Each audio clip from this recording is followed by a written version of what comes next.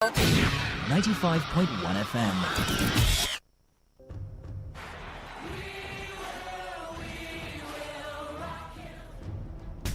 This is what we've waited for. The showdown. The fastest men in the world. Hearts racing. One light, two lights. They're backing off and backing. Pulse rising. Two will come out on top. He'll take 3 lights, 4 lights. He's ready to be the star. The anticipation. Powerful, strong. Tyson Gay right. Hold all the way. He's looking right. The heart stops.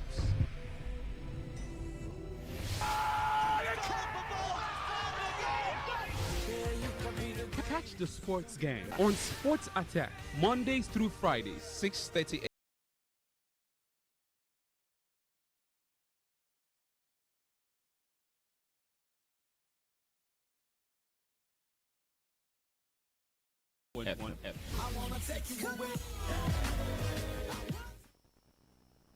My name is Gianni Infantino, FIFA president. For the best of sports, always listen to Today Sports Live on Today95.1 FM, Port Harcourt. Hello, my name is Kanu Wanko, aka Papilo. For the latest and trending sports stories, always listen to Today Sports Live on Today 95.1 FM, Port Harcourt.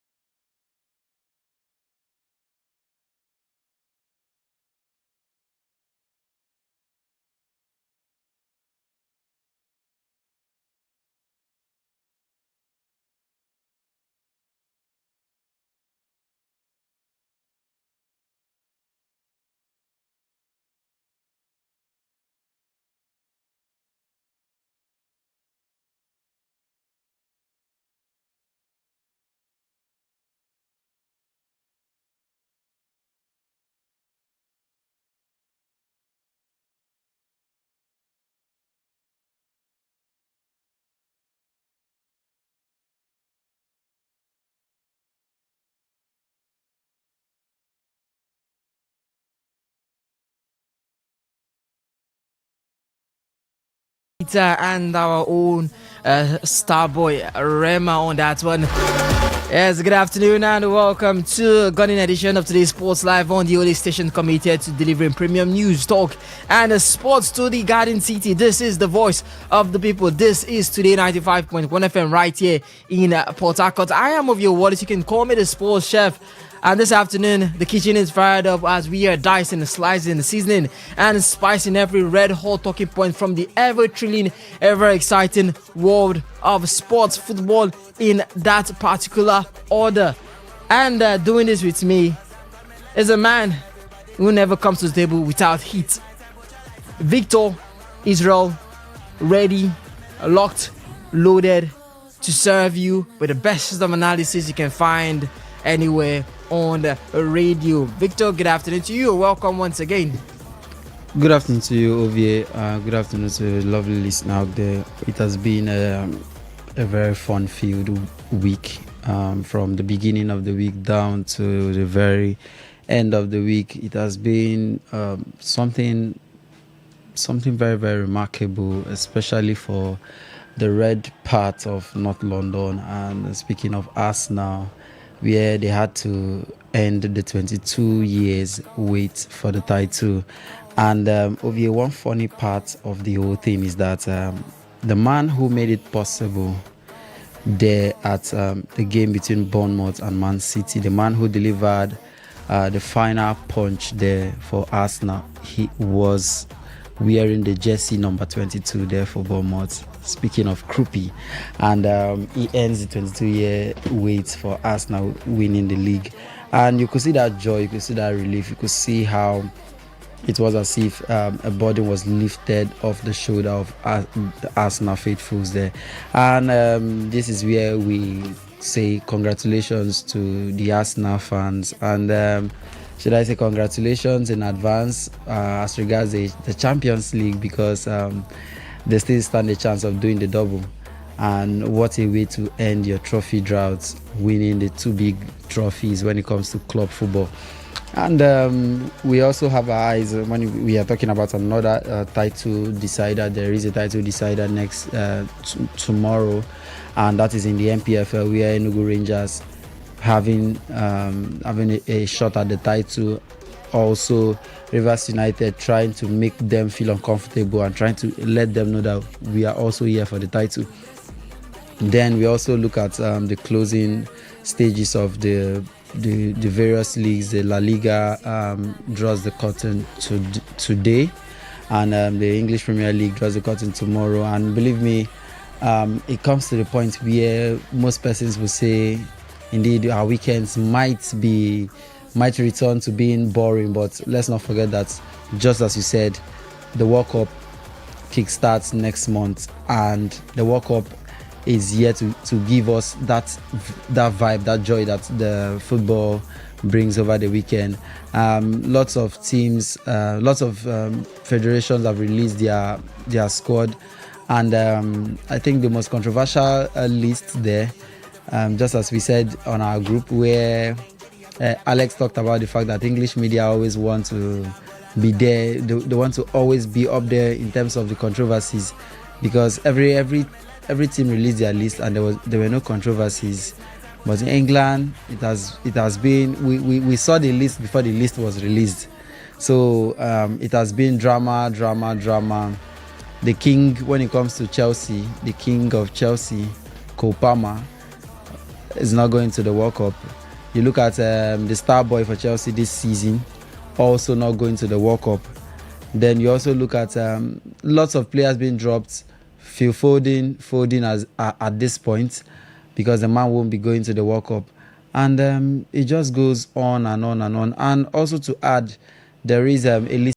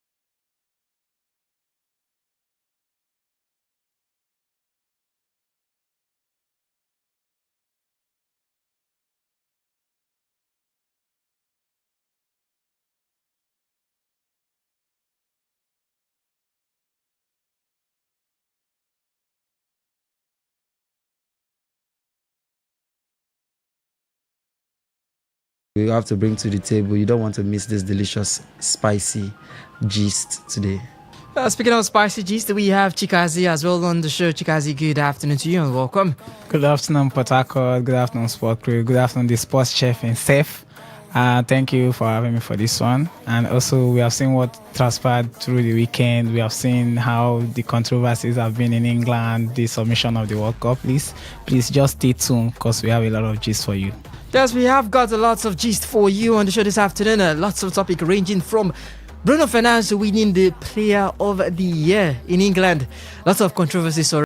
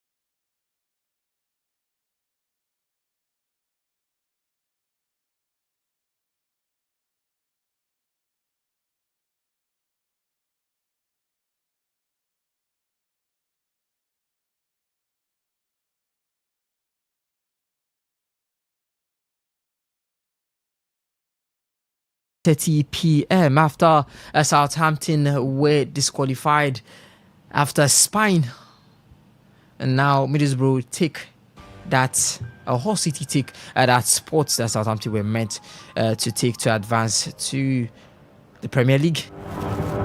Get some goals, goals.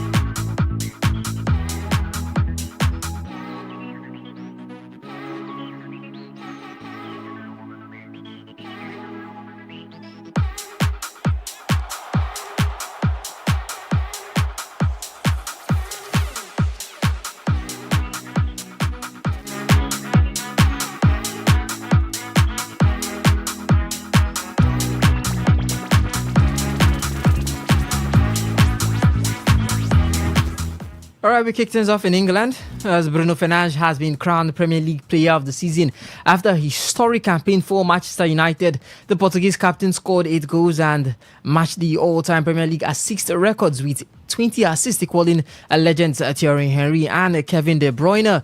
Fernandes becomes the first Manchester United player since Nemanja Matic in 2010 and 2011 to win the award, joining club greats like Cristiano Ronaldo, Wayne Rooney and Peter Schmeichel, Dwayne York and Ruud van Nistelrooy on the winners list. He had already secured the FWA Footballer of the Year award earlier this season. That is the Footballers Writers Association award. 31-year-old's brilliance helped United secure Champions League football, beating nominees including Arsenal's trio of David Raya, Gabriel Magalhaes and Declan Rice, as well as Manchester City's Erling Haaland to claim the honour.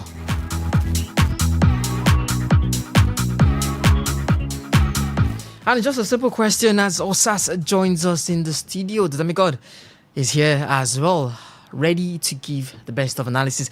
Osas, just a simple question. Bruno Fernandes, the player of the year.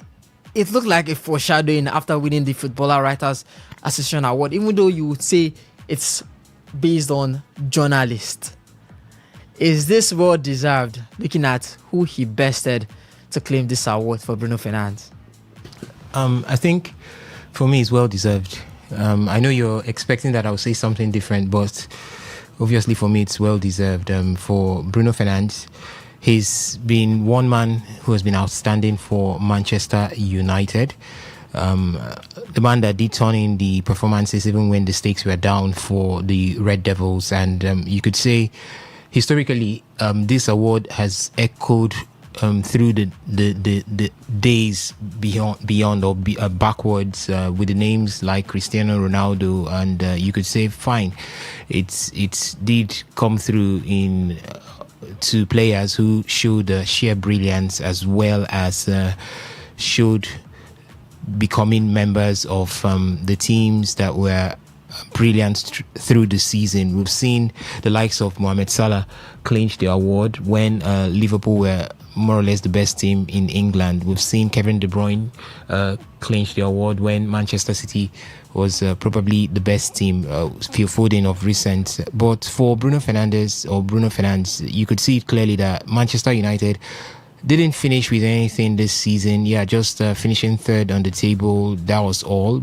Clinching the Champions League qualification slot for next season. And you would be asking, why should a player from that team who didn't bring anything to the table at the end of the season win the Player of the Season, the Premier League Player of the Season? And I would want to say this. See, this award should be an award that is basically on flair, individual flair and individual brilliance.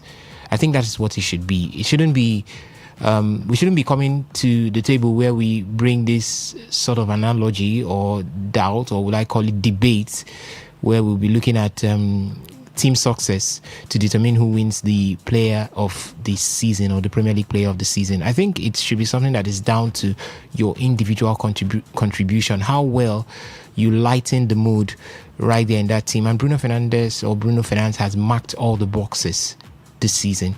See, if you want to talk about the reason why Manchester City, called out Manchester United, is where they are today, clinching the Champions League qualification slot and finishing third against all odds, it has to be Bruno Fernandes.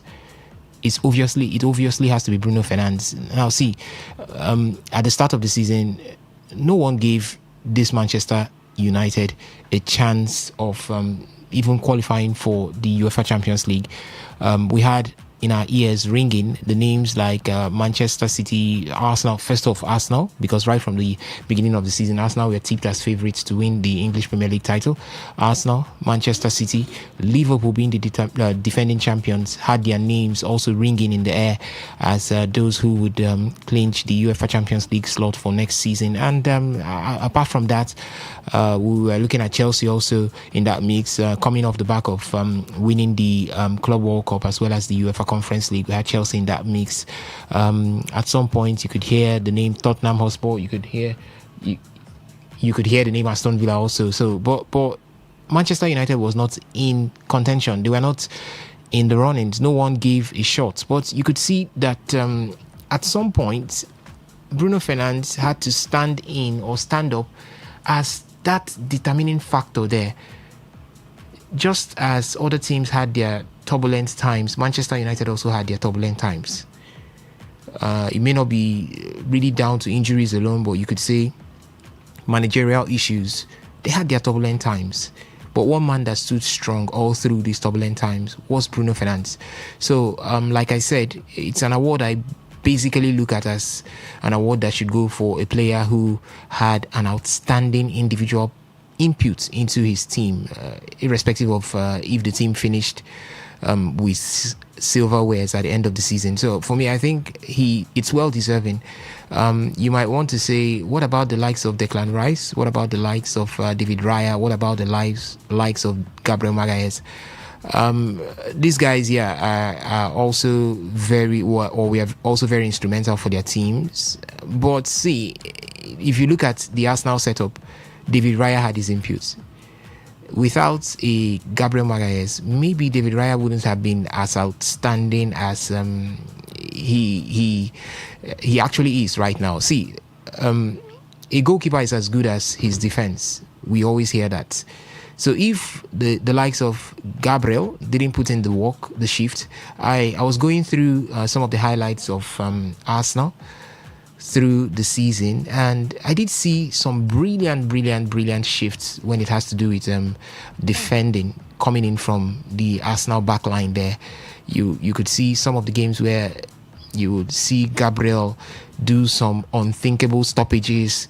You would see Calafiori. I saw a game, the game between Brighton and Hove Albion and Arsenal. I think that was at the Annex Stadium, and there was a last-minute shot. I really can't pick the player who took that shot. And Calafiori had to do an acrobatic block to that one, and he saved all 3 points for Arsenal in that particular encounter. And you could say these are all contributions that did put a shine on what David Raya would have put through at the end of the season. So it wasn't just... I think when you want to look at individual contributions, David Raya had the helping hands from Gabriel, helping hands from Calafiori, William Saliba. He had a very good anchorman in Declan Rice.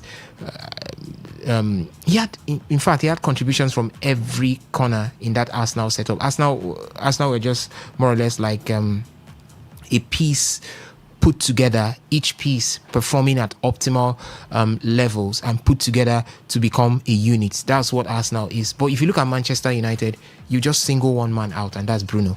Bruno has been the pivot of creation. So is it his assist that made him the player of the season? Because you have to look at Gabriel too. When it comes to defensive output, he has been standout. Raya is winning another golden boot and golden glove. Roy Keane came out recently after Bruno won the award, saying Bruno just chases the assist. He has just been chasing the record. We've seen it when he passes to his teammates, and when his teammates don't score, the man is devastated. Not because they don't score, but because his assist is on the line. So are we just looking at it as he's in a bad team, just like how we looked at Cole Palmer last season? Cole Palmer was fantastic, no doubt about that. Chelsea were poor. Almost likewise, the same thing we are looking at with Manchester United. Bruno Fernandes has been fantastic. You have to look at the assist as well too, reaching the milestone set by Kevin De Bruyne and Thierry Henry. But you also have to look at Gabriel Magalhaes. You talk about the Raya. Yes, I understand the defense has been that line shielding him from the goal, but the man has pulled up some beautiful saves this season. Gabriel Magalhaes too has also been in that setup. But there's a combination with William Saliba. You also have to look at Erling Braut Haaland. The man is chasing a third golden boot as well too. So, and it's not like City. You say City woke up later during the season. Antoine Semenyo is also there as well too, after jumping shames from Bournemouth to Man City. So what actually makes him stand out individually? Because if I also look at it individually, I think these players too also stand a better, if not the same chance as winning it with him. You have to look at Gabriel and David Raya. I think for me, Bruno has been an all-round contributor. look at his stats: 20 goals, 20 assists, 8 goals. It's not as if he's just assisting alone. Even if you're looking at stats, Gabriel cannot be contributing in assist and goal. But you have to look at his clean sheets. Ryan will not be contributing an assist as well. Bruno has been an all-round contributor. I'm talking about his goals: 8 goals, 20 assists. Bruno has been a leader on the pitch. Bruno has also been putting in the set pieces. Now, Bruno is complete all-round. What I'm saying is, look at that Manchester United team. You can single out Bruno Fernandes.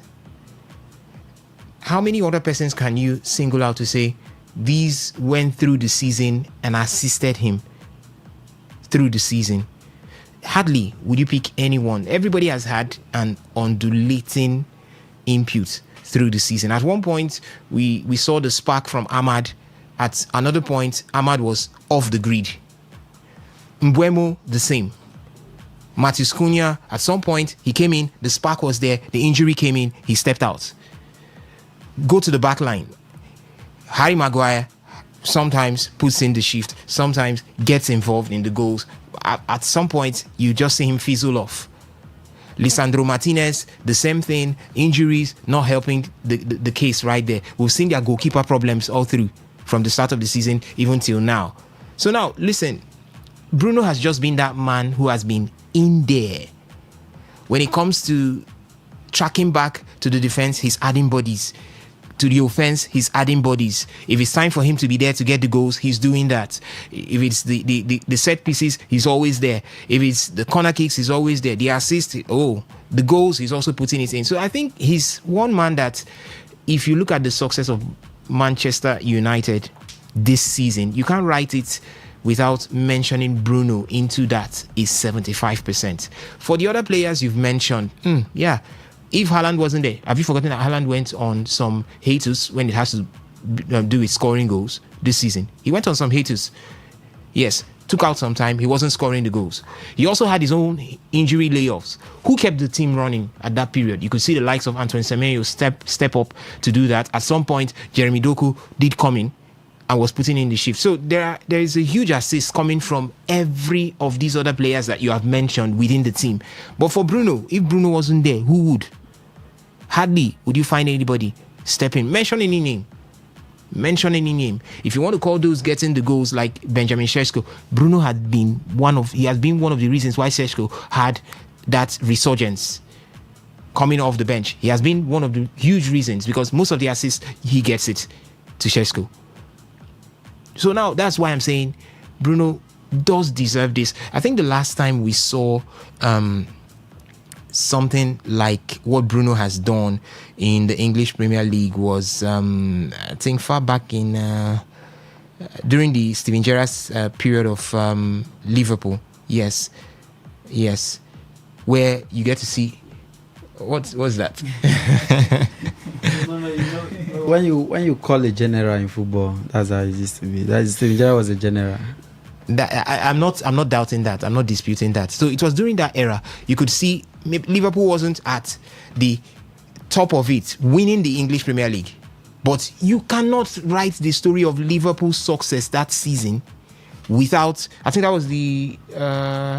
what season was that? I'm trying to pick that particular season. But you couldn't write the success of Liverpool without mentioning Steven Gerrard. That was the last time we saw something of this nature. Ever since then, it's been the person in the winning team winning it. But what about those who put in the shifts for a team that doesn't win, but their shift is very conspicuous that even the blind can notice that something is happening? That's what Bruno just did this particular season. Yes, that's what he just did. I feel sorry for those who are making water of how much assists he made this season. Some persons like Alan Shearer said during the Kevin De Bruyne and Thierry Henry's era, defenders were more engaging, defenders were more ruthless compared to what we have right now. But he's forgetting the fact that football has gone digital, if I may use that. These days, you see structures carried on, structures change. Football is now more tactical than it used to be. Well, out of those 20 assists, 8 did come from open play alone. So you have to just look at the difference between it and Do you know that? Do Kevin you know De that? Do you know Bruyne's that? and Thierry Henry, who had at most 17 assists from those 20 assists they scored from open play goals. Now you've seen that the next best thing in football now becoming a weapon is set pieces. Do you think that set pieces have not been put on the table and so much of tactics put into it? They've been put into it. Do you think Bruno Fernandes getting assists from set pieces is just for a fluke or through flukes? No, it's not. It's not a fluke. The man has put in the work. I don't know why we always want to separate goals that come in or assists that come in from set pieces and those that don't come in from set pieces. It is inside the pitch of play. It is within the 90 minutes. It is within the 90 minutes. There is nothing like... See, before I used to have this notion that penalty goals were not goals. But listen, take a ball, go to the penalty spot, place it and look through to the goalkeeper. You will find out that, see, those who score penalties back to back are different from just every kind of player. Penalties are not as easy as you think. So don't make water of certain goals. Set pieces are not as easy as you think. These days, now you've seen Arsenal grow to become what we call in quotes the set piece kings. It was much work put into that. We are now seeing other teams come into the same. It's now a battle. We are seeing games these days and we call it battle of set pieces. We're seeing games now these days turn into battle of set pieces. So don't make water of what Bruno has done. 8 goals from 8 assists from open play. 12 through set pieces. It's part of the assist. It's part of the assist. We've seen players gain assists from in-swingers. Not every person can swing in balls that way. It takes a high level of technique for you to get to that point. So don't make any water of it. He should be celebrated as much as Thierry Henry, as much as Kevin De Bruyne. That's for me. I don't really care what any other person will say, but he should be celebrated as these two. Even finding himself in a team where he had to work this hard to get to where he is. I think if he was in Manchester City or probably an Arsenal setup, it would have been easier for him to get to this. It would have been easier for him to get. He would have broken past this record even before now. Because you don't know what it is to be a creative midfielder that has a top-notch defensive midfielder behind you, a top-notch anchor man. Your creativity expands as a player because you have somebody who sits there and can do the cleanup for you. So I don't know, I might not go into explaining much about this, but Bruno deserves what he has got at this season's Premier League Player of the Year. What about you, Victor? Do you agree with us as well? People have different points, people have different opinions. Bruno Fernandes, he talked about individuality, and he also mentioned his individuality in a team not performing well. So why don't we also look at people performing individually in a team that is performing well? Somehow reminds me of, he said something about complete play, and somehow reminds me of the NBA awards where you have someone that is good all round and is playing for a bad team, and someone that is just good and still playing for a good team. And the person winning the award is the person playing good for a good team, even though his absences don't really affect the team. But this is football. We're talking about Bruno Fernandes winning the award over Gabriel, over Declan, over Raya, over Igor Semenyo and Erling Haaland. For you, well deserved. I think let's look beyond the fact that you are not on the winning team. You are not in the team who won the league or who won the tournament. Maybe the World Cup. We have a World Cup coming up now, and let's say a team that wins the World Cup, maybe take for instance the Super Eagles wins the World Cup, and maybe a player from Congo was very, very superb. You just need to give credit to the player. We need to start looking at the impact that particular player had and not the level of honors he gets in terms of team performance. There was a time when I always bring that into play, where when Chelsea won the Champions League, and lots of Chelsea fans said Jorginho for the Ballon d'Or. And the question I asked was very simple. I said, I asked a Chelsea fan, who is the best midfielder in Chelsea? And he said Kante. And I said, who is the best player in the world? He said Jorginho. So I was trying to make sense of it. How does a player who is not even the best in his position, in his club, becomes the best player in the world? So Jorginho was brought into the context because of what he won with Chelsea, and also what he won with the national team, that's the Italian national team. So I feel for Bruno Fernandes, this is something that he merited. Not just this season, Bruno Fernandes has always been the bright spark when it comes to Manchester United, even when they've always been playing at their barest minimum. Even when they've always played, you look at Manchester United, you say this is a shadow of the United that we know.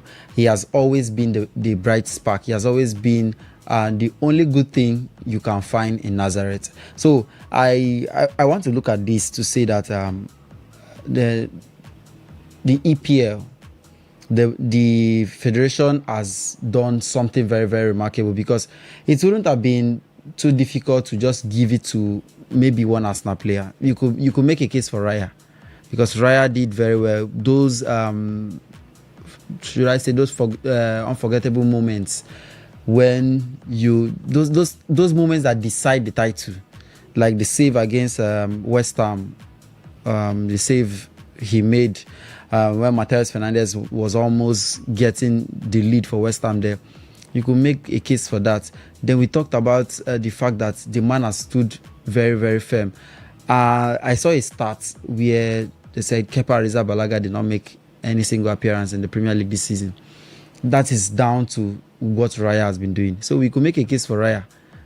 And maybe we could say, yes, he won the league. He helped his team to the Champions League final. He helped his team to the Carabao Cup final. So these just go on and on. But they looked at what the player did individually, what the player did for himself. And Bruno Fernandes has been the standout. I'm not going to say that maybe the Arsenal players were not formidable. Maybe there were no standout performance. But none of them comes close. We talked about something here in the studio that we look at this Arsenal team. Arsenal won the league down to collective efforts. There were no, I don't know how to put it, but there were no Suarez of 2013. No brilliant player, no single talent. Yeah, because you look at last season when Liverpool won the league, it was Mo Salah. Not trying to water down the effort of the other players, but it was down to Mo Salah's brilliance, his goals and all that. 2013, when Brendan Rodgers led Liverpool team, were in the title race with Manchester City, it was down to Suarez and Daniel Sturridge. Sturridge getting 21 Premier League goals and Suarez getting 31 Premier League goals. They pushed Brendan Rodgers to the title. You look at Manchester City this past seasons, you would say Kevin De Bruyne was there. There were times when they had David Silva. There were times when they had Erling Haaland also. But you look at Arsenal, you can't pick the person. You can't pick any part. You can't say Saka has been the face of this Arsenal title push. You can't say it has been Trossard. Today you get Trossard getting in on the go. Tomorrow you get Martinelli. Next tomorrow you get Madueke. So it has been down to Arsenal's defensive structure. That is, this season really explains the fact that defense wins you title. Nobody cares about who has been the face of Arsenal. Nobody cares if an Arsenal player won the Golden Boot. You could look at the first three players in terms of the Golden Boot in the Premier League. You will not find an Arsenal player there. But they've won the league because defense wins you title. But Igor Thiago is in the first three, if I'm not mistaken, in terms of goals. But you look at where Brentford is. You look at Erling Haaland he's up there in terms of goals. You look at where City finished, second position. So it has this season, I would say Bruno Fernandes really merits it, and it has shown that yes, football maybe is taking the right stride this time, because none of us here in the studio would have even complained if an Arsenal player won the PFA Player of the Season.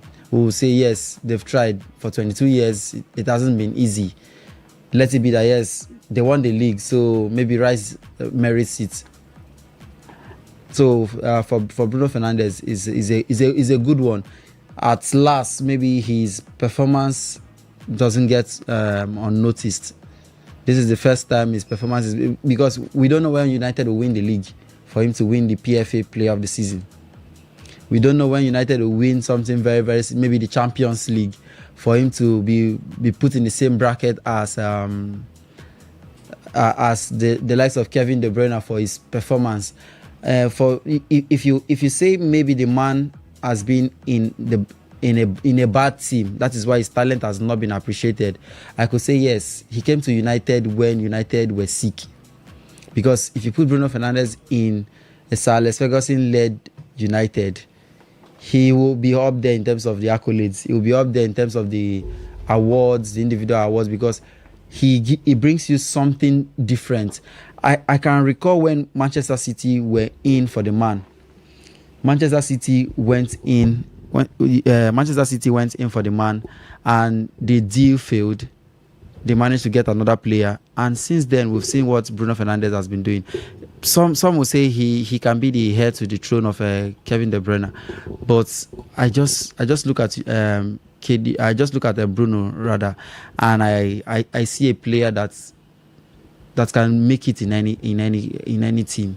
He could come into this Arsenal team and provide that creative spark. He could go to Manchester City and maybe not do the same thing that Kevin did, but he could do something similar. He could become that bright spark again.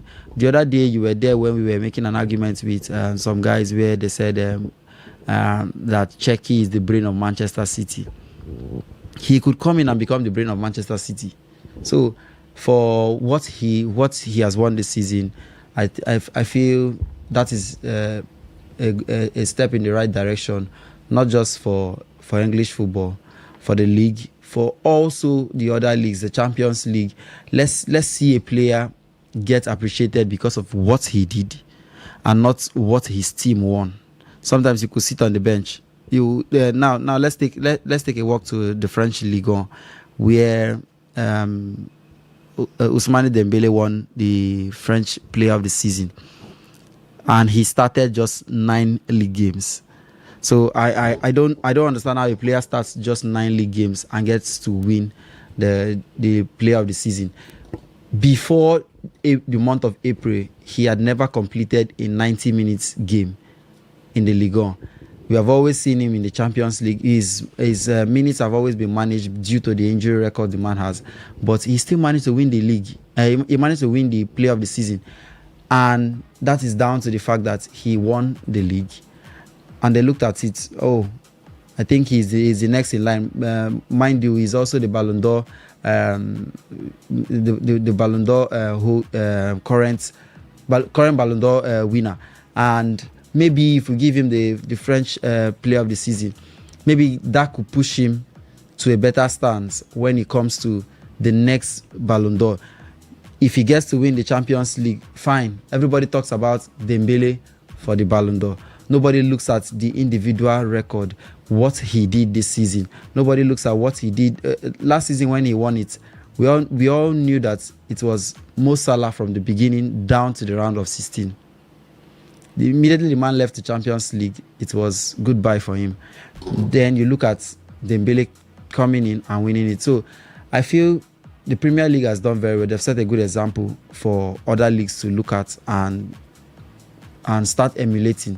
Let's appreciate players down to their performance, be it the performance coming from a player in a relegation threatened team. Let's appreciate the player. We've seen some players get call-ups from relegation threatened teams. it is down to their performance. And I feel England did it very well. Thomas Tuchel giving call-ups to the likes of Jet Spence. This is to show that, yes, he has appreciated what these players did the whole of this season. Imagine dropping a player from Real Madrid for a player from Tottenham.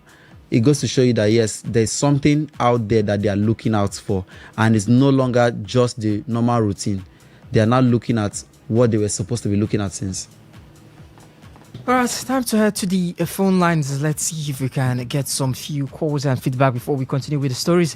08109510951, and that's for the phone line. For the SMS and the WhatsApp portal, it's 0701933996. I'll call the phone lines once again, 081095100951. Bruno Fernandes winning the Player of the Year award in the English Premier League over Bruno Fernandes, over Declan Rice, over Gabriel Magalhaes, David Raya there as well, Edinburgh Haaland, Igor Thiago, Antoine Semenyo. For you, is it well deserved? Hello, colleague. Good afternoon. Good afternoon. Israel calling from Amanda Joe. Israel, give us your thoughts. I'm an Arsenal fan. Bruno, well deserved. Yes. They really tried to have given him that award, because he is only one carrying Manchester United on his shoulder. So that is my take. Thank you. All right, thank you. 081095100951. Hello, colleague. Good afternoon. I go to the Chelsea. Yes, Mr. Mike. Mr. Mike. Yeah. Good afternoon. Yeah, we greet you. My dear, this is a total robbery. I don't know what to ask my brother. He's saying that he was. Yes, Mr. Mike, I don't know if it's the volume of your radio set. Please turn down the volume of your radio set, or please do leave the location where you are. We can't make a word of what you're saying, so make sense of what you're saying. 0810-9510951, 08 or 0701-933-9962. Hello, caller. Good afternoon. Hello? Yes, this is. Hello? Hello, yes, who is this? I can hear you. Yes, I bring you greetings from my domain here in Orazi. Yes, we greet you. Who are we speaking with? My name is Obina. I'm a Manchester United chieftain over 3 decades. Oh, Obina, chief of Manchester United. Please give us your thoughts. First of all, before we start analyzing the well-deserved awards from Bruno Fernandes, we all need to agree that this is one of the poorest seasons in the EPL has ever had. For God's sake, it was just by the grace of God. That's why we even had what was called contenders. Manchester City started performing barely a month ago, and you can see that from 11 points adrift, they were able to push this league to the second 2 games to the end of the season. That we need to applaud. They have to show you how poor the rest of the chasing pack is. If Manchester City has picked 2 months ago, Arsenal will not be winning the league. Who was contending with them? Liverpool was the shadow of themselves. Man U was nowhere to be found. Hello? I can hear you. Liverpool was the shadow of themselves. United was nowhere to be found. Chelsea with their Rosemary don't even know what they were doing. Manchester City, Pep Guardiola, it's just that he came out late to tell us that he's leaving. From the end of the season, the body language has shown that he was not even interested in what was happening in England. So the league was there for Arsenal to grab. But unfortunately, they still huffed and puffed until it gets to 2 games of the season. At some point, Manchester City even overtook them in the league log. This is the poorest season ever. Then come to talk of Bruno Fernandes.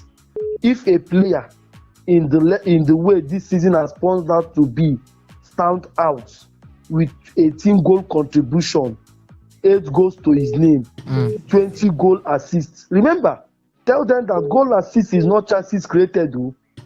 We can see how he stuck in to get the 20 goals. Sesko missed 2 chances. If Sesko is clinical like the likes of Haaland, he made it 23 assists. Sesko has missed 2 clear chances to make him get to 23. That's to show that After all the numerous assists, he created 43 clean scoring chances, but they were able to convert just 20. And someone is telling me that he doesn't deserve it. If we have double trophy, they are supposed to give Bruno Fernandes one part of this trophy that Arsenal is even carrying, even if it's the cover. All right. Bruno Fernandes giving him just this award is an understatement. All right. He deserves something more. Thank you. All right, thank you. Hello, good afternoon. Welcome. Good to Chelsea calling. Mr. Mark, welcome back. Talking of Bruno Fernandes, no doubt the guy did wonderfully. Oh, we lost that call right there. Please do call back, Mike. 0810951095339639962. Hello, good afternoon. I call back to you. Yeah. His network. All right, no problem. Go on. Bruno Fernandes, no doubt he did well. Manchester United were nothing to write home about this season, including like Chelsea and the rest. But when you now put down what Arsenal did this season, if you know me very well, I'm not a supporter of Arsenal. I don't even like Arsenal. I never put president to even win the league. But fortunately, they surprised us. I think Raya deserves it. Despite giving the glove. I think if you see what Arsenal did this season, Raya is just the point of everything. Though, yes, you can say they have a good defense. But at the time, the defense was nothing to write home about. They were even thinking that this season they are going to break that Chelsea record of 15 goals. Or 15 goals considered only. But if you see the Raya, go and check some of the highlights the Raya says. I think this guy, there are even triple save at a time, double save at a time. I think even in the Champions League they carried it. So if you see Raya is the center of everything, I think to me Raya deserves it more than any other player this season. Bruno Fernandes, no doubt he did well. He created some chances. At the time, he became selfish. He wants to play all the set piece. He wants to play everything just because he was chasing that assist as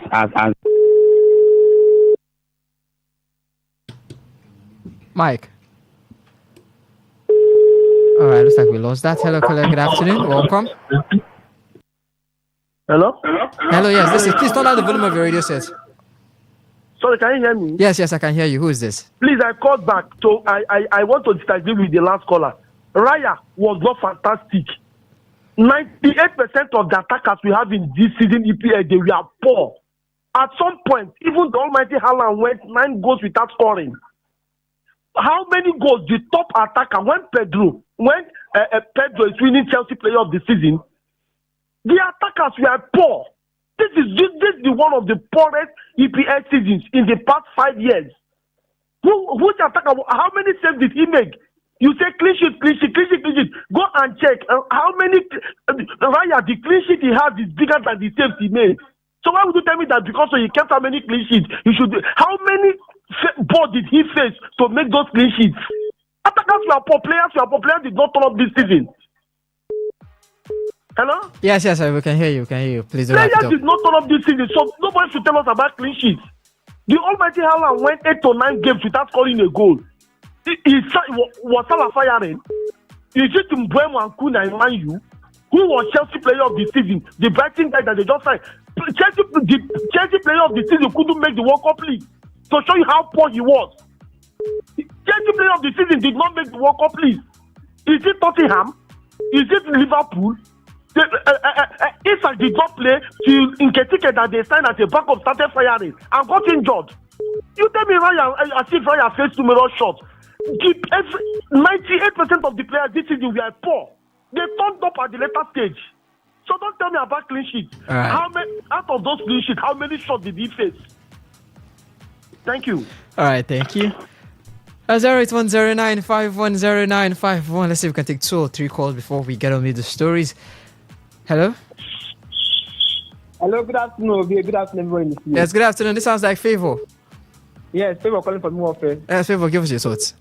Well, for Ovie, please, I don't like when people are discrediting. This award is an individual award, Abi. Yes, it is.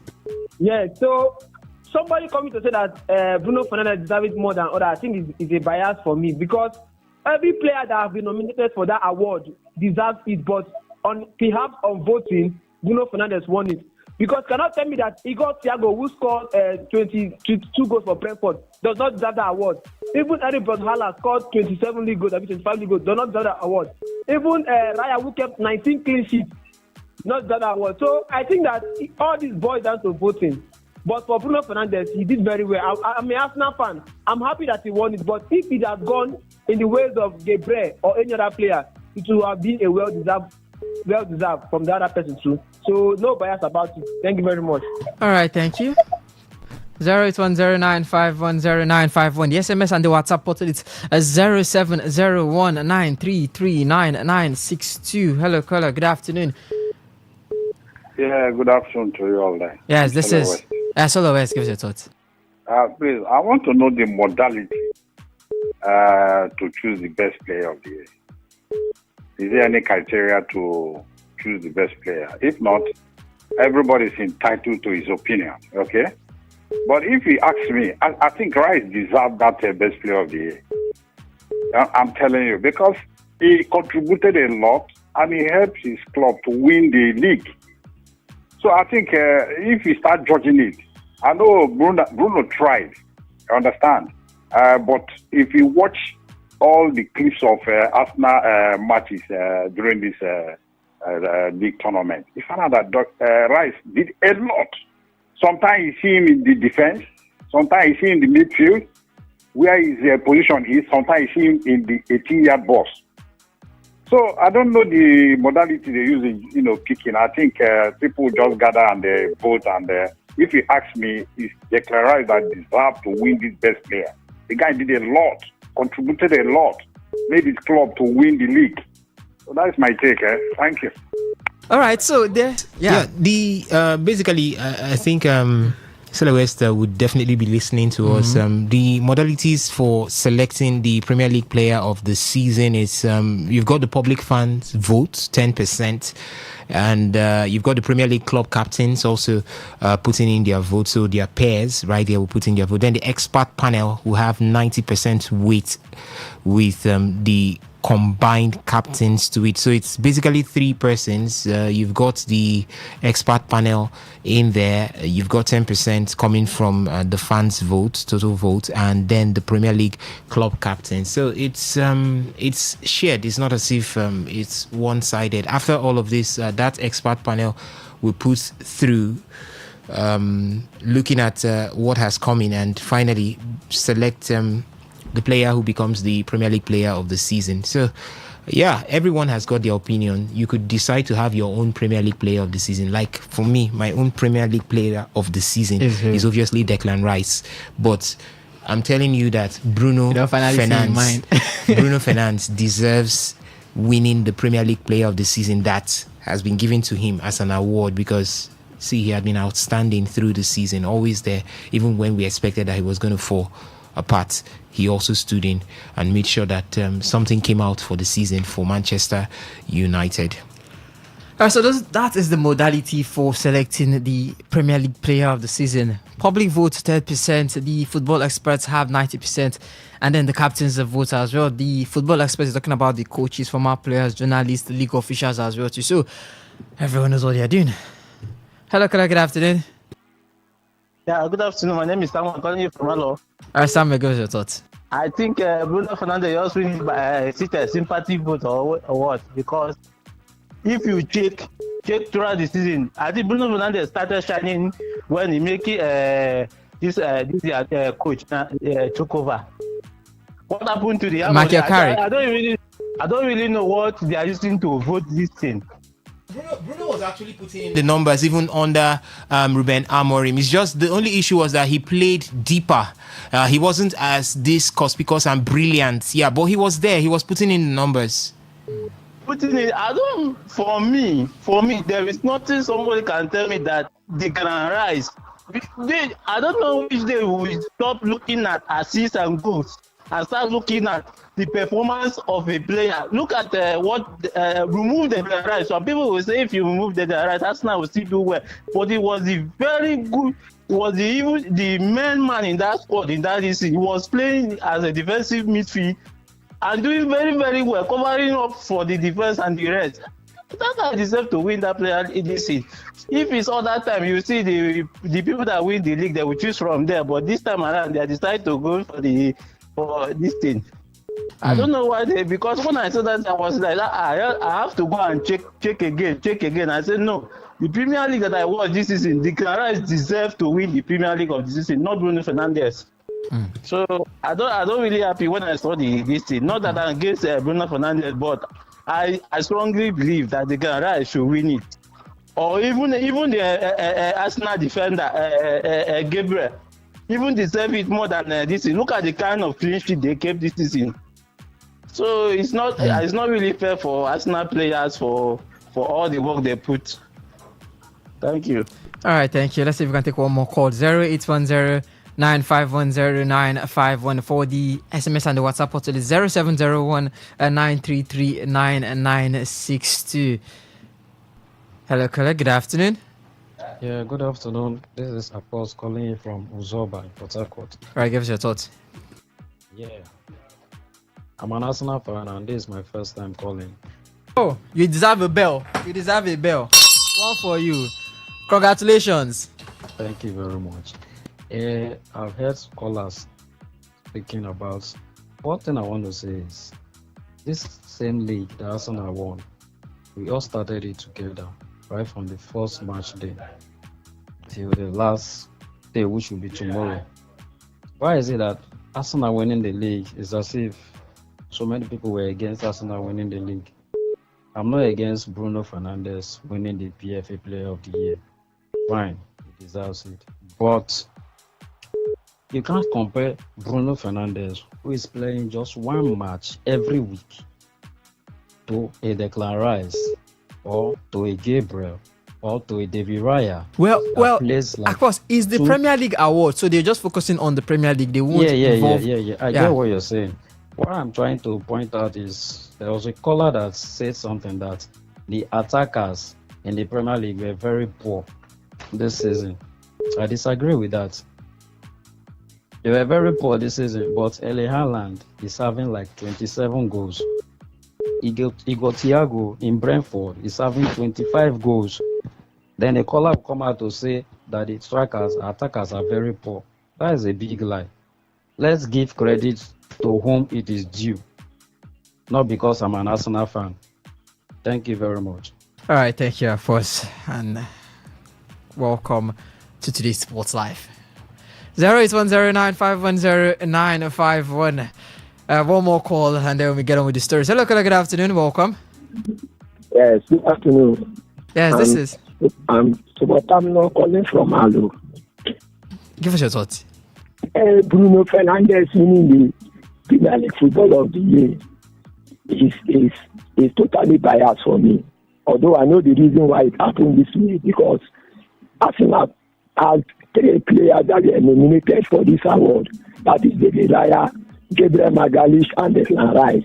So I believe the captains and some of the Arsenal supporters, by the time they would have shared this, the vote among the players, it is some kind of discredit to the Arsenal players. I think that is the only reason why Bruno Fernandes have an edge over Declan Rice. Otherwise, there is no way that Bruno Fernandes would have an edge over Declan Rice. Although, if you look at this individual award of 15, it tends to favor mostly the offensive players because they can score goals, they can assist, and so to this it is very flashy to the eyes, so it favors them a lot. But if you sit down meticulously and observe what Declan Rice did for Arsenal this season, you will see that there is no comparison between himself and Bruno Fernandes. I've been following on football for decades now, and I can tell you for free that the way Declan Rice disposes ball from the opposition, it has never been seen before. I've seen Sergio Busquets and the likes of them play defensive midfield. But the way at which Declan Rice does it is so amazing. It's so amazing that Arsenal won the Premier League this season. 70% of the credit must first of all go to Declan Rice. So for Bruno Fernandes to eventually, clinch this award, I really see it as something else, although I know the reason, like I said earlier. Thank you very much. All right, thank you. And let's get on with the stories. 08109510951. The phone lines will be open at a point later in the show. 0701-933-9960. That is for the SMS and the WhatsApp. But you can drop your thoughts right here. They'll be read out later during the show. I can see messages popping in. 0810-9510951. Alright guys, it's official. Pep Guardiola departs City after 10 years. 20 trophies, the 6 Premier League titles, also including the Champions League title as well. The man echoed what Klopp said when he was leaving the season. I'm tired. I don't have the energy anymore. That's what he said. And City have decided to name the North Stand after him and plan a statue. Yes. He didn't even know about the statue until the reporters told him he was going to get a statue. So he joined the likes of Sir Alex Ferguson, Arsene Wenger, Bill Shankly, Sir Matt Bobsey, Albert Chapman, and Bob Paisley to have a statue to himself. So, one of the greats you want to call him, if not the greatest manager, depending on how he's going to be. But let's talk about the impact it's going to have on the Premier League. The man built 3 winning sides, as well, 3 winning eras. He had the Force 9 era. He had the 100 points era where he won 100 points. He had the 4-peat era. So the man has come into the league and he's broken records, he has set records himself and all. He's changed it at a point where thinking the Premier League was going to turn into a farmers league. In fact, at the point it turned to a farmers league. And he won it back to back to back. How does this affect the Premier League now that he's leaving, that big void, and football in general? And what could be the next step for Pep? Is it the same thing as Klopp? I'm going on a sabbatical, or I might not come back. Let me see if I can take other roles in football. I don't need to be the coach, maybe a sporting director, maybe someone on the board or what. Where do you see the next step for Pep or SAS and the void it leaves in the Premier League and in football? Ovie, I almost called you something right here, but Ovie, see, I think it's not just the void. I think it has opened up the English Premier League because every manager is at par at this point to chase for titles. So if you win the Premier League title this term, then I would say you did struggle with your mates. You know the way we say it here, saying your mates you follow do the thing with. So Pep has stepped away, opening the door, or would I say dropping the bar to a reachable point for everybody. Without Pep in the English Premier League title, the likes of Andoni Iraola could dream of winning the English Premier League title one day. The likes of Marco Silva could dream of winning the English Premier League title one day, because they would definitely look at a Mikel Arteta and say, yeah, maybe when I was learning the ropes, this guy was somewhere around, and we look at ourselves as age mates. Yes, that's what it has done right now. With a Pep in the league, it only served as a sort of demoralizing factor to every other manager, because you come into the season and you look at Pep and you're like, well, make I see if I can qualify for UEFA Champions League. That's exactly what most managers aim for when they come into a season where you have Pep Guardiola. It looked like, let's leave the English Premier League title for him. Let's just struggle to qualify. In fact, for some managers, qualifying for the UEFA Champions League was like winning the English Premier League title. So what he has done right now is that he has opened the door. Stepping away, he has opened the door. See, when I listened to his speech during the interviews after he announced that he was going to step away from Manchester City, I saw something. A man who had passion for his job, a man who had passion for the game, a man who was ready to put his life on the line to make sure that we get the topmost, the best level of tactical input into the game of football. And that's what Pep stands for.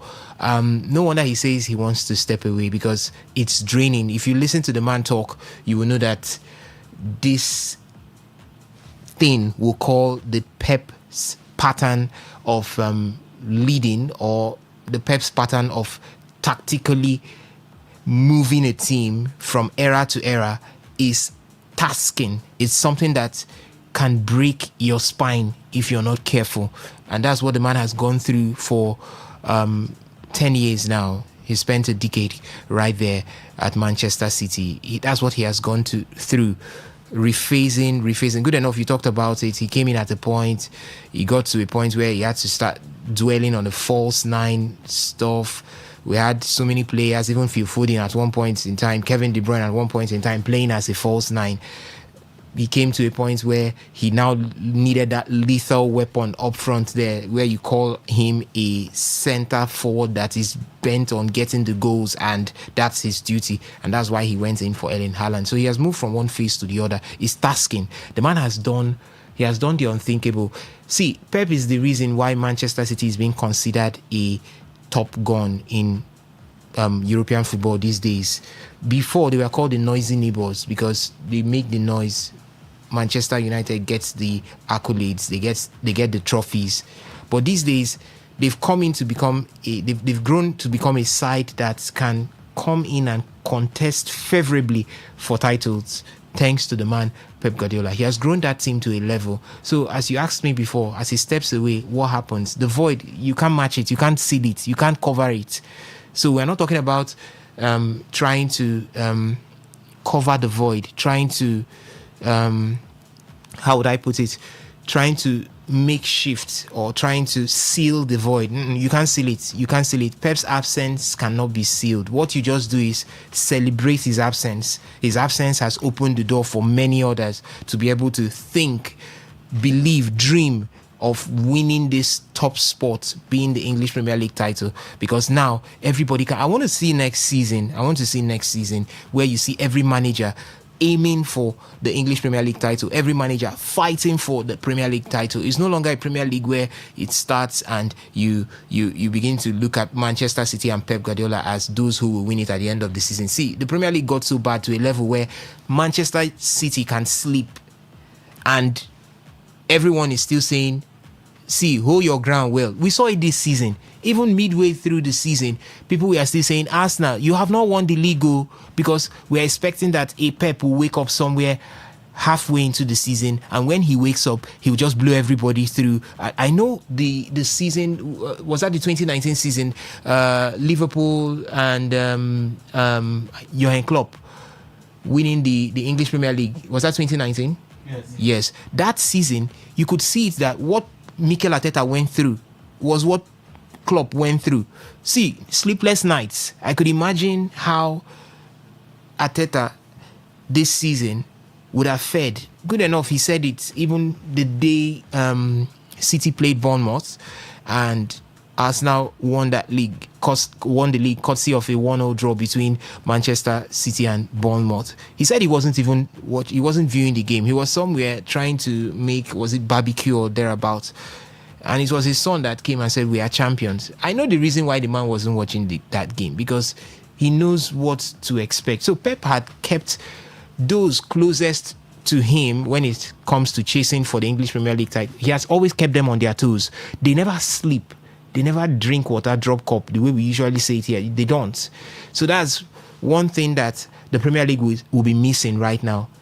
They are missing that X factor, that man who you can infer and say this is the person that will win the league at the end of the season. So he's out. You can't seal the void. You can't cover it. You can't fill that void.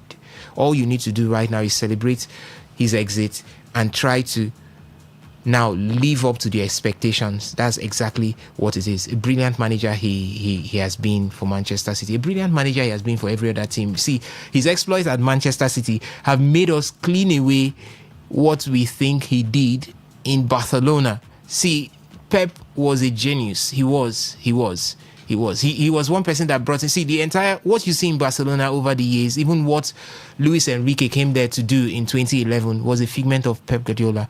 Before Pep came in, Barca, the same way you're seeing Barca crumbled a bit under Xavi Hernandez, and it's now picking under Hansi Flick, was the same way it was Frank Rijkaard became devoid of ideas. He didn't know what to do. It looked like it was too bad at that point.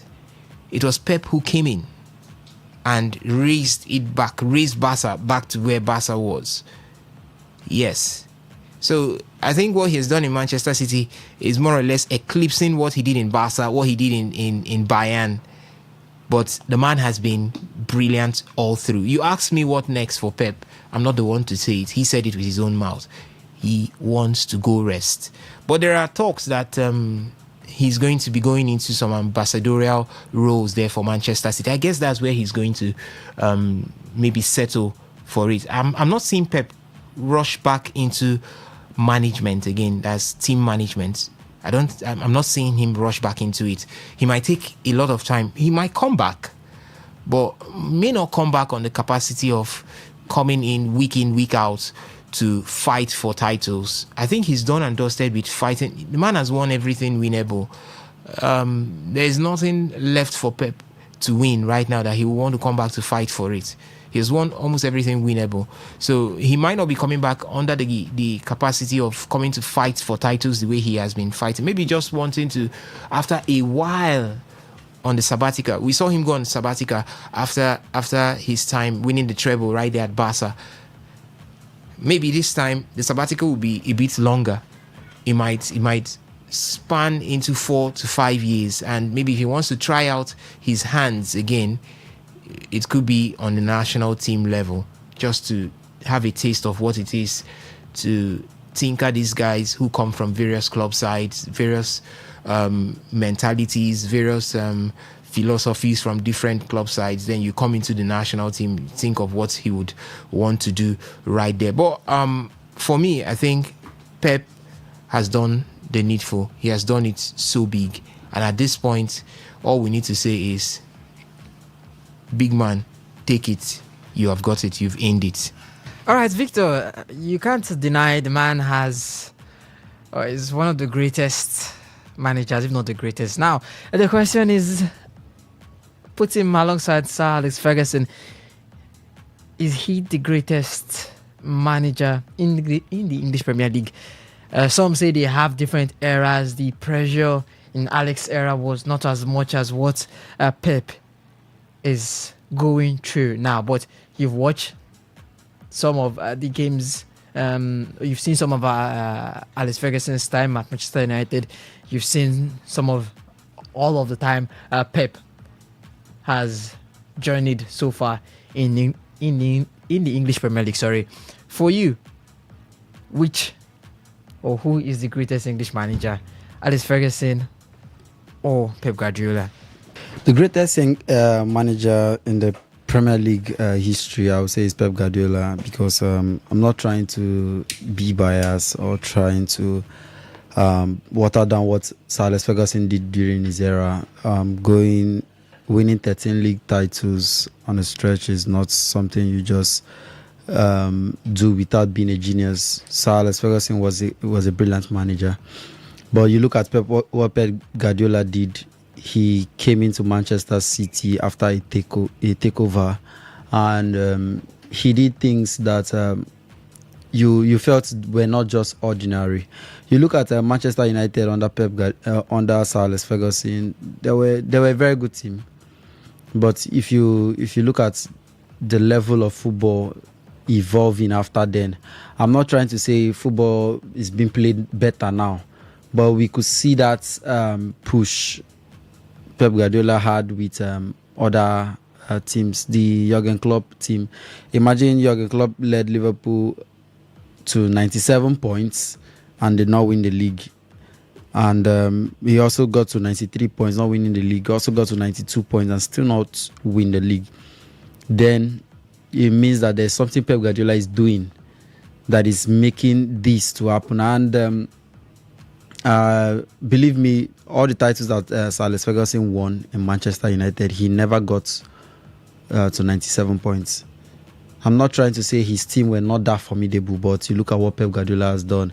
I think that gives him the slight edge over Sir Alex Ferguson. Ferguson had that consistency. Guardiola also did have that consistency. He might have lost the titles to Liverpool, to Arsenal, but he was still very much formidable. He did the treble there, winning the Champions League and winning the FA Cup also. So the man has. When you started the show, you rightly called him a god in Manchester City. Believe me, City will never forget Pep Guardiola.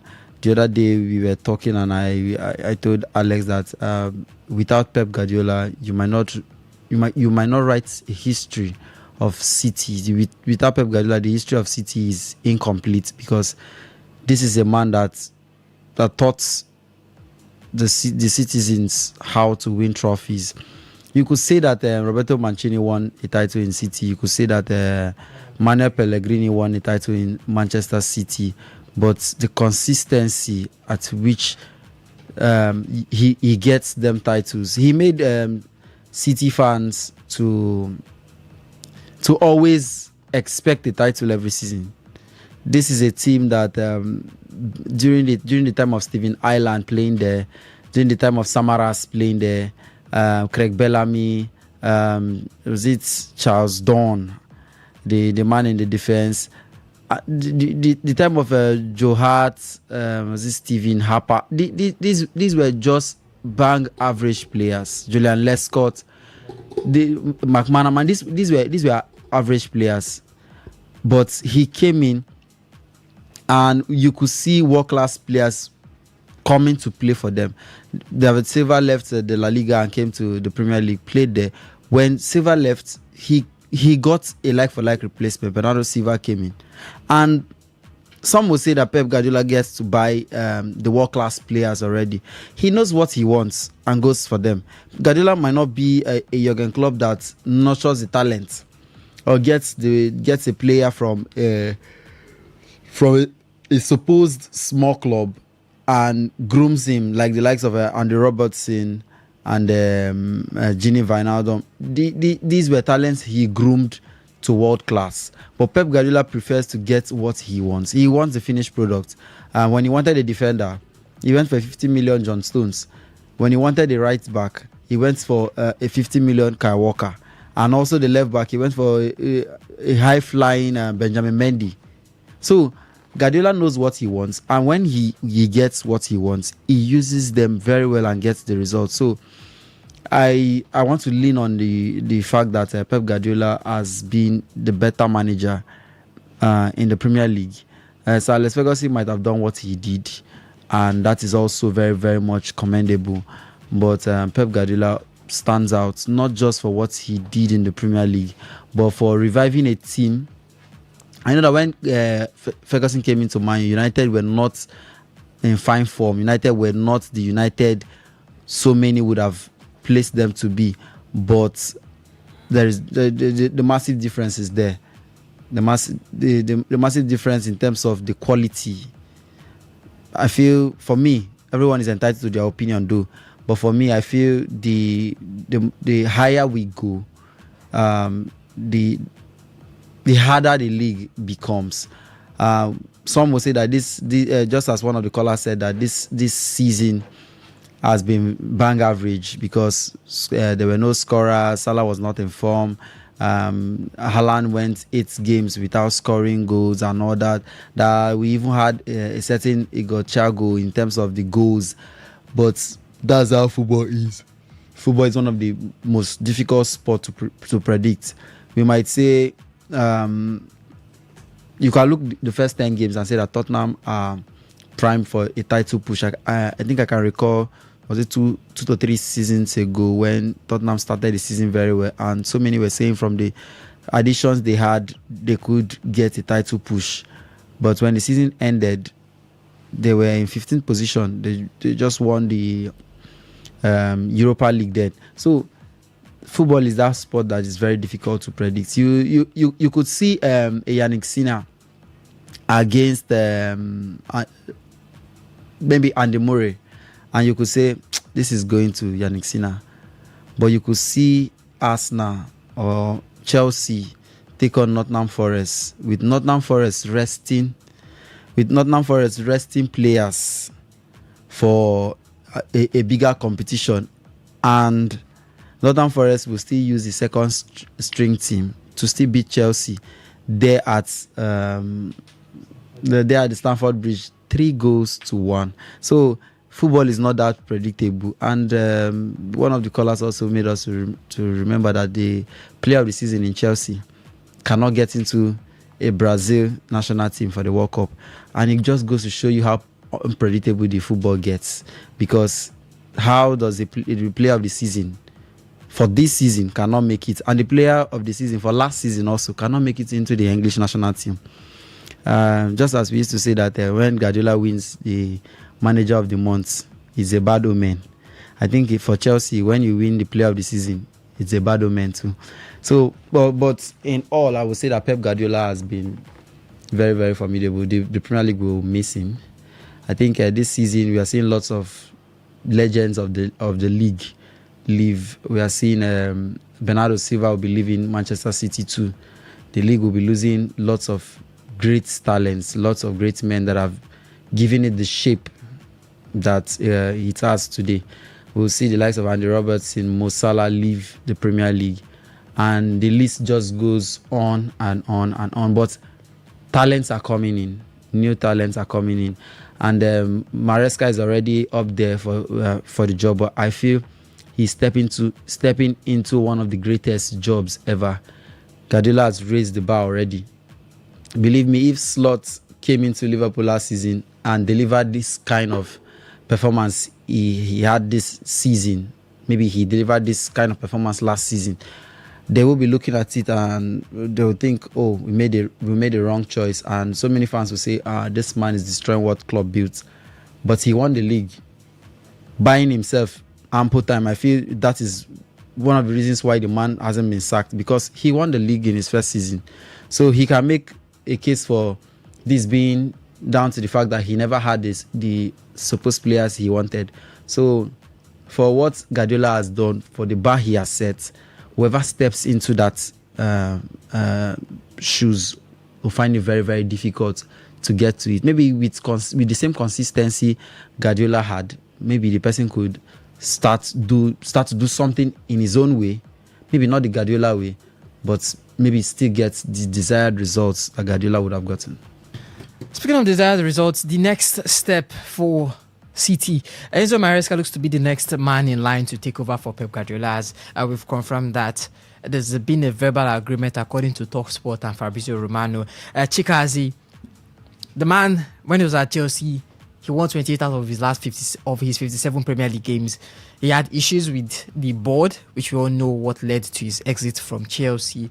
Talked about controlling the players as well too.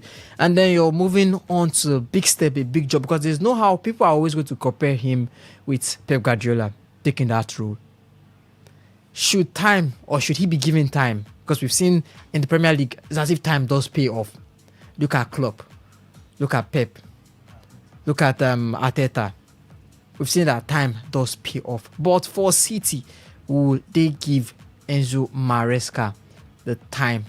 And can he handle this pressure that the job gives him? Talking about the players and also the boardroom. For Enzo Maresca, I think for someone who has been under Pep Guardiola as an assistant manager, he needs to be given time to prove himself for the team. And also, so far so good. We have seen how many clubs he has coached and he has proven himself. I think he won the championship with Leicester City before coming in to Chelsea, and also won the Club World Cup with Chelsea, and also won the Conference League with Chelsea.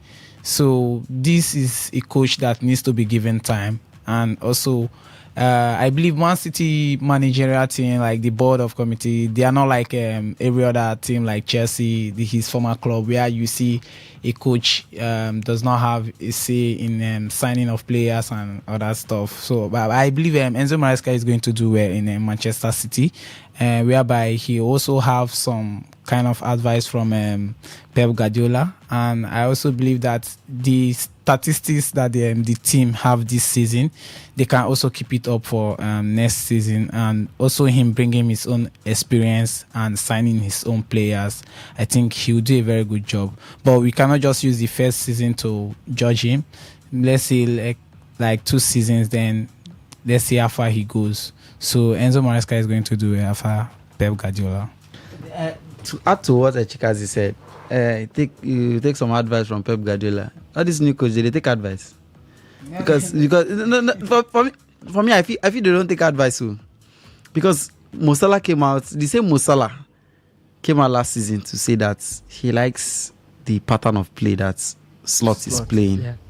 That he's not saying that Klopp did not play good football, but Slot is refining what Klopp played, and that it is making him more closer to goal, and it is getting the desired result. This season, he has come out to say that he wants to see the heavy metal football. He did not say that Slot is playing bad, though. He only said he wants to see the heavy metal football. Now, it brings me to what Chikazi said. Do these young managers, imagine you left a club as a manager, you did very well, and I'm coming in, we are on good terms. Will I listen to the advice you give to me? Because you've done your own. It's like your advice is trying to supersede what I want to bring. It might be you might see a certain Diego Simeone coming in to replace Pep Guardiola, for instance. And can Guardiola advise him at that point? Because how do you advise a defensive coach to be attacking minded? Why I say so was because we know that Enzo Maresca has been under Pep Guardiola as assistant manager, and we know that he has the right to do whatever he wants to do with the team. But at some certain point, there is a situation that you need some advice from. The thing is, obviously, he will definitely see this. We look at these guys like their enemies against themselves. Yes, yeah. These guys sit around the table and still talk about all of these things. There's every possibility that Enzo Maresca would definitely keep tabs with Pep Guardiola. It's not as if Pep is going to supersede whatever he has to offer, but definitely we're colleagues. I'm your prodigy. Talking about Enzo Maresca being a prodigy of Pep Guardiola, he will definitely want to sit down. Pep at some point will put a call through and could be like, what's up, what's going on, how is things going on over there. But for me, looking at the Pep Guardiola's replacement, it's definitely going to be a huge shoe for Enzo Maresca to fill in. But I think the structure, the system is what matters. Yes, it's what matters at this point. Because if the system is right, anybody can fuse in. We saw years of Pep Guardiola at Manchester City and Tiki Begiristain being the director of football, being responsible for transfers and all the rest, and it did work well. Unlike some cases where you will see managers and directors of football or directors of sports at loggerheads. We could see at Atletico Madrid, Diego Simeone and Rebeta having their issues even linking down to even this season. We saw them at the semi-finals in the UEFA Champions League. That game at the Emirates, both men were almost exchanging punches. Yes, there. So, but I think you could see that the structure was able to accommodate Tiki Begiristain, accommodate Pep Guardiola, two huge egos there, and they were able to walk through over couple of years. It's just of recent where we had Tiki being replaced by Hugo Viana, and still Viana got into that one, fused in well. We are not hearing any reports of Viana Pep issues, Tiki Begiristain Pep issues. The structure is right, so it's quite clear that Enzo Maresca will come in there. He's got a team to work with. He's got it all spelled out. The blueprint is very clear, unlike what we have in Chelsea, where the blueprint isn't clear. Maybe at this point now things would now be walking back. Chelsea are still in in a rebuilding process. They've been there since the takeover from Roman Abramovich. And we saw the Blue Coat guys, Todd Bowley and the rest coming. That rebuilding process has been there. A huge stint of success we saw under Roman Abramovich for a while, where Chelsea then won the UEFA Champions League, won the Europa League, and were now becoming or getting to a point where they could be considered a dominant factor in Europe when it has to do with football. We also saw them win the English Premier League. So many managers came in at that period. Scolari, the likes of Ancelotti, the likes of Conte, the likes of the man who won it, or Jose Mourinho, also there for Chelsea. So it's the same thing at City. City has got that structure. Maresca will come in, he will grow in the job. I'm not saying that it's going to be easy, but I think the structure is there. Maresca is not a bad manager. No, not at all. Not a bad manager, not a bad tactician. He learned very well. We saw it at Chelsea. It's just that the environment wasn't really favorable for him to put out what he has within himself, because it's no mean feat, it's no fluke that the manager comes, and he didn't just do it once. He had successes in Chelsea. Kept his cool, kept his head down, kept the team in check, won the Conference League. Yeah, you might want to say, Chelsea were most likely too big for the UEFA Conference League, but we've seen big teams go into smaller competitions and get knocked out. Yes, we've seen them. I wouldn't want to mention names, but we've seen them. He did that. He went to the Club World Cup. The same thing. He was able to do it. So that shows that it's not a fluke. The man knows exactly what he's going to be doing right there at Manchester City. And with the right structure, I sure see Enzo Maresca thriving right there at Manchester City. All right, now this with Pep leaving, I want to focus on the future of managers next season, especially in the Premier League. And you have to look at Pep, you have to look at Klopp, and you say Arteta faced these two managers when they were their best, on their peak. Yes, he didn't win it with these two managers still in position, but we know the battles between Pep and Klopp, and the next best thing after Pep was Klopp. When Pep first came into the season, although he didn't win in the first season, it was Antonio Conte. But since then, he kept on winning till Klopp won once. And then the next person to win one was the Liverpool manager and Slot. But you could see it was a declining. It was a Klopp. It was a Klopp. A figment of Klopp. A figment of Klopp, as you want to say, figment of Klopp. But now it looks like Arteta has battled these two managers at their best, and you're bringing in Xabi Alonso. Enzo Maresca, yes, he stayed there for one, maybe half a season or so, or 1.5 a season. And Arteta, unlike this ones, he has the experience, unlike Xabi and the rest, unlike Slot and the rest. He has gotten his own Premier League title. Now, could he do likewise as Pep and win? Yes, dominate the Premier League, because he's understood. He's played the best of the best in Klopp and Arteta, and now with both of them, because Klopp could have won multiple titles, maybe 2 or 3, if not for Pep Guardiola being the shield, stopping him from getting his hands on that trophy. And now Pep is out of the picture. There is no Klopp.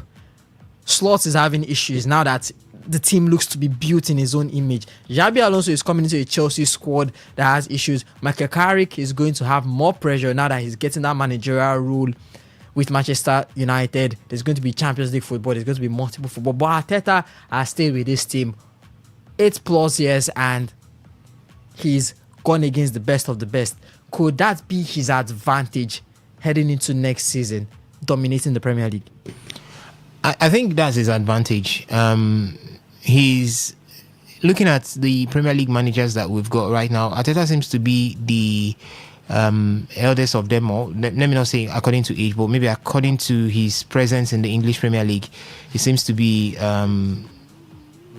longevity. Yes, it is. So he seems to be one of the oldest of them all. In terms of experience, I think he seems to be one of the most experienced of them all. So with Pep Guardiola out at this point, and you're looking at him being the current champion, the current manager who has just won the English Premier League, and look at that Arsenal team. That Arsenal team is not just a work in progress. It's now a finished product.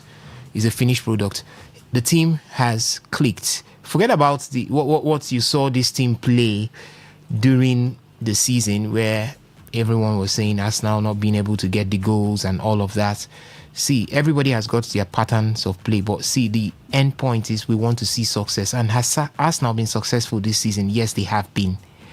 Not just in the EPL, in the UEFA Champions League.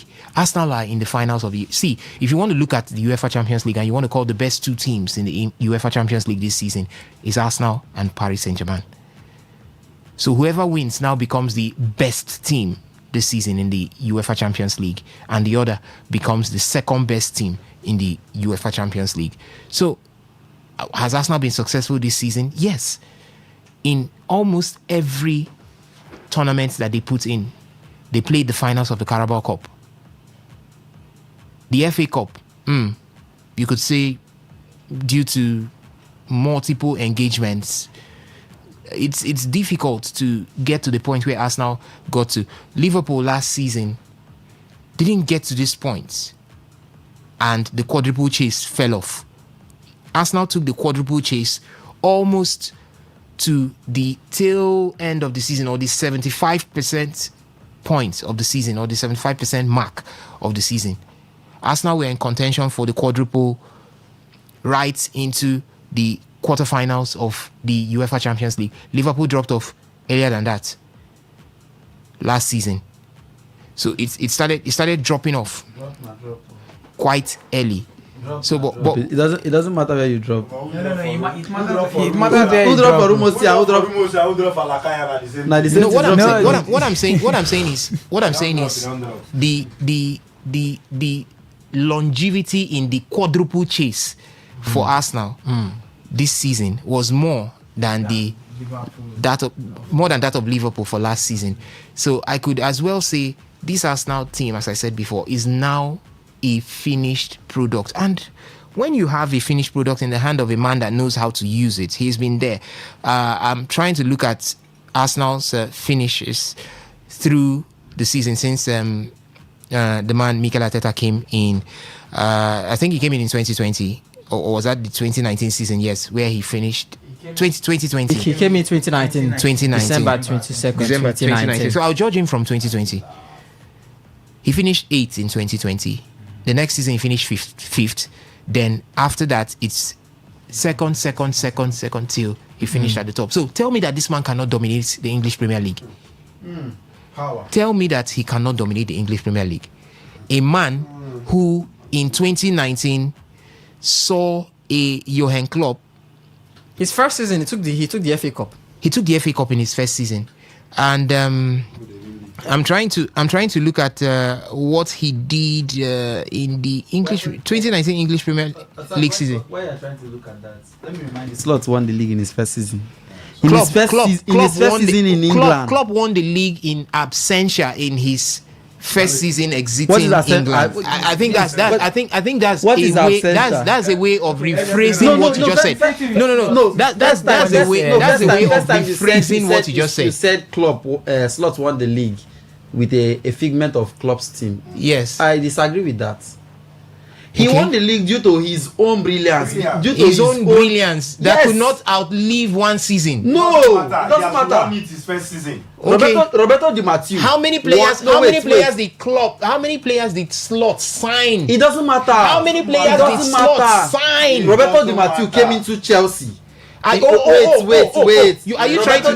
Roberto Di Matteo came into Chelsea, won the Champions League without signing anybody. Yes. Wait. Okay. He won the Champions League. There are cases where managers come in. The following season, he was sacked, winning Chelsea their first Champions League, and the following season you are sacked. So are you calling that? Who was the manager that was sacked for him to conclude? Was that Gus Hiddink? Who was sacked for Roberto Di Matteo? I think it should be either Felipe Scolari. What? No, I don't think it was Scolari. No, now imagine a manager coming in on interim basis and he won the Champions League, but the following season he wasn't doing well, and he was sacked. Now nobody gave him a benefit of the doubt. Now you are saying that someone won the league.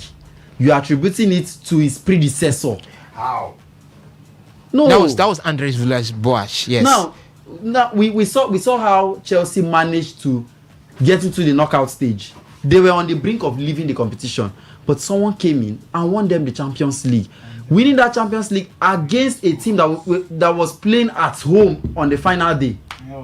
Bayern Munich. Now Bayern had stars from every angle, but he still managed to beat them against all odds. And now look at Slot. Slot came in his first season against the Pep Guardiola. Guardiola was not playing very well. It is not anybody's fault. Arsenal won the league this season. The defending champions were not playing well. It is not Arsenal's business. So if Slot won the league last season, let us say Slot won the league instead of saying it was down to clubs. You're bringing English into it. You're saying figment of club. The reason, I said it was a figment of club. The reason why I said it was a figment of club did not win the league last season. No, the season before club left. No, now wait. Now Slot won the league. But why I said a figment of club, you are the one now bringing this argument. Why I said a figment of club was most of the players were signed, tutored under Johan Klopp. Slots just came in. In fact, even you on this same platform said that we would want to see Johan Klopp a season after when he makes his signings. And we could see that this season, Klopp was the entire deciding factor in Liverpool. He made his signings. He made his signing. Florian Wirtz was a Klopp signing. A Slot signing. Did I say Klopp? Sorry, yes. Slot signing. Jeremy Frimpong was a Slot signing. Sas, I understand all this thing you're saying. Should we use that same criteria to judge when Sir Alex Ferguson left Manchester United? He left them the glorious team that won the league. And it was David Moyes that came in. What did he do with that squad? Now, see, let me tell you, that's one of the reasons why Sir Alex Ferguson has been put into that bracket of best English Premier League managers of all time. We just talked about the comparison between himself or the fight, would I say fight, or competition between himself and Pep Guardiola for the best manager of the Premier League. One thing every manager respects Sir Alex Ferguson for is the fact that he won 13 Premier League titles. Most of those Premier League titles he won, he did it with Manchester United teams that were below par. A lot of analysts would tell you that those teams were not good enough, but he found a way. He left in 2002, isn't it? Yes. Now, he left in 2002. He used that team to win an English Premier League title. But when he gave the same team to David Moyes, what happened? It showed that this man was brilliant. It's exactly the same thing we have with Klopp and Slot. I want to ask him, can we also see Thomas Tuchel winning the Champions League was also a figment of Frank Lampard? Because I know Thomas Tuchel did not sign any player before winning the Champions League. Yes, let's look at it that way. These things happen. These things happen. Osa said that Ferguson left. He used a team that was not up to the standard and won the league. Now someone came in. If Ovie could do it, I also can do it.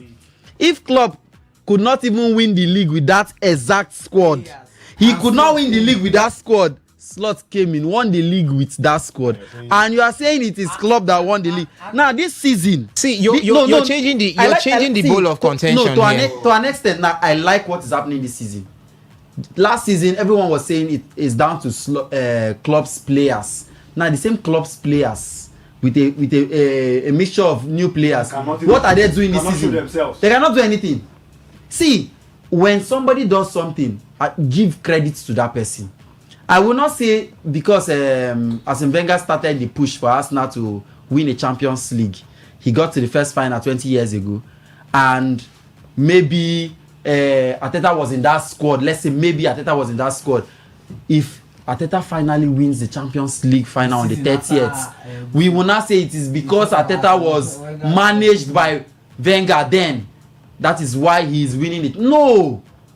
Even if maybe something happens, Arteta is not there to in the dugout against Paris Saint-Germain, and maybe the assistant manager comes in and does something. Maybe Arsenal were trailing, and he does one or two substitutions, and we see Arsenal come back to win the game. We will give credit to the man that did it. No, obviously you give credit. What I was saying is this: when you made mention of the figment of Klopp's team. When you make mention of brilliance, that you could not unlock that brilliance from a Salah just a season ago, and now Salah is no longer as brilliant as he used to be. We saw Salah being brilliant under Johan Klopp season after season. One, let me finish. You signed players. How many of the players you signed were brilliant in their various club sides? How many have you unlocked? How many have you harnessed? How many have you used? You brought in a Jeremy Frimpong that was arguably one of the best things happening from the right side of the defense in Europe during his time at Bayer Leverkusen. And where is the man, right? That's the reason why you are a manager. You are given the leverage as a manager to select the players you want to sign. You picked him. You should have thought of how you unlock him coming into the new team. So this is why I'm trying to tell you why I feel Slot is not as brilliant as a lot call him to be. Let me tell you something. See, one thing is about signing players coming into the new league. I am coming. Osas, wait. Did you say Kusanov have adopted? Now let me tell you. No. I'm coming. Let me finish my point. I know I'm not supposed to say anything here because I'm not part of this session. But see, Klopp left a team that has played together for a long time. Arnold was in that team, the best right back in the league. Robertson was in that team, the best left back in the league. Based on statistics and performance we used to see. Virgil van Dijk was one of the best centre-backs in the league, if not in the world. Konate was a brilliant pair. McAllister, Gravenberch, Salah, Luis Diaz were all performing at the top of their game. Now, this man used them and won the league. Remember, the word there is, the sentence is they've played together for a long time. That's it. Now, Slot came in. He played and won the league. Give it to the man. Now he signed players the following season, which is this concluding season. He brought in players, Florian Wirtz. At some point, Florian Wirtz wasn't scoring. I think he went 12 games without scoring. He started picking up. We saw the man scored, give assist and all that. Isak did not do pre-season with Newcastle. Based on, we all know how the transfer saga started and how it ended. The man forced his way through. He was suspended out of the team. That's Newcastle team. He didn't have a good pre-season. He didn't even have a pre-season with the team. Now he came into Liverpool. He didn't play for a chunk of games, and they were trying to, get his fitness, get him back to fitness. The man started playing. He got injured. Hugo Ekitike was the only player that was firing from the new set of players that came in. At some point, the man got injured. Kekes wasn't living up to expectations, which is normal for some players. There's a player called Kezman for Chelsea. He came from the Spanish league. I think he was one of the highest goal scorers in that league. He scored just 2 goals for Chelsea in the season. One was a penalty. It doesn't mean that Kezman was a bad player. But you have to look at the fact that this man is coming from a different league into a new league. Some players adapt quickly. Some, it takes them 1 full season for them to adapt. Remember Kevin De Bruyne's story at Chelsea. Remember Mo Salah's history at Chelsea. Most players, they get to adapt faster. It depends on the manager's tactics and the way the manager set up his team. That's one thing. So if Slot won the league the first season, see, your father might be a rich man. He might drop everything for you, but it takes your brilliance for you to use that wealth to get something better or keep that wealth to last.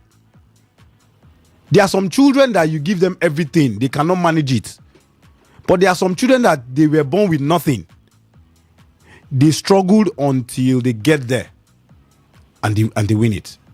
That's Jurgen Klopp. Born with nothing. He came to Liverpool, no much transfer kit money in his kitty, but he strived. Slot came in. He saw the team, the wealth already there. He used it brilliantly and won the league. Now, look at Slot. Yeah, we are talking about the fact that Slot did not perform this season. Look at it the other way, that these players were more or less 70-80% of these players are coming from a different league. They are trying to adapt. The likes of how many players did he sign? 70-80%. Now let me call the play. Yes, I'm coming. No. Let me start. New players he bought. How? Okay, now how? He bought. I'm coming. Now let me name them for you. He bought Florian Wirtz. Okay. Outside the league 1. Mm-hmm. He bought Hugo Ekitike outside the league 2. Mm-hmm. He bought Jeremy Frimpong outside the league 3. Mm-hmm. He bought Kekes in the league 1. Okay. He bought Isak from the league 2. Okay. Mamadashvili from another league. So that's 80%. No. You're talking about 80. Now, see how is it 80% of the team he used? I am coming. Kekes is a starter for Liverpool. I'm trying to. Kekes is a starter for Liverpool. Okay. Hugo Ekitike is a starter for Liverpool. Okay. Until he got injured. Okay. What's his name now? Jeremy Frimpong was starting until he got injured. Mamadashvili at the beginning of the season. Was he starting? After what's his name? After at the beginning Arnold of left. the season, he was starting before he got injured. Then what's the right back? Arnold Bradley. Bradley started. Jeremy Frimpong wasn't starting. In fact, Jeremy Frimpong was struggling with Dominic Szoboszlai at the right back. No, that was when he was injured. No. There were times that he was even on the bench. No, that was at the beginning of the season. He started. He started at the beginning. Bradley was coming back from injury. Then games. Bradley came back. What's his name now? Frimpong got injured. At some point, Bradley and Frimpong were injured. Yes. Soboslai had to play right back. At some point, it was Jones. Frimpong returned, and the faith was not put in him for him to return back and man that he was still not. Do you remember that the last 2 games he played because he wasn't fit, but because there was no player available, that was why he played. When the season started, the first game of the Community Shield, Slot is not performing. Slot is not performing. But the truth is, yes, look at it the other way. That the players he bought did not adapt quickly to the league. Next season, it might surprise you that these players that he brought might start firing. It takes people. See, it's like 2 children going to school. One, you can teach one something one time, he gets it. You can teach the other one 4 times. Some players are slow learners. Some people are slow learners. Benjamin, this is where I have an issue. Because right now we're talking about Liverpool and talking about Liverpool. This is where I have an issue. We are talking about Arsenal. We were talking about Arsenal, but now we're talking about Liverpool. This is where I have an issue for Slot and the Slots. See, the pivot of your Liverpool team still remained from the title-winning team the previous season. He didn't have a change in his central defenders, did he? You still had the big man, Virgil van Dijk. You also had Ibrahima Konate. These were 2 centre-backs that pivoted for you in that title winning. From your right-hand side, that is where, fine, the changes had to come in because, what's his name? Trent Alexander-Arnold had to leave. From the left back, you had a Milos Kekes who had been in the league. Milos Kekes had been a thorn in the flesh of teams in the English Premier League when it had to do with contributing with the offense. He had also been a defensive stalwart. Has he performed the way he was performing at Bournemouth? He hasn't performed, but he has the Premier League experience. Playing pattern sometimes varies. Going into the midfield, you still had a Alexis McAllister What had a Gravenberch. What is McAllister's numbers this season? What I'm saying is what is Gravenberch numbers what I'm this saying season? is that I'm trying to pick out the already existing players who won the league. See, when you are bringing in a new product, for example, a car, you are bringing in a new part into it. An existing part will be there to see that the new part starts running. It's not as if the entire thing was it takes changed. time. No, sometimes if you change a car part, sometimes it takes time for it to move smoothly. It's not as if the entire team was changed. Because that's what I'm saying. Start rubbing each other to get used to the new part. The Pep we are celebrating today took the reins from Frank Rijkaard in Barcelona. That was in 2007 or thereabouts, and almost every player was changed. It was basically a new team, and that season he won the league. That's what I'm talking about, brilliance. Almost everyone was changed. So why are we? I'm not making water of Johan. What am I always calling Johan Klopp? Arne Slot winning the English Premier League in his first season. But what I'm saying is, I think Klopp left so much to him, and the players also contributed so much to him in winning that. It's totally, I think it's a bit different from the struggles that the likes of Mikel Arteta has had over the years. They learnt the rope. They learnt the hard way. Mikel Arteta learnt the hard way. He fought. You saw his growth. You saw his growth. He aimed it. Look at where he started from. 5th, 8th, 5th, second. He aimed it. So if next season, Mikel Arteta does not finish in the top 2, so we'll not say that what happened. If Mikel Arteta doesn't finish in the top 5. No. Let's not go top 5. Listen to what I'm listen to my analogy. And you don't listen to my league. analogy.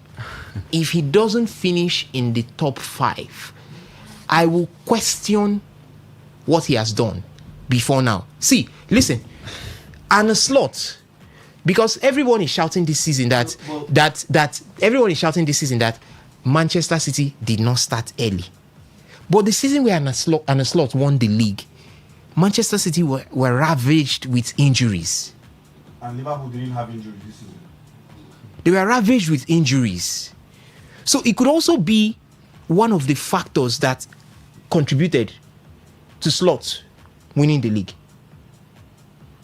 You understand what I'm saying? So now, see, why I'm saying this is because Arteta now doesn't finish, maybe finishes 5th next season, and he comes under the huge setback of injuries. I could look at it and say the man fought, but some way or somehow he wasn't able to exhibit his full capacity because of some shortcomings. That's it. It will be strange to me because I have seen Arteta over the years, and I have seen him hold on even when you had the best of hands. That season where, I think that was the 2019 season, where Klopp won the league, City were in 2nd place, Arteta was in 3rd. Was that 3rd or 5th? What season? 2019, right? He was 5th. He was 5th that season. So he's not far away. The man has worked his way up.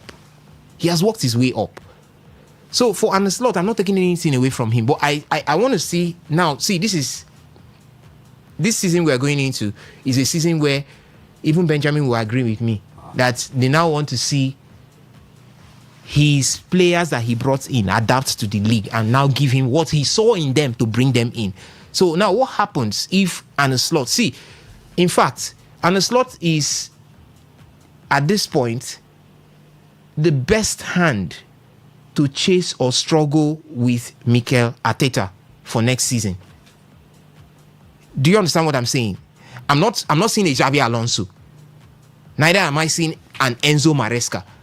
If Arteta does not defend the league, it's an slot. It should be an slot to win the league, to make him not defend that league title. So anything short of that, then I will look at an slot as a failure. You can take me to the bank. You can take it to the bank. He is, based on what he has achieved in the EPL and the experience that he has got with the absence of Pep Guardiola, he is, it has to be Slot or Arteta.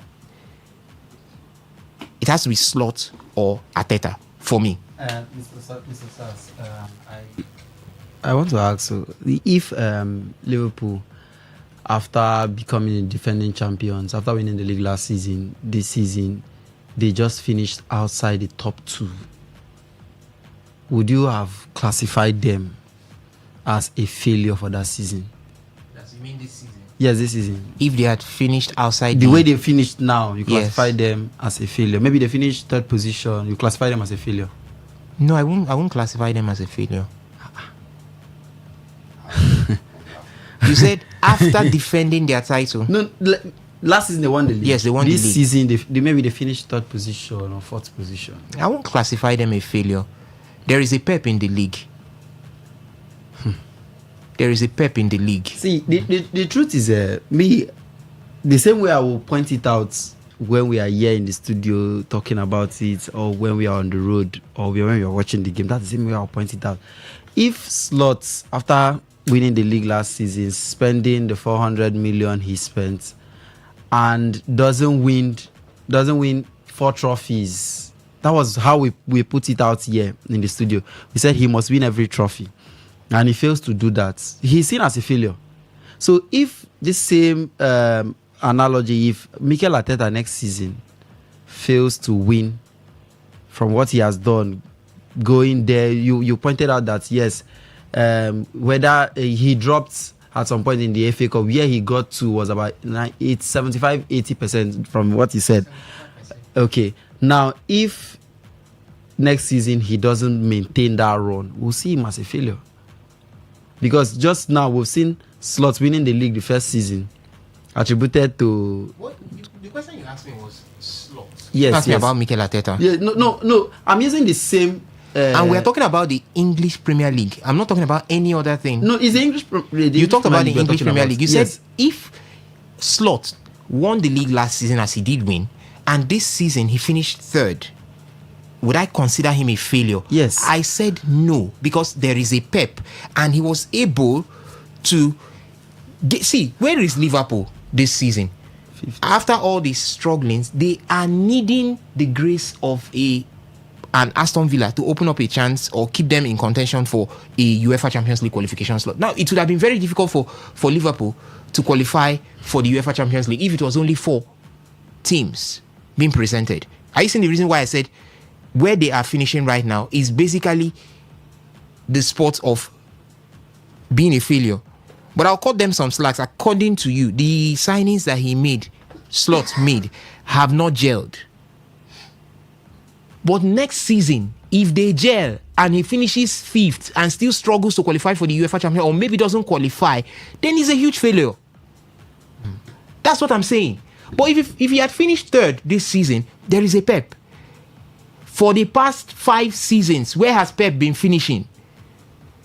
There is an Arteta who has also done the same thing, finishing within the top, always around the corridors of winning the UEFA Champions League. You contest against those persons and you finish 3rd. It's a huge competition. I won't call you a failure. You see the reason why I said it's not a failure? Yeah. Now, the same thing I said, if Arteta goes into next season and he finishes 5th, I will first ask what happened, which I would look at the chemistry in the team. Was injury? Did injury ravage the team from the top to the bottom? But if it doesn't, I begin to look at Arteta and I say, what is happening to you? Is there a need to evaluate what you have done? Because it's unusual. You understand what I mean? Yes, that's what I'm saying. And I still say it here again. For next season, Arteta's competition should be Arne Slot. As far as he stays back at Liverpool, he's the closest to compete with Arteta. Are we forgetting that Maresca won the Club World Cup?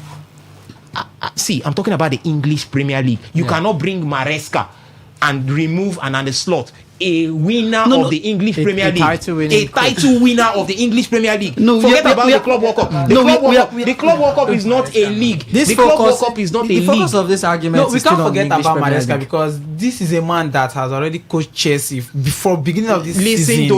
Listen to me. See, a Slot took 38. See, there's a difference between a league and a cup. Forget about what happened in the Club World Cup. I can decide to play. We've seen teams play to tailor towards a cup competition. Yes. It's different from a man who has won the league. He knows what it is to manage a team for 38 games. He knows how it is to tinker a team in the first half, mid-range, end of it all. So you can't. He is Arteta's competition. He has won that league before. He knows what he has tasted it, both of them. In fact, after Pep has left, how many managers have won the league that still remain there? Just one. It's just one. Just two of them. So who is supposed to come in? Xabi Alonso has won it outside. He's not in the English Premier League. So who is supposed to come in? That's what I'm saying. And Enzo Maresca. Yes, even if he has won the championship, because I value winning the championship for him even more than winning the Conference League or the Club World Cup. Even if he has won the championship, it's on a different level when you talk about the English Premier League.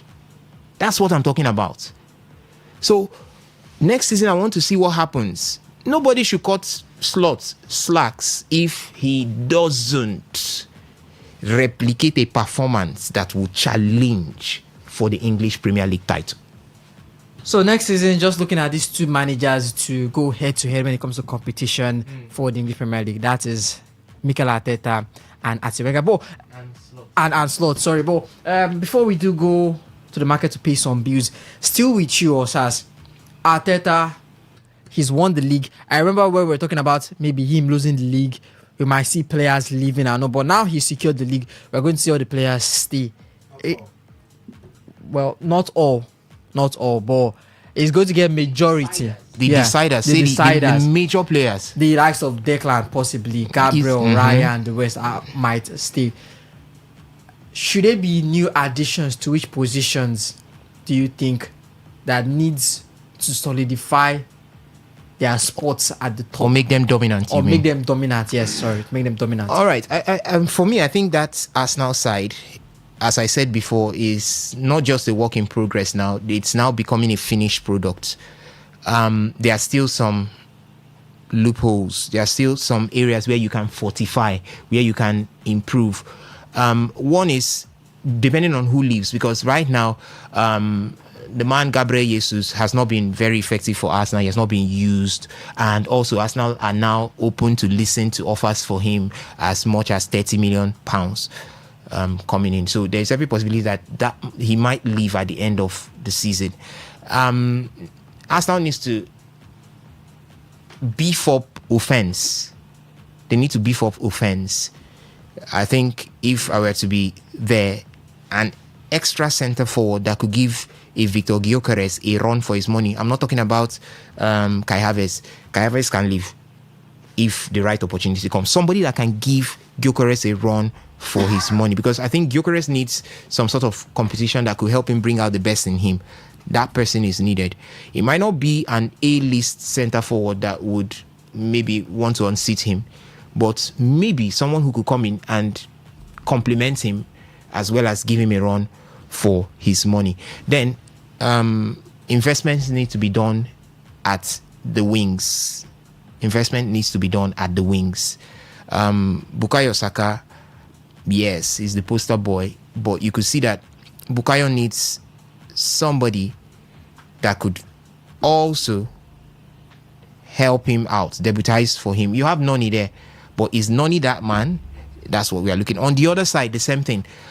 For me, Martinelli might be let go at the end of the season. He could, if an offer comes, he could go. Leandro Trossard is not very consistent. At some point, you see him turn in. At some point, you see him turn off.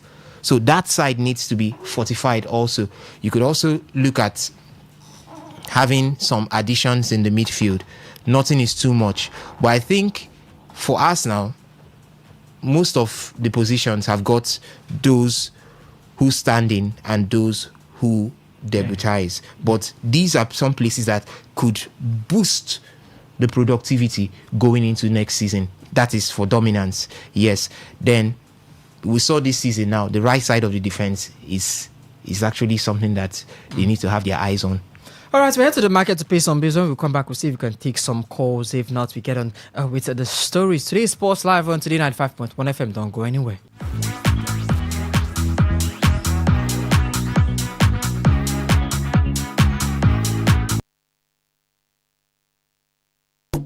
When you sprinkle, every meal feels so right. Taste flicker. When you stir, the color shines so bright. Taste flicker. When you serve, it's pure delight. Taste flicker by Terra. The flavor you can feel. From jollof to stews, from soups to sauce, Tastemaker seasoning powder makes everything taste so good. Sprinkle, stir, serve. Tastemaker. But why? No, see, say this big bull bag of rice no get the new big bull holographic seal. Not true. Introducing the Big Bull Holographic Seal Tape, your favorite authentic Big Bull rice, 50 kg and 25 kg. Now with holographic seal tape. This is to ensure you get the premium product from Big Bull Rice. Do not buy if the holographic seal tape is not on the bag or is broken. Big Bull Rice. Tasty rice nourished you. Go for gold. Terra Gold Cube. The amazing seasoning cube. So when you're cooking, you're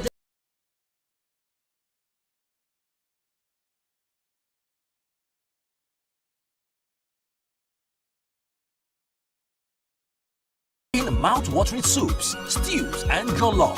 Choose wisely. Choose Gold. Terra Gold Seasoning Cube. One cube. Endless possibilities. Terra Gold. How do we make our cooking come alive? Oh, Pepe Terra. For that tasty meal when you like, oh, Pepe Terra. I mean, you won't cook food to impress, oh, Pepe Terra. Pepe Terra, Pepe Terra. Whether it's jollof or na stew, even for porridge or spaghetti, cook to impress with Pepe Terra.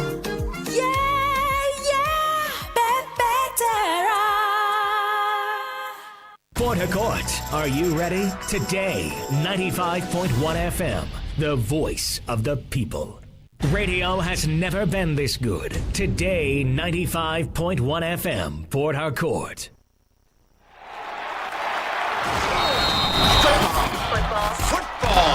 Football fans, the biggest football night of the season is here. This 30th May 2026. Get ready for the ultimate UEFA Champions League final experience with the unbeatable Today FM Sports crew and you, the real fans, live at Amora Resort.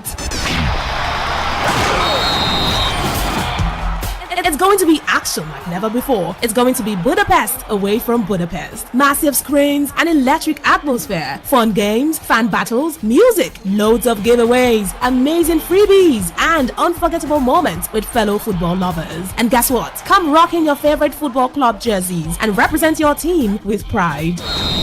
Businesses and brands, this is your chance to connect with passionate football fans from across the city. Sponsorship opportunities are now open. Call 0812-596-9594. Again, 0812-596-9594. UEFA Champions League Final Watch Party with Today FM Sports Crew. Only at Amora Resort. Budapest, away from Budapest.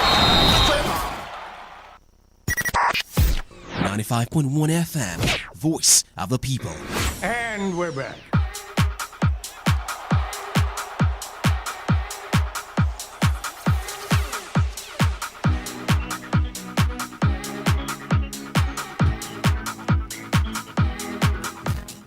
Yes, we are back. It's still Today Sports Live on Today95.1 FM, the voice of the people. Lovia Wallace still handling proceedings. I've got Victor Israel Chikazi and the demigod in the world of sports, Osas Ihinwi. Guys, come 30th of May, we'll be all sat at Amora Resort watching the game. Osas with his Arsenal jersey, Victor with his Paris Saint-Germain jersey. I'll be wearing my AC Milan jersey. I know I like to be in the middle. So anyone that wins, I'll just borrow jersey or just buy a jersey from there. But it's going to be electric that day. But I think now in the studio it's more electric than it could ever be. Guys, speaking of Champions League, Arsenal against Paris Saint-Germain this weekend. The best attack against the best defense, as some did say. It's going to go down to the wire. But some have actually said if Arsenal do win the Champions League, they're going to be better than the Invincibles. So, I'll leave it for you guys. If Arsenal do win the Champions League, they'll be doing a double. Will it be better than the feat the Invincibles achieved in winning the English Premier League title?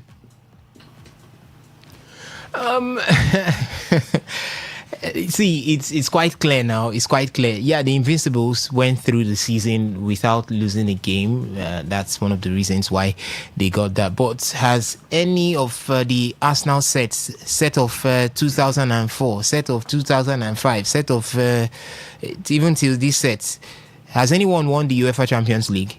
No. So if any set gets to win the UEFA Champions League, I think that set goes above the set of I think that's the set of 2004 that went invincible. So that set goes above the set of 2004 because the UEFA Champions League is of a higher pedigree than the English Premier League. I'm not talking about monies for winners, but I'm talking about the level, the quality, the what's the word right now? The respect it commands. Thank you so much for that. The respect it commands. So you can't compare any of the class in Arsenal to the class that will win the UEFA Champions League. No, not that's even for that. I'm not even talking about what we have this season, because now look at this class of 2025, 2026. They have won the English Premier League, bringing joy back to the Emirates, back to the face of Arsenal faithfuls after 22 years. And they are in the finals of the UEFA Champions League. In fact, they have one foot there. Because in as much as everyone looks at the Paris Saint-Germain side to be one side who play that fluid attacking football and may not be able to or would just run over any team that they find, but I think it's not an Arsenal side. Last season, they came up against an Inter Milan side, which they pummeled in the final of that one, winning it. But I don't think Arsenal are as loose as that Inter Milan side, because I'm looking at the final. That side, aged players littered around, players who came into the final, some with knocks and some didn't bring their A game.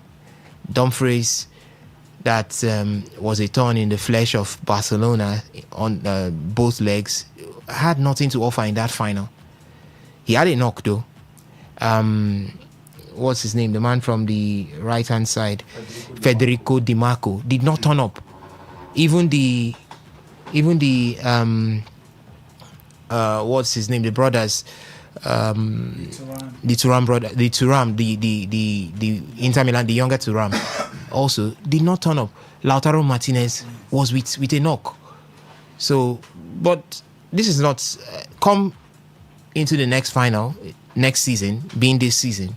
Arsenal are having almost every player in key positions fit.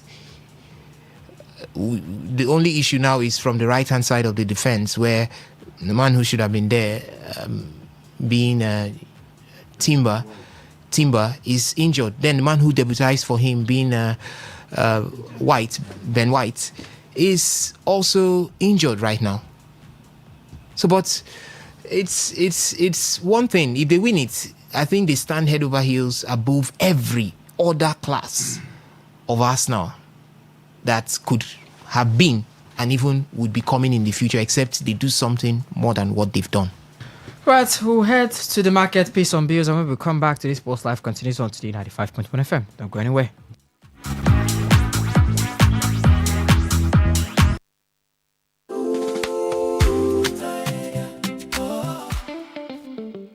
Dropping a cube, let the flavors flow. Watch every meal, steal the show. Terra, ooh, Terra. Aroma rising, filling the room, turning dinners a joy to consume. Terra, ooh, Terra. Terra Q or Rap Joy. Unleash taste. Mom's love is pure. It's so no she does. Mom's special jollof puts a smile on your face. Mom's yummy fries cheers you up. Mom's tasty stews nourishes the family. Golden Terra oil, tasty. Golden Terra oil, nourishing. Golden Terra oil, Golden Terra soya oil. Golden Terra Oil helps mom pour her love in the tasty, nourishing meals she cooks for her family. Golden Terra Oil, pour pure love. Good tasty food is worth living for. Worried about your oil every time you enjoy your favorite meal? Introducing Golden Terra Smart Balance Oil. Smart Balance Rice Bran Oil is rich in gamma oryzanol. Several studies suggest that gamma oryzanol may contribute to the reduction of bad cholesterol. Golden Terra Smart Balance Oil. Good food, no worries. Port Harcourt, are you ready? Today, 95.1 FM, the voice of the people. Radio has never been this good. Today, 95.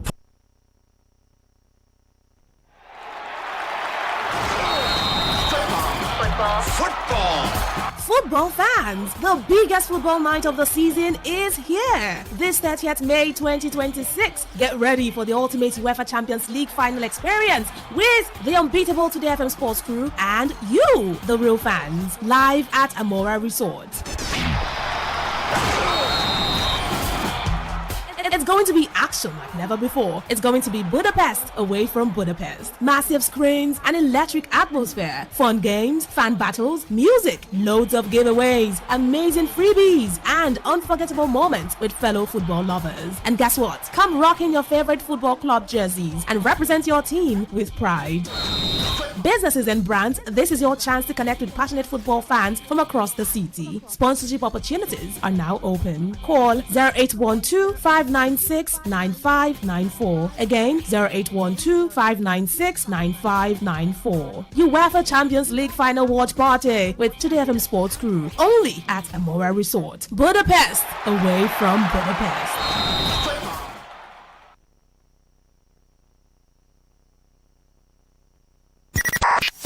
95.1 FM, voice of the people. And we're back.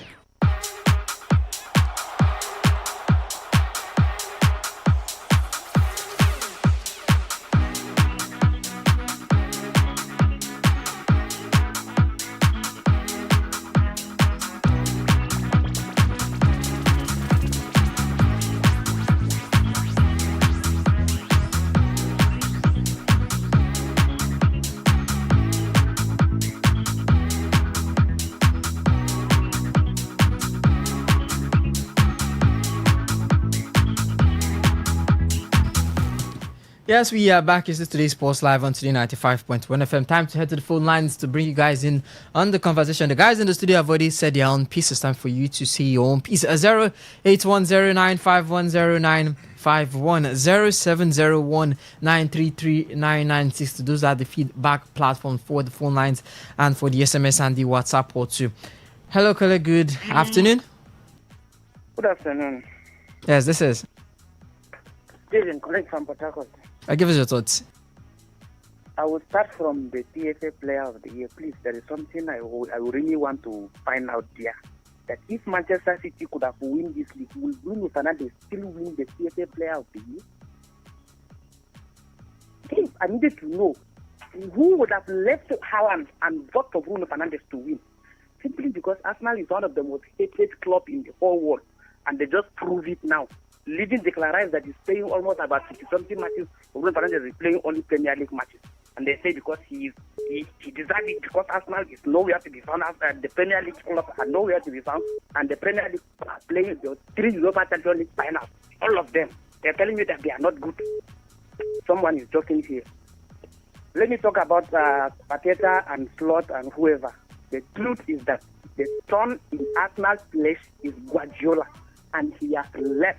And Arsenal will take almost 5 seasons dominating Premier League, and nothing will be doing about it, and nobody will do anything about it.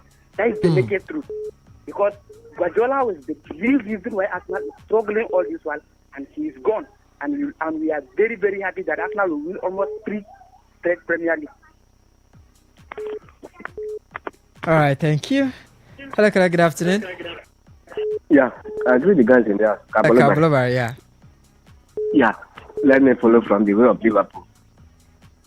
As an Liverpool fan, and Slot is a failure for this season. Yes. Because last season, you come into a team, and that team was good. So, as you enter, by any last season, you win league. Okay, when he take over the second season as his own team. When you enter the team, you use the team where you used to win league last season. When you want to start up your own.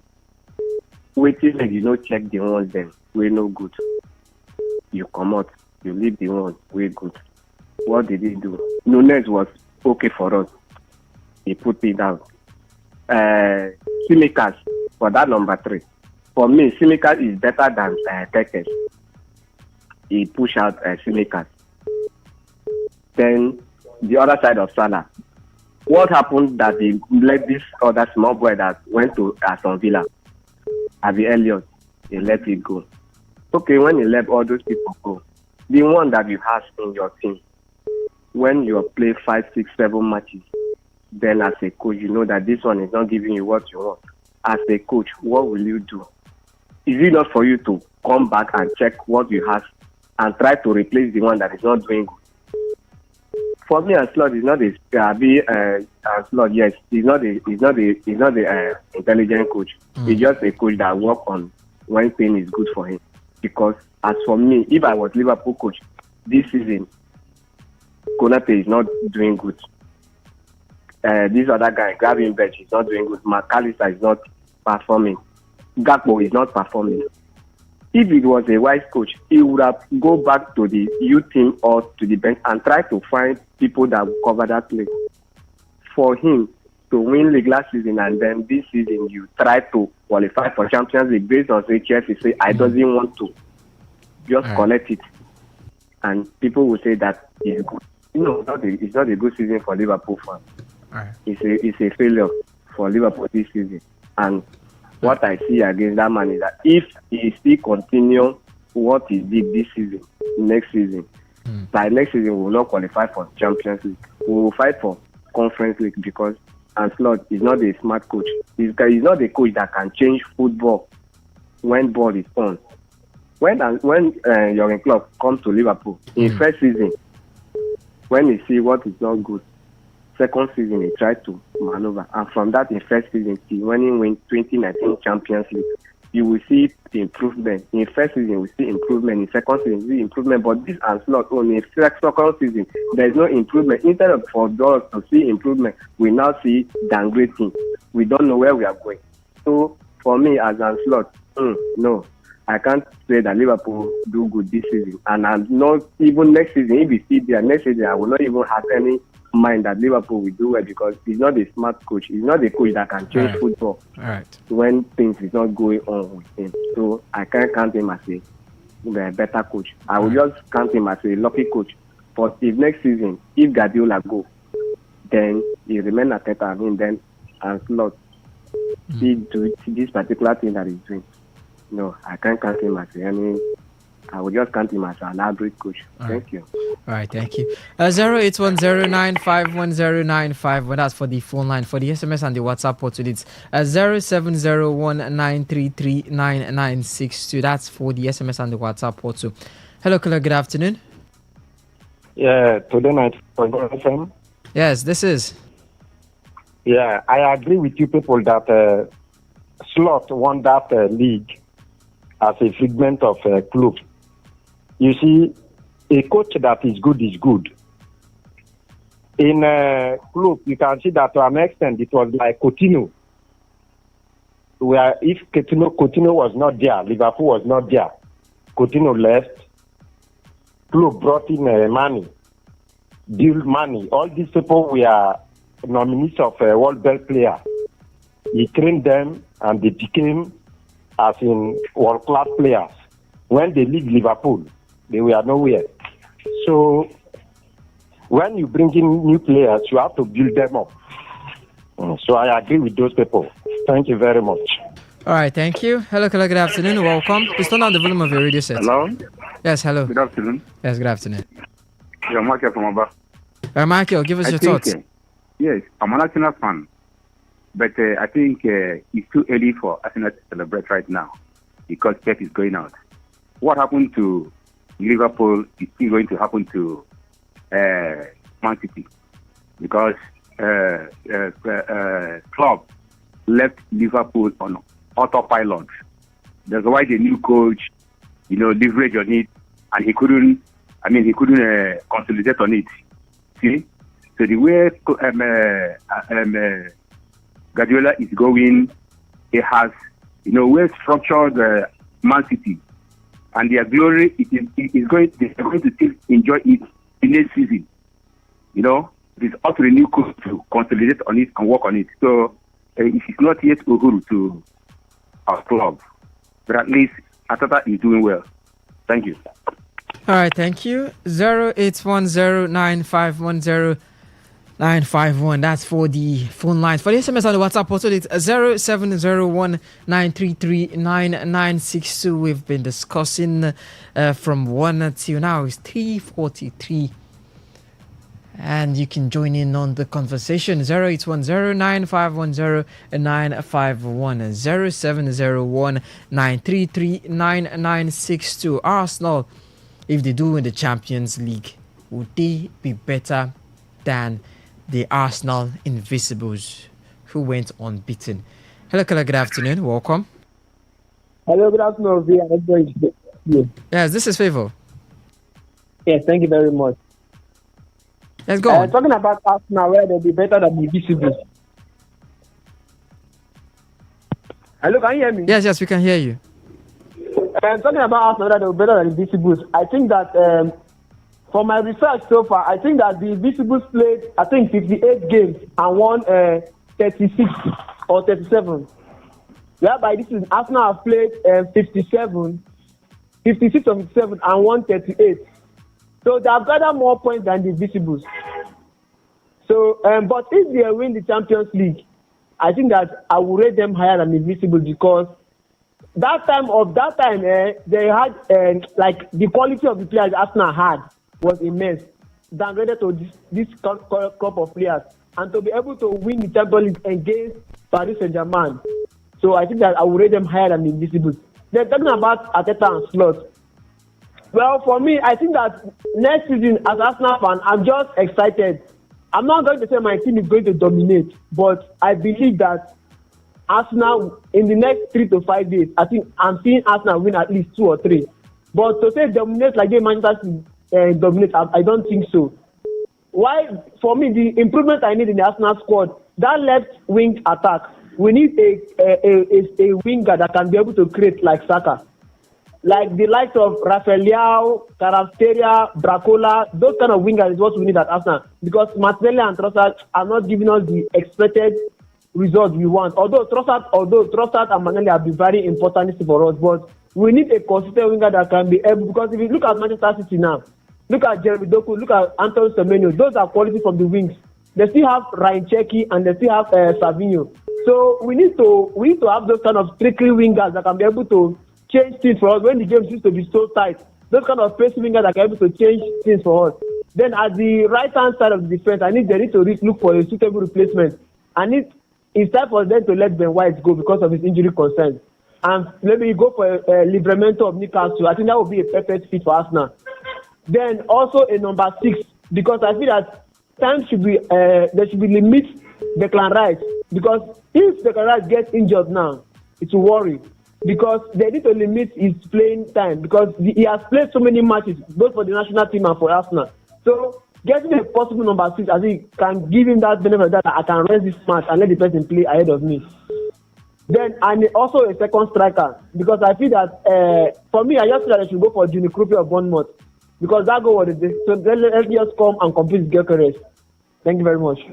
All right, thank you. All right, Favor, to correct you there, the Invincibles 2003-2004, they had 26 wins, they had 12 draws, and they finished with 90 points. So you could say they bested this current Arsenal team, who had 25 wins, 7 draws, 5 losses in 37 games. So, well, if they do win the Champions League, maybe they will still be better. Yeah. All right, caller, 0810-951-0951. Hello, caller, good afternoon. So, Favor, now don't be Arsenal fans. You know the Chelsea fans again. I wonder. Yeah, then for me, the Invisible for Arsenal.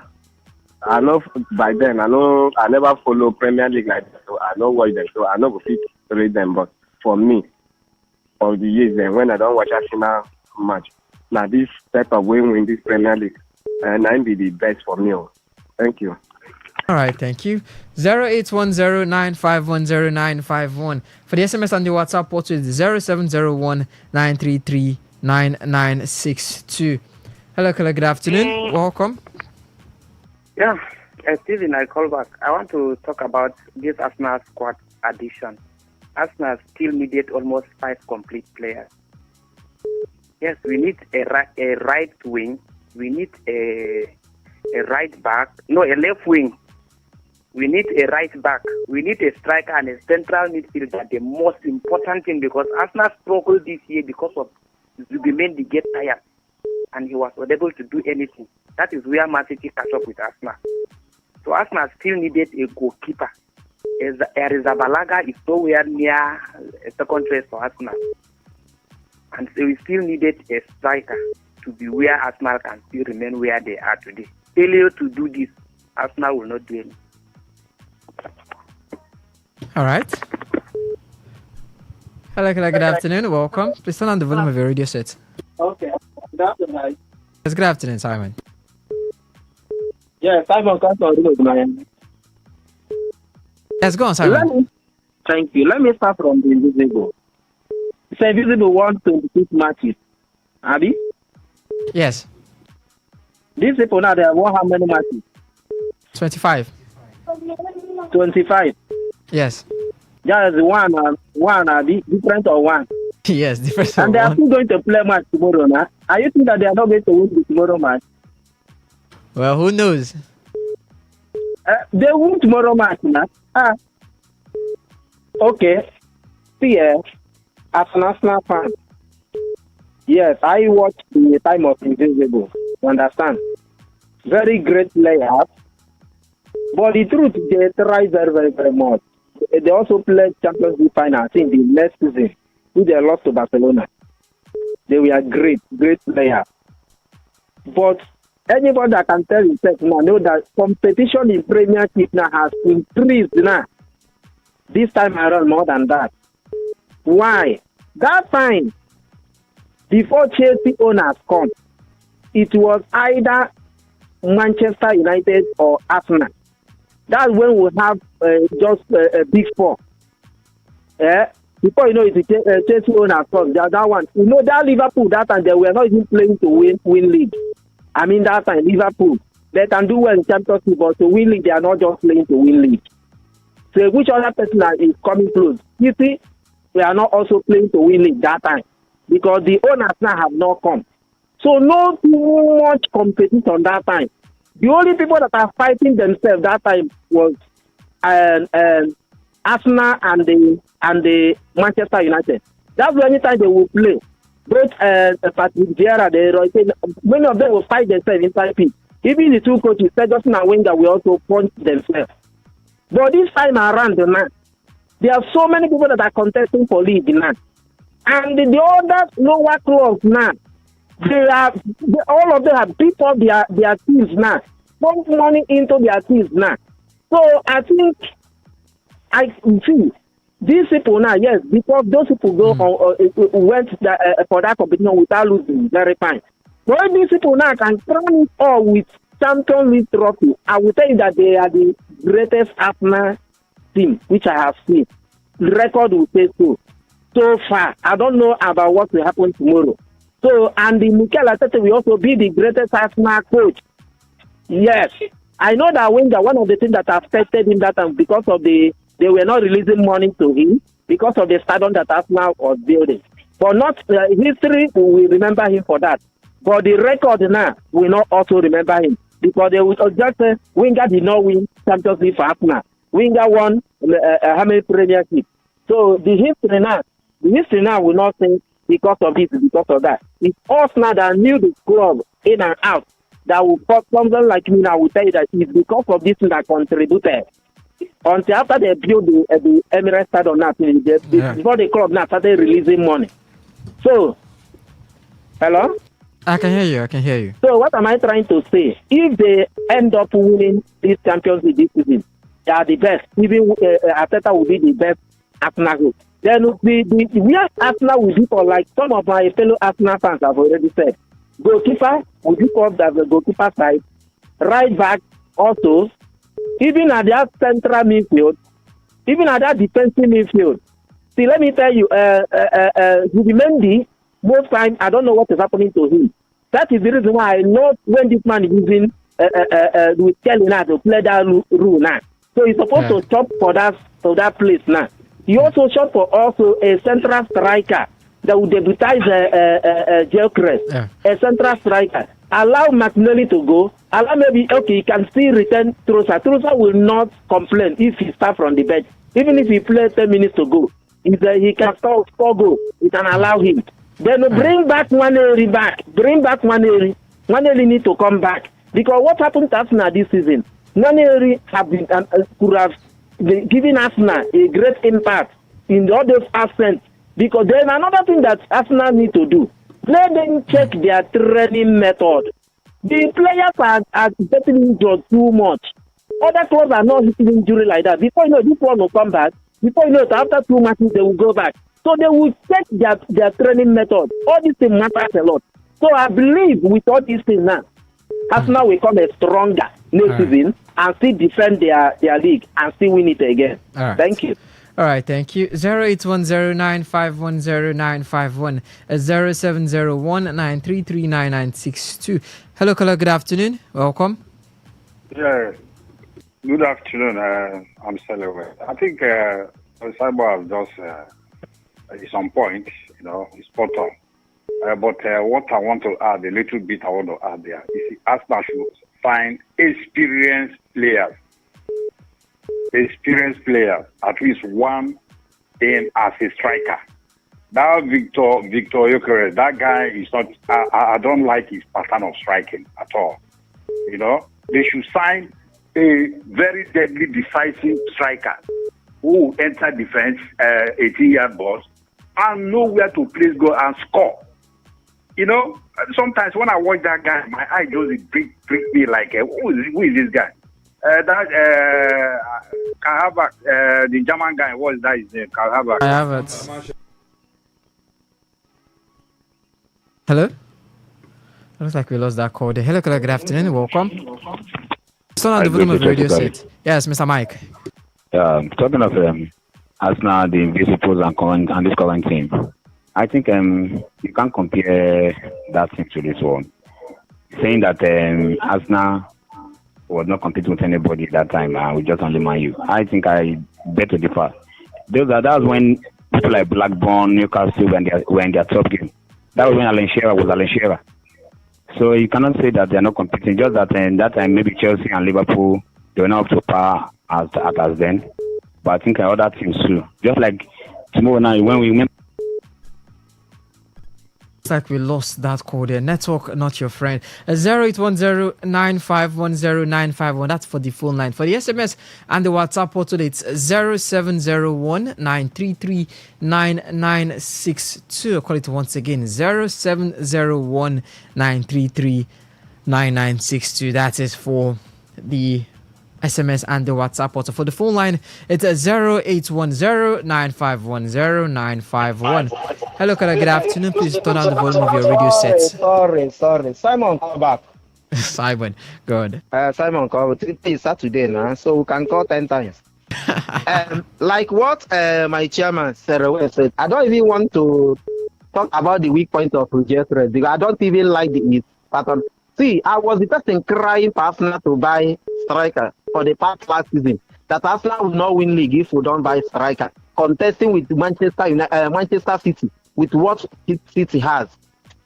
The Gyökeres fine. They bought Gyökeres for goal. But I watched Gyökeres. I was telling my fellow Arsenal fans, they say just because he just entered. But the truth today is that for me, I don't like his type of striker. His kind of player. He's not the one that Arsenal needs somebody that is disturbing defender. Arsenal need a warrior in the front. That even if the person fails to score goal, he is present to scatter the team. Then other of his teammates can score goal. That is what Arsenal need at that front. Not all these talented players there. And that is the reason why I talk about Havertz. Not that Havertz is not a good player. But I told us that last season that Havertz will not be the striker that will give Arsenal the league. And that is exactly what is also affecting German national team. The Havertz is trying his best.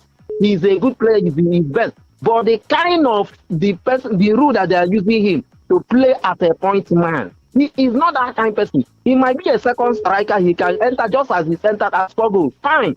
So Arsenal needs to shop for a striker that has force. That's what they call force in football. A striker that has force, what I mean by force, the person will also be good on air, be good on both legs, he can hold on the ball, he can shoot with both legs. That is the kind of there's somebody that my mind is going for. But I know that maybe they will say they don't want to spend that kind of money. So I don't want to mention the person's name. And that person happened to be an African. And that Africa happened to be, I don't know where he come from this side of Africa anyway. But I don't want to mention the person's name. There's no need to. There's no need to be afraid. There's no need to be afraid. No one's coming for you. I don't want to mention the person's name. I don't want to mention the person's name because even some of my Arsenal fans say no. I said no problem. So even if it's not that person, they play a striker that play like that person is what Arsenal needs as a striker. Then we can have this one now. We have now as a second striker. Then Arsenal is good to go. Then other places that outside right or outside left also. Even when the debutized Saka, what is his name? The Nigeria Ugochukwu this is. He's trying, Noni Madeke. Noni Madeke is trying, but he is not a business footballer. He is not a footballer. He doesn't have football sense. Noni doesn't have football sense. That is my problem with him. He's not a good. He cannot count on him to win matches. Matches that he want to get results. He cannot count on. Noni can dribble when he doesn't supposed to dribble. I remember when I see Noni. I remember that time of Nigeria had Pius Ike there. He's a dribbling when he isn't supposed to dribble, and when he's supposed to pass ball or what a score goal, he continue dribbling. So Arsenal supposed to, as we are buying player now, you don't even need to buy too much player. Not too much players. We don't need central defense is okay. Go for one of the right back now. We find we change our second goalkeeper. Find another keeper that will be comfortable to stay at the bench to deputize a Raya. You will see it on a market. Then go for central defense. Then go for another holding the defensive midfielder again. Go for a defensive midfielder. Go to one of some deputize Saka. Also bring back Nwaneri. Nwaneri can stay for bench, and anytime Nwaneri has to box. He has to go. I even prefer Nwaneri than this Noni Madeke. I know Noni has the experience more than him, but I prefer him. If I'm a coach, I will even be playing Nwaneri than Noni. So this is what Arsenal supposed to just keep up in our team. As I'm telling you, nobody will see Arsenal next season. Thank you. All right, thank you. Hello, Kala. Good afternoon. Welcome. Oh, finally, oh. That's the lighter one. There, TM. Mr. Mike, got back. After that time, as I was saying, they were good. They are better than this team. I think right now, no, yes, the Premier League right now is more competitive than that time. I think, and that's just different. But you can't compete. That last team is far better than this team. But if this team, the only way edge they can have, if they can win the Champions League, I think that's where they can have the edge over that and the Invisibles. They can have edge over the Invisibles. But saying that and then Arteta will be greater than Arsene Wenger, I don't think so. I think Arsene Wenger was good. I think Simon said they didn't give him money to buy players Arsene Wenger. I think that one, I don't think so. Because if you see those that they have, the pair of Limbe, Whitford, and Henry and the likes, and Patrick Vieira, I think those players were quality, more than quality. I think Arsenal can be competed. So I think that team cannot compare to this team. This team, they are coming up. If they can do it again, then you can ask, okay, maybe they are one of the greatest. But for now, we can't rate this team better than the previous ones. If we not talk of if they can last long, but I don't think they can last long. But according to what they are saying, if they can up their team, I think they'll be better. Thinking that Gyökeres is not good, I don't think Gyökeres is the problem. I think Arsenal don't have that creative midfielder. That can pass the ball to that guy. That guy before he came at Sporting, he was doing well. He was scoring. Even in the Champions League, we watch him. The way he bullied him. I think that guy too is a bully, just like a replica of Haaland. So if they have that, and it's his first season in Premier League, you know the Premier League is more competitive than other leagues. So I think that's why. If they can give him a good midfielder that can pass ball to him, I think that guy is a bully. He's a deadly striker. I think Arsenal would be great. Thank you. All right, thank you, Mr. Mike. Hello, good afternoon. Welcome. The ones where they pass to Victor Gyökeres, Opti that he go just miss her. It's not a good striker at all. A striker supposed to play like a bulldozer. See what our guy is doing in Victor, our top striker. See what he's doing. He goes to the midfield, gets the ball, penetrates inside 18 or pass to some other person. But Victor Gyökeres will just wait for the ball to come for him to score. Nobody does that in modern football, unless you're in Manchester, Man City. You say what?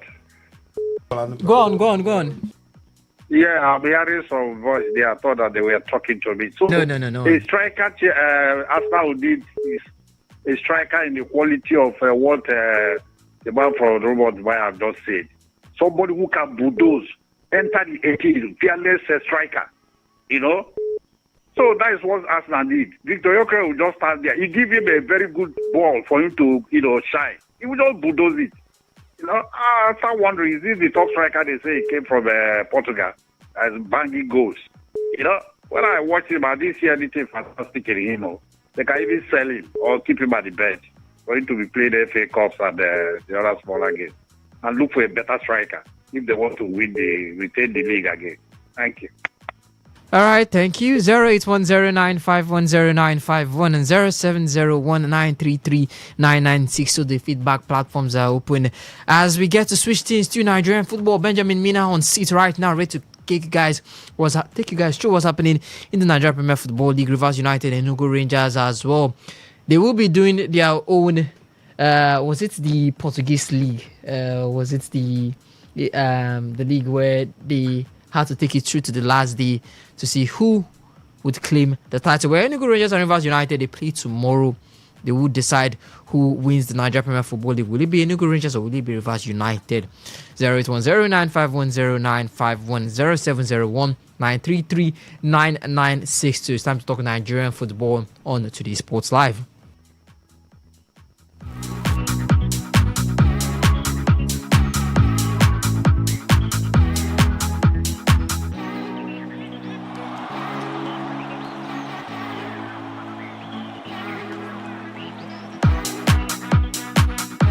My name is Gianni Infantino, FIFA President. For the best of sports, always listen to Today Sports Live on Today95.1 FM, Port Harcourt. Hello, my name is Kanu Wanko, aka Papilo. For the latest and trending sports stories, always listen to Today Sports Live on Today 95.1 FM Port Harcourt.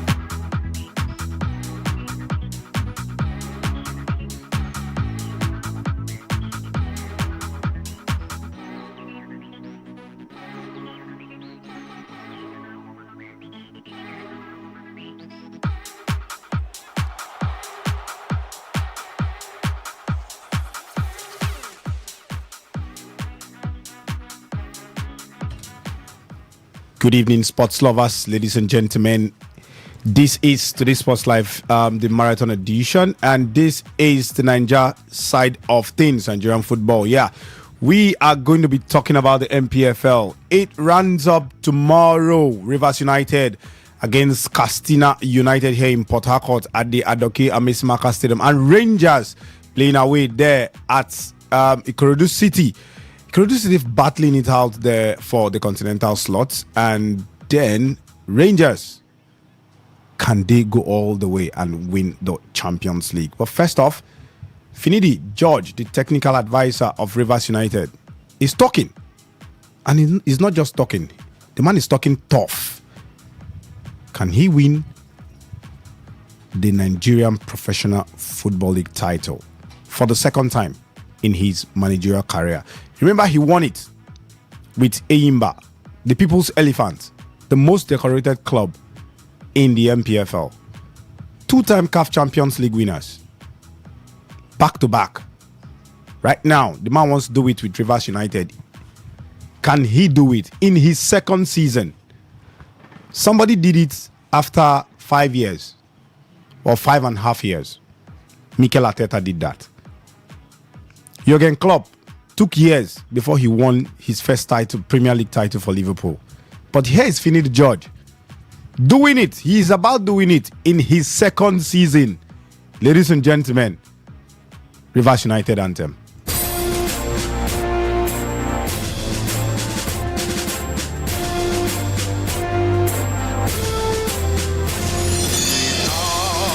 Rivers United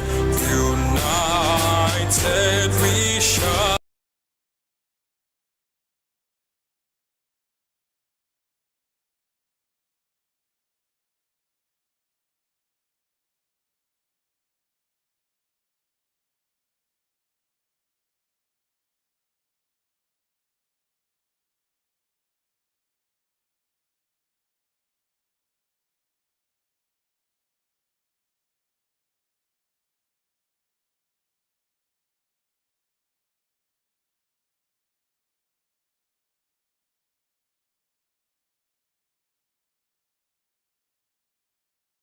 Advisor of Rivers United, Finidi George. Now, Rivers United technical advisor Finidi George has shifted focus on his team final game of the campaign against Castina United. Now, the Pride of Rivers beat non-league side G12 2-0 in the round of 64 in Benin City on Tuesday. Rivers United will now look to consolidate on their win when they take on Castina United in Port Harcourt on Sunday. Now, quoting the technical advisor Finidi George, he said, "I'm quite happy with the performance of my players against the academy side G12." Finidi told the club's media, the game is gone and my focus is on the league match against Castina United. Now, Rivers United must beat Castina United and hope that Rangers drop points in their away fixture against Ikorodu City in Lagos to be crowned champion for the second time in their club history. The Pride of Rivers trail Rangers by 1 point on the table. Henry, where do you see the pendulum swinging to? Now, before you come in, we are hearing that the MPFL will have 2 trophies going around. One at the Ikorodu City home ground and one here in Port Harcourt. Is this an upgrade? I don't know whether I consider it an upgrade or you consider it something actually very funny. Definitely there should be only one Premier League trophy. how we've got into any other one should be a replica. That's what it should be. So maybe unless you say one is the original, one is a replica, or the both of them are like going to Choba to buy trophies. To actually present at the end of the day. But it can happen. It can happen. I'm not doubting that. But I just think what I've seen in the past is one trophy. If you remember the Man City, Man United, when City won their first league title under Roberto Mancini, the trophy was at Etihad. Yeah. Then when City were losing and United were winning, they started flying taking the trophy over to Old Trafford. Some would say it's the same city as Manchester. Maybe there's no money. Remember the NFF I think Man U were away to Sunderland that day. They won 1-0 when Rooney scored the goal, if I remember very clearly. You're right. Day. So they had to fly that they had to fly the trophy to Newcastle on Tyneside. Then on reaching there, when Man United won and Aguero now scored that goal, they had to start bringing the trophy back. The UK is not big, so in less than an hour it will be done. It will be flown. It's not much of it. It's not a big deal. But we've even seen cases like that in other leagues or in numerous leagues. Look, for me, the title should actually be Enugu Rangers are away, but they are top. The title should be in Lagos. Yes. The title should actually be in Lagos. Because they have the advantage. A jet should be on standby, but can the NPFL afford to keep a jet on standby? That's what I'm telling you. Maybe money no day. And if results are not turning out the way they should be in Lagos, and it's turning out well for Rivers United, then by the 70th minute, you could start moving from Mobolaji Johnson down to the Muritala International Airport in Ikeja in Lagos. Then from there, you take off down to the Port Harcourt International Airport, and Adokia and the airport no far now. So you just carry the cup, just 45 minutes flight from 45 to from about 45 Lagos, 50 minutes Lagos to Port Harcourt. If you even carry the trophy from the plane, walk down to the stadium, you know far. Of course, it's not far. The inside the airport is quite but it's funny how this thing is happening. It's funny how it's happening. But Benjamin, I don't think I really have much to say about this. When I heard the news, I was laughing. I was seriously laughing. It made me laugh, but it is what it is. That's all I have to say. It is what it is. So probably one is the original, one is a replica.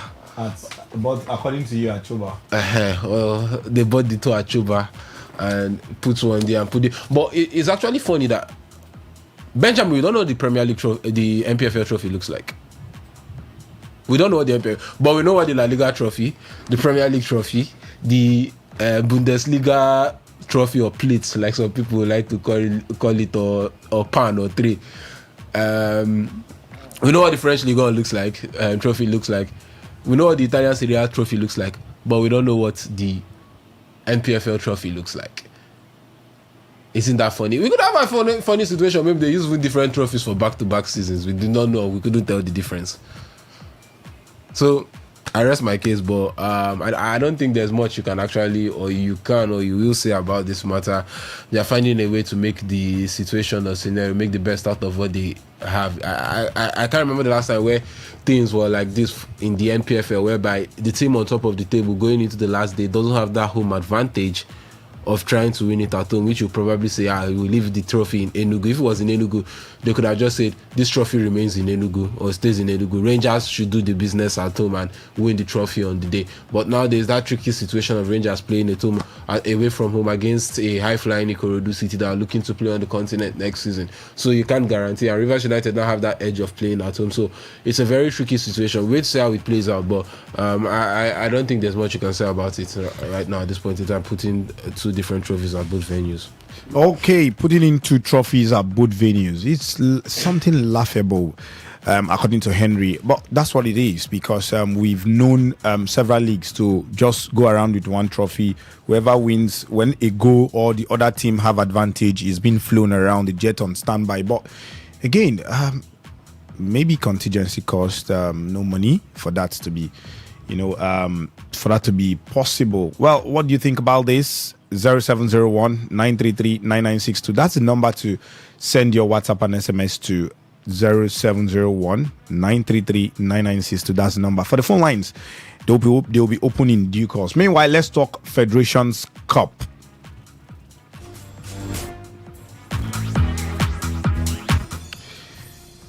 Now, Rangers and Rivers United will renew their supremacy battle in the round of 32 of the Federations Cup.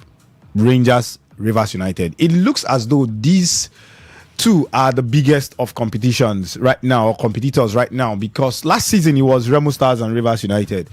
Now this season, Remo Stars battling it out for relegation, and Rivers United looking for their second title in the club's history. Now, the two clubs are currently battling for the MPFL title. Rangers currently sit at the top of the Premier League standing with 62 points, while second place Rivers United have 61 points.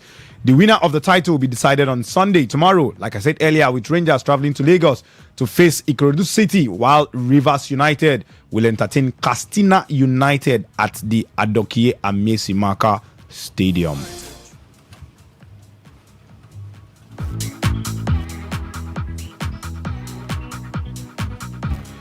Another interesting matchup in the President Federations Cup round of 32 is the clash between relegated MPFL clubs Bayelsa United and Wiki Tourist. Now, the winner of the competition will represent Nigeria in the CAF Confederations Cup slot. Henry, Rivers United, Rangers. Do you think this is the biggest rivalry so far? Because you talk about Eyimba battling relegation, Remo Stars battling relegation, last season MPFL title winners, Rivers United, Rangers. Biggest rival or rivalry this season?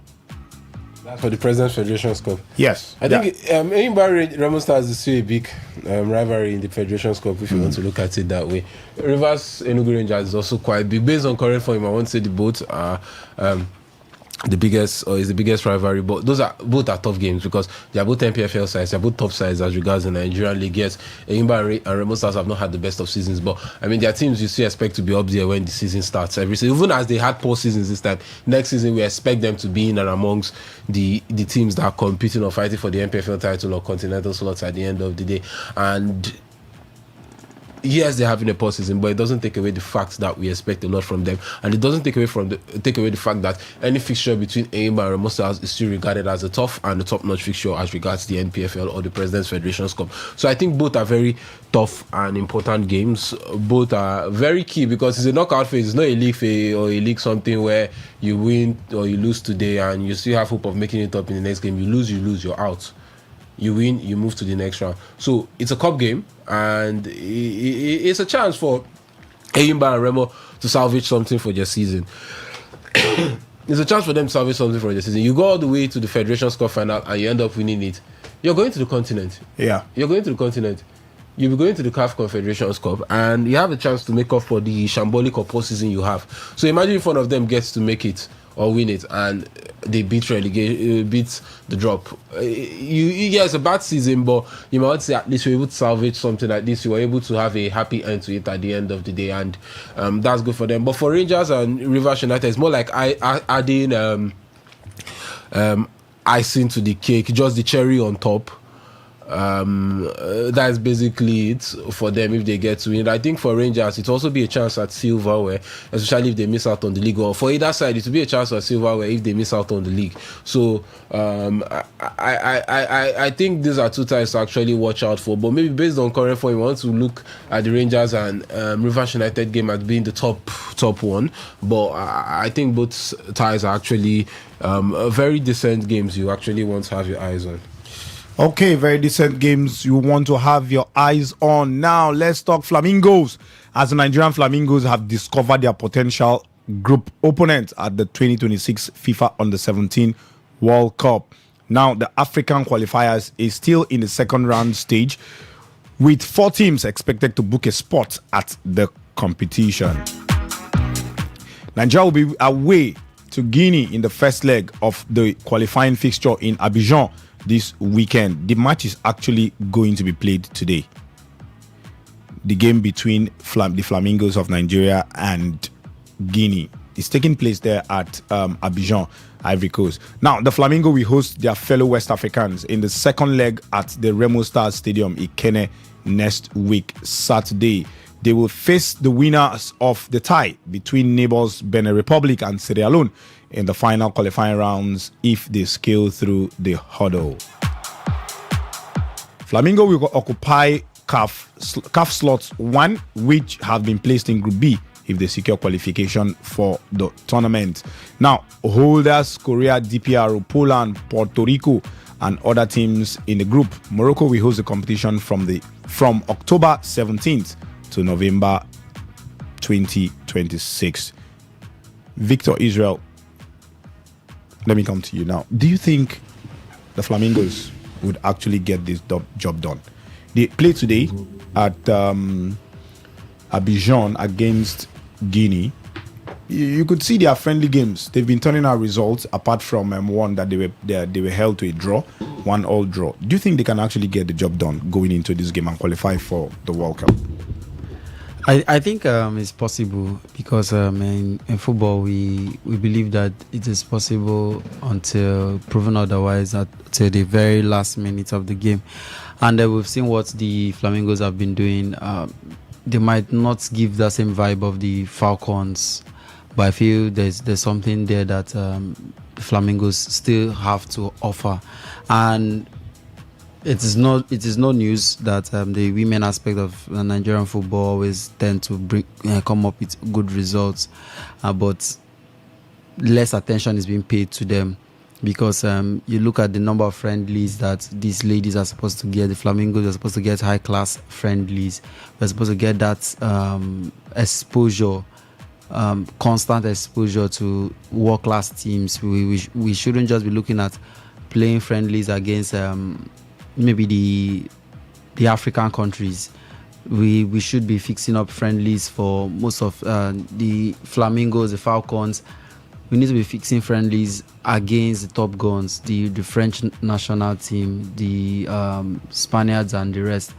But for the Flamingos, I see them standing a better chance of even making it to the World Cup and also coming out of that group. If I'm not mistaken, the group that has, I think it has Korea in it. Yeah. And we've seen what the Koreans and they are the defending champions. That's it. You see. Yes. We've seen what the Koreans have been putting out, especially at that young stage, at that stage where every player wants to announce herself to the world. Every player wants to make it at the under-17, so you get signed up by the best teams in the world, and that is where you see the hunger. I feel when you get to the stage of the Falcon, some of them are already relaxed because they've made it already. No matter what you do here, you still earn a call up to play for your national team. But at the under-17 stage, you just want to get signed up. You want to get that big contract. So you see everyone putting in the hard work. So I feel the Flamingos still stand a better chance. What they just need to do is try to do the basics. Try to, if they can be a bit, the defense can be a bit solidified, then even if it's scrapping out wins, we can maybe come out with good results. But if we tend to get there and ship in goals here and there, then we might even get to score 2 goals in a game and it won't still be enough for even a draw. So I feel the Flamingos with the friendlies they've played, I feel they've looked at the lapses in the team. They've looked at where they're supposed to get in replacements, what they're supposed to do. Let it not be a case of putting square pegs in round holes. Let's get the players that are supposed to be there. Thank God it's still the under-17 stage. No case of there is a big name. We are reserving that slot for a big name. And let's just get to the World Cup, represent Africa in every possible way we can, and let it be the best way. Okay, let it be the best way possible. Now we are going to be talking the big boys, Super Eagles of Nigeria.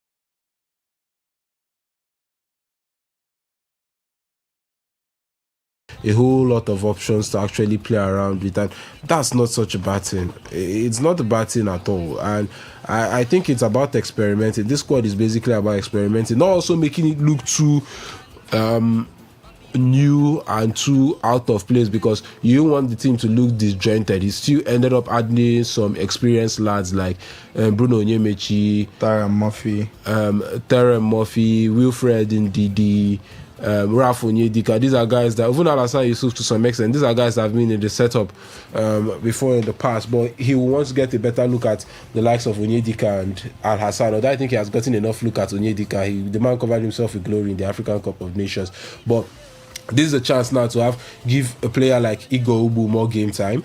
Chibike Wiwu and Emmanuel Fernandez to have closer looks at them. Also have a closer look at I'll have a close look at Ato Okonkwo and see what the man can actually bring or offer to the table. And also for the MPFL guys, Junior Ayobami has been the rave of this season, about 13-14 assists in the MPFL this season. The man was a Brighton Academy player at a point in time, and yeah, he's been fantastic in the MPFL, showing a lot of tactical brilliance and astuteness. So let's see if the man can actually take that to that level of football in the Super Eagles jersey. We wait to see. So it helps the man have a lot of options to actually call upon if things or certain players are not available. There are even certain names I wish were here that are not here. David Moses, the man from Slavia Prague, the midfielder, even the young attacking midfielder Mubarak Suleiman in Slavia Prague isn't here. Samuel Isife, their right back in Slavia Prague, isn't here as well. You can go on and mention them. Even Zadok Yohana, fantastic, but I think he has been pulled out of AIK has refused to release him because they say he's not seen a knock, according to them. So the man has been the rave of the moment in Sweden. About 50 clubs are scouting him. Real Madrid have registered their interest. Chelsea have registered their interest. A lot of top Ajax, Dortmund, Leverkusen, Leipzig, they've all registered their interest in the young man. So, I mean, there are a lot of players he has to play around with, and hopefully he will get more chances. We have a smooth qualifiers in the AFCON, for the AFCON, and maybe win 3-4 games and we know that we're done. Then the last 2 games you can also experiment a bit, but I think I'm okay with the Unity Cup list, and I think it's just a chance for him to get to look at his team and say, okay, this is somebody or this is a player I can actually rely on, or I have trust in, that can actually step in to cover up for somebody who is not available. Even some of them, there's a chance you could come in and you actually prove yourself that you're good enough for a starting berth in the Super Eagles of Nigeria. You're good enough to be an option or a starter in the national team. Who says Femi Aziz cannot come and take Samuel Chukwueze's place in the national team? Who says that? Who says that Terry Murphy can come and take Akwa Adams' place in the national team and reinstate himself back as a decent enough option for the Super Eagles of Nigeria? Who says Raf Onyedika cannot do himself some more good by turning out good performances and making himself, or making people to start thinking that, okay, indeed this time is gradually coming to an end, so we can manage his game time more with the Super Eagles of Nigeria? And what makes you think Akin Somiro and Nadi cannot do their chances more good? I mean, the AFCON wasn't the best time. Akin Somiro didn't get to play. Nadi just played a few minutes against Uganda, but this is a chance or the time for them to actually show the coach what they're capable of. So I think it's actually a useful thing. Is it a serious or big thing? No. It's disappointing we're not in the World Cup. You're seeing countries release their World Cup list. You're talking about who missed out and who didn't go. João Pedro missed out. Neymar went. England. Thomas Tuchel was the one that broke the camel's back. Thomas Tuchel's own is something else. It was something else. John Stones went to the World Cup. Harry Maguire didn't go. Jack Bowen didn't go. Madueke went. Madueke 3 goals. Morgan Gibbs White didn't go to the World Cup. Adam Watson didn't go. Trent, maybe, I'm not sure. We're not talking about England. We're talking about Nigeria. We're seeing other countries do this and complain or talk about their World Cup squads, but we have to just manage the Unity Cup and the FIFA World Cup at the end of the day preparations. But it is what it is, and let's give Shell all the support he needs to build a team. The AFCON is next year, in the summer next year, at the end of the season next year, so it's just about a year to start preparing for that. We're probably going to be done with qualifiers by November. We would have played all 6 games by November. We're probably going to be done with qualifiers, so let's give the coach options to work with, and let's give him the necessary support he needs. For the first time in a while, Benjamin, I'm looking at the two lists, even for the Portugal-Poland friendly, and it just feels like it's the coach's hand all through. Yeah. I was coming to that. It doesn't feel like somebody influenced. Maybe because there's nothing at stake. But I mean, something could be at stake. Portugal and Poland are actually two decent games that you can just come into the Super Eagles and show yourself. I think some players from this Unity Cup will actually get crashed the Portugal and Poland list if they're able to show what they can do in the Unity Cup. I think they will. I think somebody like Femi Aziz has a good chance. Terry Murphy is in the boat list, right? Terry Murphy definitely is. Yeah, he is. He's one of those regulars in the Super Eagles of Nigeria. Yeah, he's in both lists. But I think for somebody like Femi Aziz, he can. I think even Rafi Udurosimi could actually do himself some good. The man should have been in the AFCON list squad, but funny enough, how his name was left out for another player was actually baffling. Some said Shell was not happy about that, was upset about that he wasn't in the AFCON list. Then it's also a chance for Tochukwu Nadi and Ebenezer Akinsomiru, even Alassane Yusuf, to do themselves some good and probably be on that list or be in that list to actually play Portugal and Poland and actually show the coaches what they can do. Alassane and Nadi are actually there. So it's a chance for someone like Akinsomiru to actually show what he's actually capable of and make it to that list. And you can't tell for any of the defenders as well, because it looks like he picked a light list or a light defensive core. You can't tell whether someone like Winwu could do himself some good to actually be there, or any of the MPFL players, Abayomi Jr. could actually do themselves some good. So I think it's actually a good one. And like what I said, for the first time in a while, it looks like a coach's hand or list was probably not tampered with, but some people say it's the Unity Cup and it's just two friendly games before the World Cup. Probably if it was the World Cup list, we might have seen things that would have looked funny and out of place at the end of the day. Okay, lots of things there. Well, let me read out the names of the Unity Cup players that are actually in camp. The Eagles in camp are Junior Abayomi, Al-Amin Tijani, Michael Atata, Adeoye Aderemi, Oputa Chibueze, Igboke Obina, Ocholi Elias, Onyeku Ntosin, Philip Otele, Ato Okonkwo, Femi Aziz, Owen Oseni, Nandi Tochukwu, Tyran Murphy. These are the players that are already in camp for the Super Eagles game. Now, let me read out the full squad for the Unity Cup game. Well, first, let me give you the Super Eagles friendly game. The squad that would be facing the team from Portugal and Poland. We have for the goalkeepers, we've got Maduka Okoye Udenisi of Italy, Uzoho Francis Omonia in Cyprus, Otto Okonkwo West Ham FC in England. For the defenders, we've got Bruno Onyemaichi Olympiacos in Greece, Zaidu Sanusi FC Porto in Portugal, Osai Samuel Bright Birmingham City in England, Calvin Bassi Chinedu Fulham in England, Ajayi Oluwasimilogo Hull City in England, Emmanuel Fernandez Oluwaseun from Rangers of Glasgow, and Ogbu Igor Slavia Praha in Czech Republic. There in the midfield, we've got Alex Iwobi Chuka Fulham FC, Onyeka Raf Ogo Chuku Coventry City, Ndidi Wilfred Besiktas in Turkey, Deli Bashiru Fisayo Lazio in England, Onyedika Rafael Club Brugge in Belgium, Nadi Tochukwu Olympique de Marseille in France, Yusuf Al-Hassan New England Revolution in the US. For the forwards, we've got Ademola Lookman Olajide Athletic de Madrid, Chukwueze Samuel Chimerenka Fulham, Moses Simon Paris FC in France, Oseni Owen Plymouth FC in England, Onwachu Paul Trabzonspor, Ako Adams Sevilla in England, Victor Osimhen Galatasaray, Tyran Murphy of FC Portugal. Now for the team that will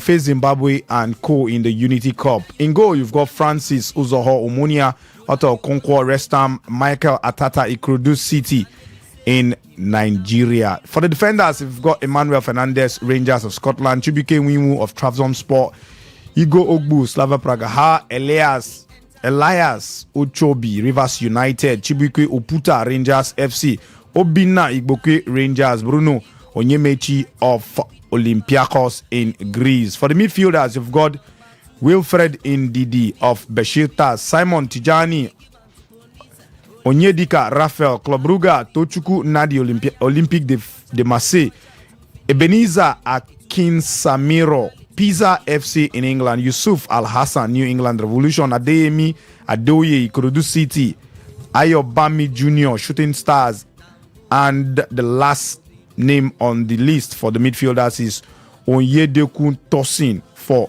Ikorodu City. For the forwards, Simon Moses, Paris FC, Akko Adams, Sevilla, Otele Philip, Hamburger FC in Germany, Oseni Owen, Plymouth, Zadok Abu Yokana, AIK Athens in Greece, Tyron Murphy, FC Porto, Rafiu Durosimi, Pisa of England, Femi Aziz completing the last man there, Millwall FC. Now, Victor Israel, let me come to you. The friendly games and the Nations Cup qualifiers, do we start using it for the FIFA 2030 World Cup? In terms of, you might look at it to say it's too early, but do we start looking at it to say, okay, we started preparing early, we can now know the teams, the players that will prosecute that game if injury does not rule them out and all that? Do you think this should be the case, early preparation towards the 2030 World Cup, or we should wait at least after the Nations Cup we can start preparing? I think it's good to start early, because I feel one of the things that would is one of the factors disturbing the qualification for major tournaments is the fact that the Super Eagles failed to start early. You could cite the last qualification, the World Cup qualification, where we had to be drawing games that we were supposed to be winning. We had 2 draws against Zimbabwe, draws against South Africa, and when Eric Chair came in, that was when we were trying to salvage the situation. And I feel because we failed to start early, that is one of the things that makes the Super Eagles to lose certain things, because we were supposed to be in the World Cup if we had started early, if we had started putting away these games. And this brings us to the fact that it may seem very far, and this is just 2026, and it may seem like the next 4 years, but preparation should be starting, and we need to be getting the next generation talent into the Super Eagles team. We know that 2030 World Cup, we may not have the likes of Victor Osimhen in their prime anymore, because these men have played by 2030, the likes of Victor Osimhen should be getting into his 30s, and he may not have that same flair, that same energy to lead the Super Eagles to glory. So I feel that is when we need to start getting the likes of Benjamin Frederick, those should be the next generational talents. We need to get in players that are under 23 that can cut it out on the big stage. Now use the AFCON to groom them up and try to get a first team. Not a case where these set of players you read that gets called up for certain friendly games, and when we have the next batch of friendly games, we are having a different set entirely. We need to have consistency. We know that when it comes to national team football, there is that tendency that players do not spend enough time together, because international football is just something you play when the window comes up. So we need to have that consistency. We need to have a constant 11, a constant first team. That's when the likes of, for instance, you have Benjamin Frederick in the center of defense. The partner he has should be a partner he gets to play with week in, week out, whenever we have an international game. If you are going to any of the AFCON, let it be that partnership works throughout the AFCON, so that by the time we are going for the qualifiers of the 2030 World Cup, we know that we have that synergy is there, that understanding is there, the connection is there. We won't have cases where when the qualifiers comes up, we are trying to understand who is our first choice goalkeeper. We are trying to understand that if Victor Osimhen is out because he's injured, who steps up for us. But when the connection is there, when we start building the team, we don't need to build a player, because when I looked at the Super Eagles over the qualifiers, I felt we were a one-man team, a Victor Osimhen team.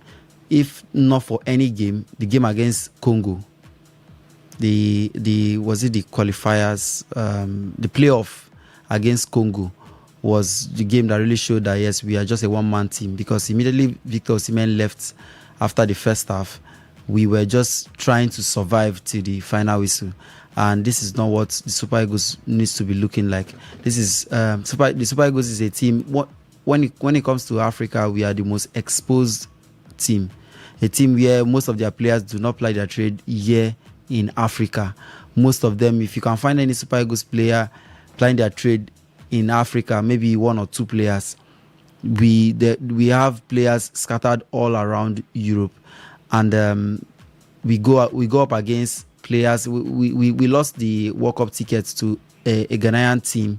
Then in 2022, we lost the World Cup ticket to a Ghanaian team that had lots of home-based players.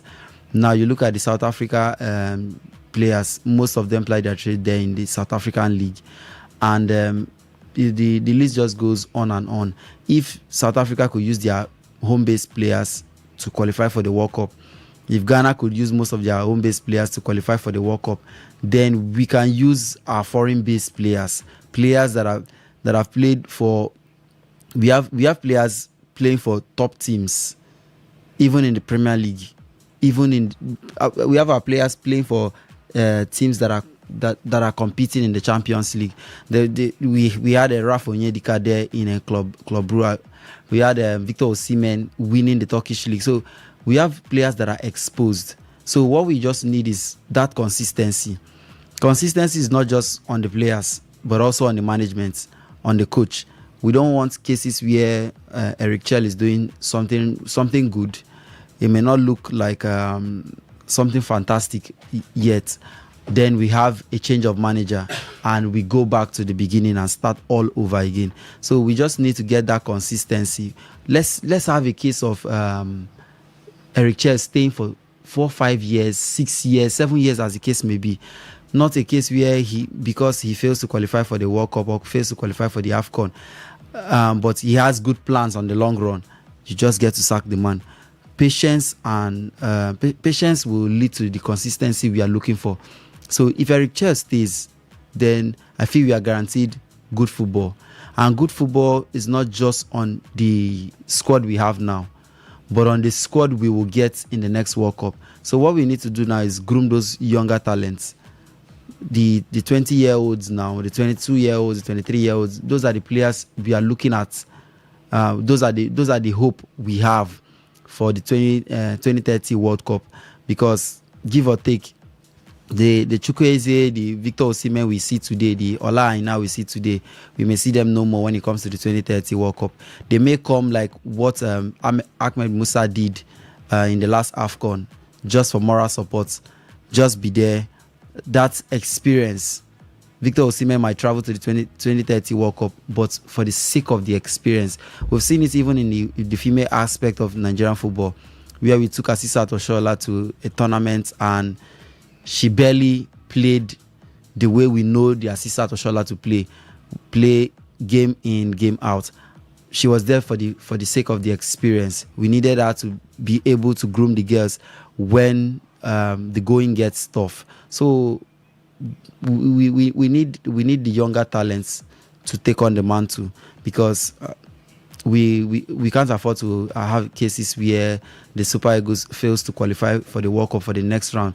When I saw the news of the possible expansion to 66 teams, the first thing I told of you was the fact that if the Super Eagles fails to still prepare, we may still not make it, even if it's 100 team. We will have breaking news where they said Sao Tome and Principe stops the Super Eagles from going to the World Cup, and we will still come here to look for who to blame, but we failed to plan early. So what we just need to do now is start to plan early. We don't want to just wake up when it comes to 2029 or 2028. We can start today. We can start grooming talents. We can also start building good stadiums here in Nigeria. Not a case where we only play our games in one stadium. We need to get good facilities so that when our boys come back to play, they will have a good breeding ground. They will have a good place where if it feels like we're not getting results, we are not attributing the result to where we are playing, but if it feels like we're not getting results from Uyo, let's go to Abuja. Let's go to Onikan Stadium. Let's just try to spread the game. And from there, we could, even when we build stadiums, even if it's not for the Super Eagles to come and play, we could get talents from those stadiums, from the MPFL. If they had good stadiums and our league is in order, we could get talents from the MPFL and use it to boost up the Super Eagles or even the Chan Eagles. So we just need to start very early. No time is too early. We could start today. We could start from the Unity Cup and start to pick talents. We remember how we got Benjamin Frederick from a tournament we never expected to get such a player. It was a sad one. The Unity Cup. It was a sad one. We couldn't see that talent there in the AFCON, but the man is still very much young. We hope to see him lead the next generation of Super Eagles, and let's just start very early, because for me, I feel most Nigerians are tired of watching the World Cup for the sake of watching it, not because they are supporting their own Super Eagles. Okay, Henry, now let's talk about something. Talking about starting early for the World Cup, for the 2030 World Cup. You know, truth be told, most of the Super Eagles players we see today might not be making it to that World Cup if we qualify. Let's tell ourselves the truth. Okay. Lukman will be 31. Osimhen will be 31. Chukwueze will be 31. At 31, yes, you're living the peak of your powers, but you should still be good enough to play at that level.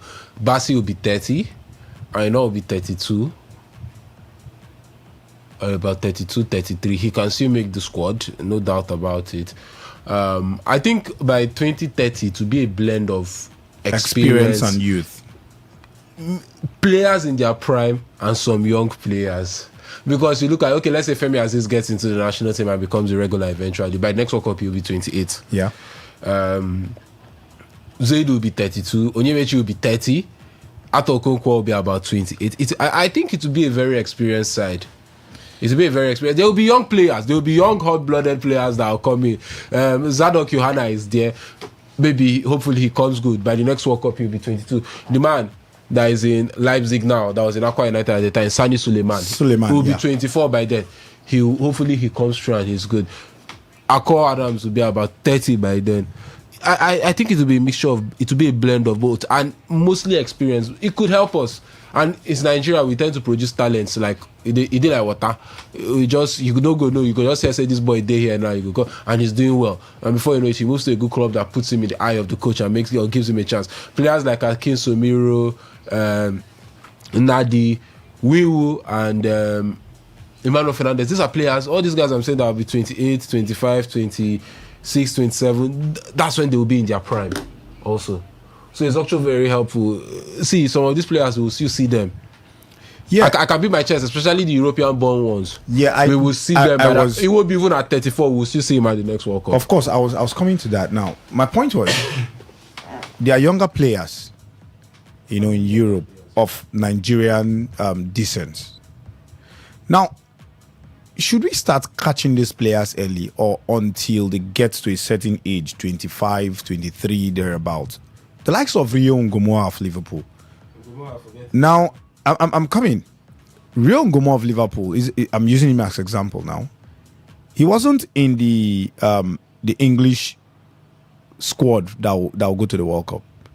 But Thomas Tuchel said the man should be on the plane so that he would train with the players. Is it that the NFF or the NFF, do they or the coaches that scout these players for us, is it that they wait until these players get to 20, 21, 22 before they go scout them? Maybe let's wait and see if the man is going to blow up. or we should get them now that they are young? It's a big failure on our own part. Okay, Morocco goes and gets them. Even get them for the youth team. Get them for exactly. You can go to Liverpool's under 19s or Man City's under 19s or Arsenal's under 19s or under 15s and 16s. Call them up for the under 17 national team. Call them up for the under 20 national team. Let them feel part of the process. There's this boy that's tearing it up at the under 17 AFCON, the Moroccan boy Ibrahim Rabaj. He's in Chelsea. He was born in England. Dude does not know. He probably traveled back to Morocco on 1 or 2 holidays, but grew up in England. He's English, but he's playing for Morocco because the Moroccan Royal Football Federation made him look or feel like he is Moroccan and he's part of Morocco. We don't do that. We wait for when they start blossoming. Do you think Ngumoha was ever going to play for Nigeria? It was never going to happen. It was never going to happen. I think. But we need to start doing a lot. We need to start doing a lot. There's a video that he did. No, he likes Nigeria. He said, "I am in Nigeria." Yes, he's a Nigerian. He's not disputing. My parents tell me about Nigeria. He's not disputing that. I like the Nigerian culture. Henry, Benjamin, when someone he's not says disputing that he's not Nigerian or he's Nigerian. But Benjamin, what he knows is England and Nigeria have never been in the conversation as regards them wanting him to play for them. So he's going to play for England. It's just like now, if I was born in Canada or the United States now, I've lived my whole life there. I just come back for holidays and I'm a top-notch NBA player or a top-notch footballer, and you expect me to play for Nigeria over the United States. It takes a lot of convincing. Because you did not do the groundwork. A lot of these players, Morocco are calling up. They knew them right from when they were 12. They knew them from a young age. And now, okay, even if you want to convince these players, the North Africans find it easier because they have structure in their football when it comes to the federation. Do we have a structure? I mean, when Iwobi got his first invitation to the Super Eagles of Nigeria, he had to call his uncle because it felt like a joke that even the youth teams, the invitation is more organized than what the Nigerian Football Federation did for the senior teams. He had to call his uncle and told him, that's how they do things in Nigeria. That's just their way. Yeah, he said it. Iwobi himself said it. Yeah, of course he did. He said it. So, I mean, he played for Nigeria because he wanted to play for Nigeria. Is it that Iwobi was that bad that he wouldn't have had caps for England? He would have had caps for England. Yeah. Iwobi would have had caps for England. Let's say it as it is. Lukman would have had caps for England. Yeah. Lukman would have had caps for England. You can even Ola is good enough to have had caps for England. So let's say it as it is. They chose to play for us, no doubt. It's great. But we need to do more. Our federation needs to actually do more if you want to convince these guys. And also, as much as you want to try and convince them, do the groundwork yourself within the country to actually make sure talents get a pathway, or there's a good or strong enough pathway for talents that are locally bred to actually make it to the top. Let's tell ourselves the truth. There has to be a proper pathway for these talents to actually try to make it to the top here in Nigeria. But it's a bit of a struggle. What has helped our football locally, Benjamin? Let's say the truth. I like to call them roadside academies. All these academies that pop up all around the place. Wilbros, Ikonala boys. You can go on and mention the thousands of ABDFs. You can go on and mention the a lot of academies. Most of those sides are in the NNL and NLO. They are the reason why our national team doesn't look dead today, because they pick young players, even if they might still be question marks over the age, but they pick players that are young enough, groom them and send them to Europe, and they perform, and they come to the national team and they perform. Look at your national team today. How many players there played in the NPFL? Even the few that went on loan from those academies to the NPFL, they deemed them not good enough to play in the NPFL. And can our NPFL clubs compete on the continent? No. But these players are doing their stuff at the top level in Europe. So, truth is, more needs to be done to convince these boys. The moment Ngumoha went into Liverpool's, or became an option for Liverpool's first team, that was even last season, I said, he's not going to play for Nigeria. It will take a miracle for him to play for Nigeria. Tuchel has only cemented it. His fate has been sealed. Calling him more for the training camp for the World Cup, that means he has his eyes on that boy. If Ngumoha goes in next season and has a good season, a decent season, maybe the guy goes in and pops up with 5 goals and 6 assists, he will get an England call-up and cap. Definitely. Next World Cup. Because Tuchel has shown it with him looking at him and calling him up for the training camp in Florida. You can go on and on. See Honest Ahano. Honest Ahana was even born in Nigeria. No, he was I think he was born in Italy. Yeah, was he born in Italy or Nigeria? The man in Atalanta. He's chosen to play for Italy. He was eligible before turning 18 to play for Nigeria. According to reports, Shell tried to talk to him, but he said he's not having it. He's interested because in his passport, before he got the Italian passport when he turned 18, he was Nigerian. He was registered as a Nigerian player in the Serie A, and his passport was a Nigerian passport. Or George Eleni Kena. George Eleni Kena is still a Nigerian. Technically, he doesn't have a French passport. He's still Nigerian, and it's a Nigerian passport he has. But he doesn't want to play for the Super Eagles. So you can go on and mention names. So more needs to be done by the Football Federation. More needs to be done. And the team needs to start performing well. Because when the team starts succeeding, it makes it more attractive for people to want to. It's like a player having the option of playing for Spain or Argentina and Italy. Although Italy have been having their issues of recent. But those are three strong footballing nations. And you're looking at anyone I land in, I have a good option. All options are attractive. It's not about where your heart lies. That's just about it. So the FA needs to make the Super Eagles more attractive and do a lot of ground. Window. He said himself and his scouting team regard Bassi as the preferred option for the left centre-back role, with Senegalese full-back Malik Diop also being considered for the left-back position. And Manchester City's winger Savinho among the ambitious attacking names on the list. Now, Bassi joined Fulham from Ajax in the summer of 2023 and has since made a century of appearance for the Carthagers, scoring 4 goals. Now, born in Italy to Nigerian parents, the 26-year-old came through the academy ranks of Leicester City before making his breakthrough in Europe for the likes of Rangers, where he won the Scottish Premier League and Scottish Cup. His performance for the Super Eagles have also drawn praise, with Nigerian striker Victor Osimhen previously naming him as African standard defender.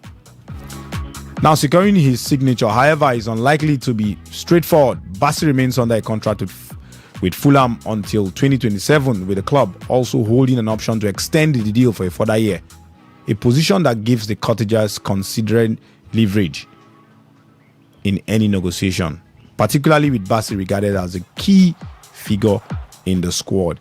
Now, Henry, do you think this is where Bassi should be going to? No. The man should be aiming higher, or just go there and continue with what Victor Osimhen is doing. We have Paul Onuachu there. We have Winwood there. We have Wakeme there. Anthony Wakeme there. We've got. I'm talking about players in Nigeria. We've got a couple of them there. Does he go there and join them? I even feel Osimhen has outgrown Galatasaray. Seriously, he was even too big for Galatasaray at the moment. The man is so loved, has his own statue now. But should Bassi is being linked with Inter Milan. That was last season. After they lost the Champions League final. Bassi is being linked with Inter Milan. Okay, Henry, sorry. Let me hold your thought there. The Flamingos have just scored. Okay, so it's 1-0. 1-0. Goal coming from Chidi Harmony. Okay, the girl is back from her injury. Yeah. And she's doing the business for the Flamingos.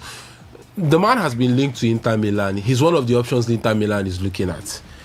Chelsea are reportedly looking at him as an option to bolster their centre-back position as experience, and he's one of the players they say Alonso probably has an eye on and could potentially be an option.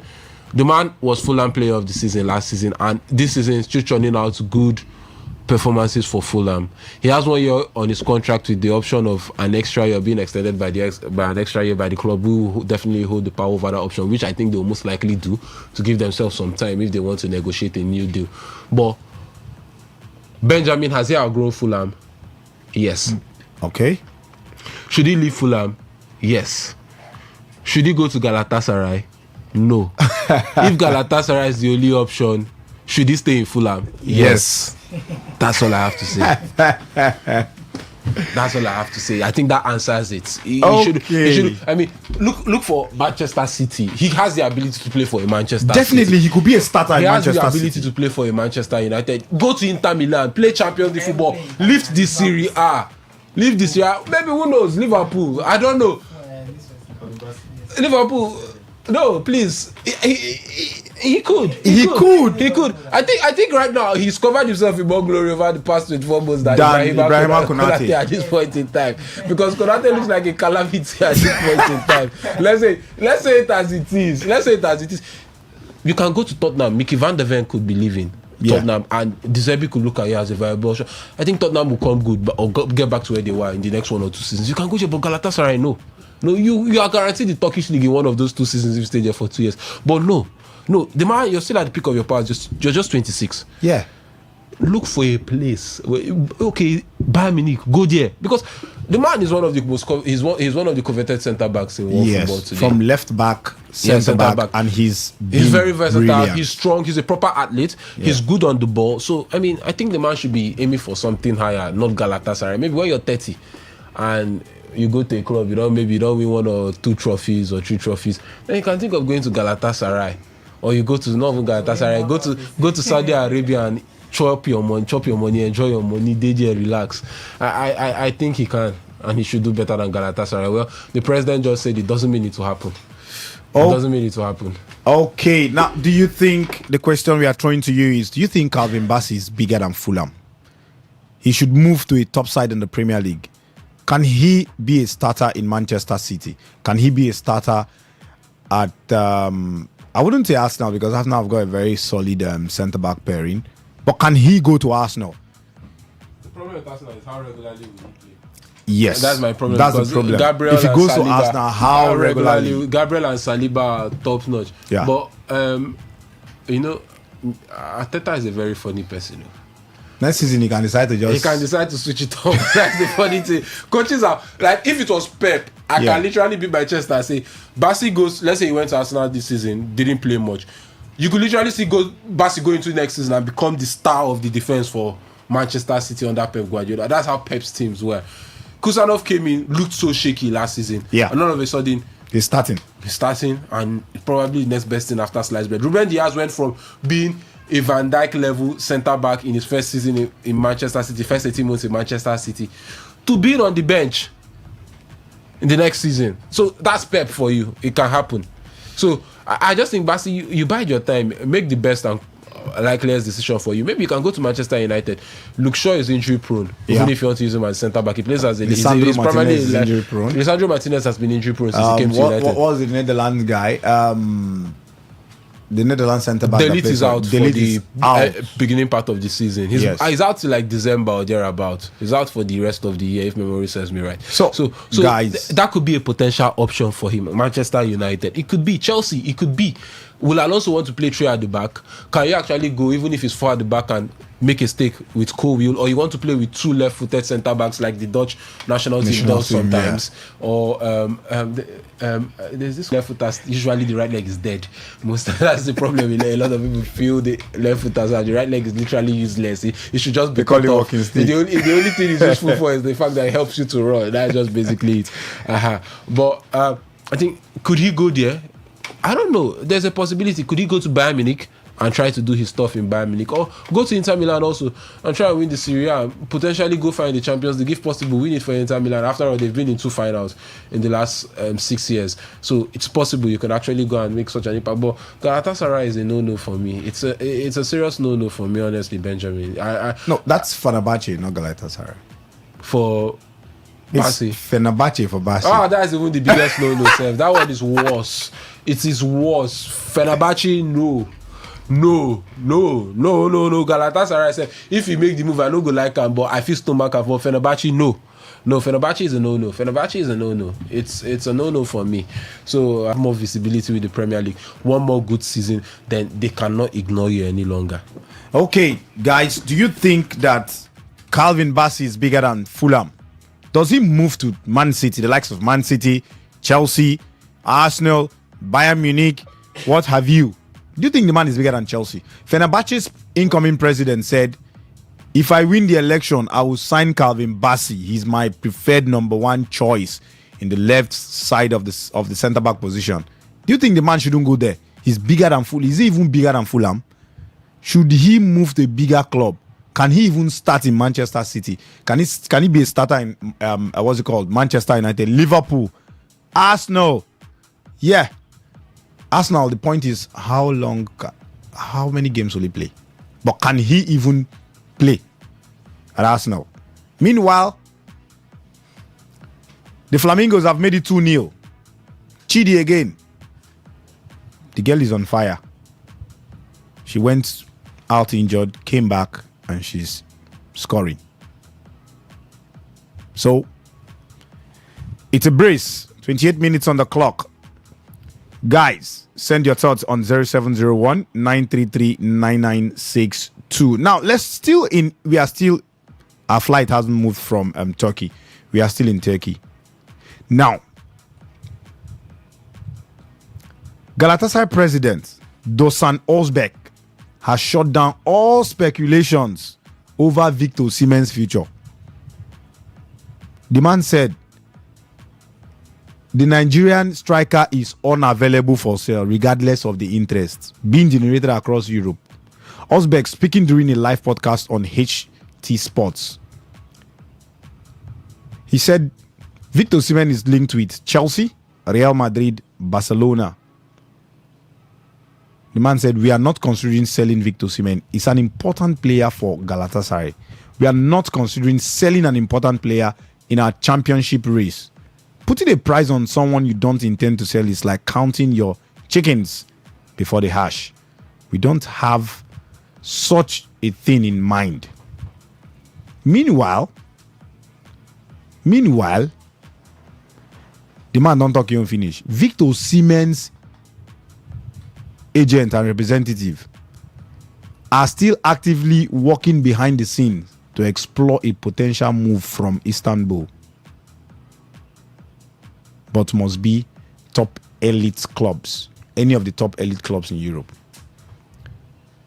Henry, have they spoiled Victor Osimhen with love that he can't even want? In fact, the man does not want to leave. He's so comfortable. He has said it himself that he doesn't want to leave. His love, Baba. If Barcelona or Real Madrid or PSG or Bayern Munich or Chelsea come for you, go. You've done your bit. You've proven yourself in Turkey. I think Victor needs a European trophy if he can or if it's possible. I mean, imagine Victor churning up such numbers and such performances for Real Madrid and they go on to win the Champions League or win a treble or win a double. Victor could potentially be the Ballon d'Or winner. So I mean, yeah, you're loved. You're loved. I totally get you. You're loved. It's good to be in a place where you feel welcomed and you feel like your family. But at a point, you have to think of yourself. You have to think of personal glory and make the move that best suits you. You're earning good money there, 15 million a year. Real Madrid can pay you that. A lot of these other top clubs can pay you that, especially if they want you. Yeah. All you just have to do is you go there and you keep on doing what you've been doing all this while. You keep on scoring the goals. So I feel Victor, if the offer comes or there's a good enough offer, he can or he should leave Galatasaray. That's my own. I think the club has given him their all. He's giving them their all. His all also. They've both served each other well. It's been a blissful marriage, a marriage or match made in heaven, and it has to come to an end this time. Hopefully not in a bad way like he did with Napoli, but I think if the offer comes in, he should be sold, or he should actually tell the president, I want to make this move. I won't force my way out, but I want to make this move, and it's what I want next for my career. So let's do it peacefully and respectfully and make both parties happy at the end of the day with the move. Galatasaray can sign a replacement, but I feel I can still do it. He's 27. Yeah. He has about 3-4 years at the top level. Definitely. So let him go and try himself in Spain or in England or in Germany. Or I don't know if there's anyone that comes to mind that can actually. He's done it in Italy. Let's just say Spain, England, or Germany, or maybe France. Win the Champions League if possible, and write his names in the echelon of history before going to Saudi Arabia to collect better money. I always have to note that before you go to Saudi Arabia to collect your retirement funds, your retirement money. But I think if an offer comes, if I'm Victor, I will tell them, or if I were to advise him, I want to leave. Let me leave. I love the fans. The fans love me. I cherish this club, but please. And let's not make it a messy saga or a messy situation. Let's respect each other because I have also given my all and my best for this team at the end of the day. Okay, ladies and gentlemen out there, hello listeners, do you think that Victor Osimhen has paid his dues in Galatasaray? Has he paid his dues? He has won 2 Turkish leagues for them. Do you think the man has paid his dues?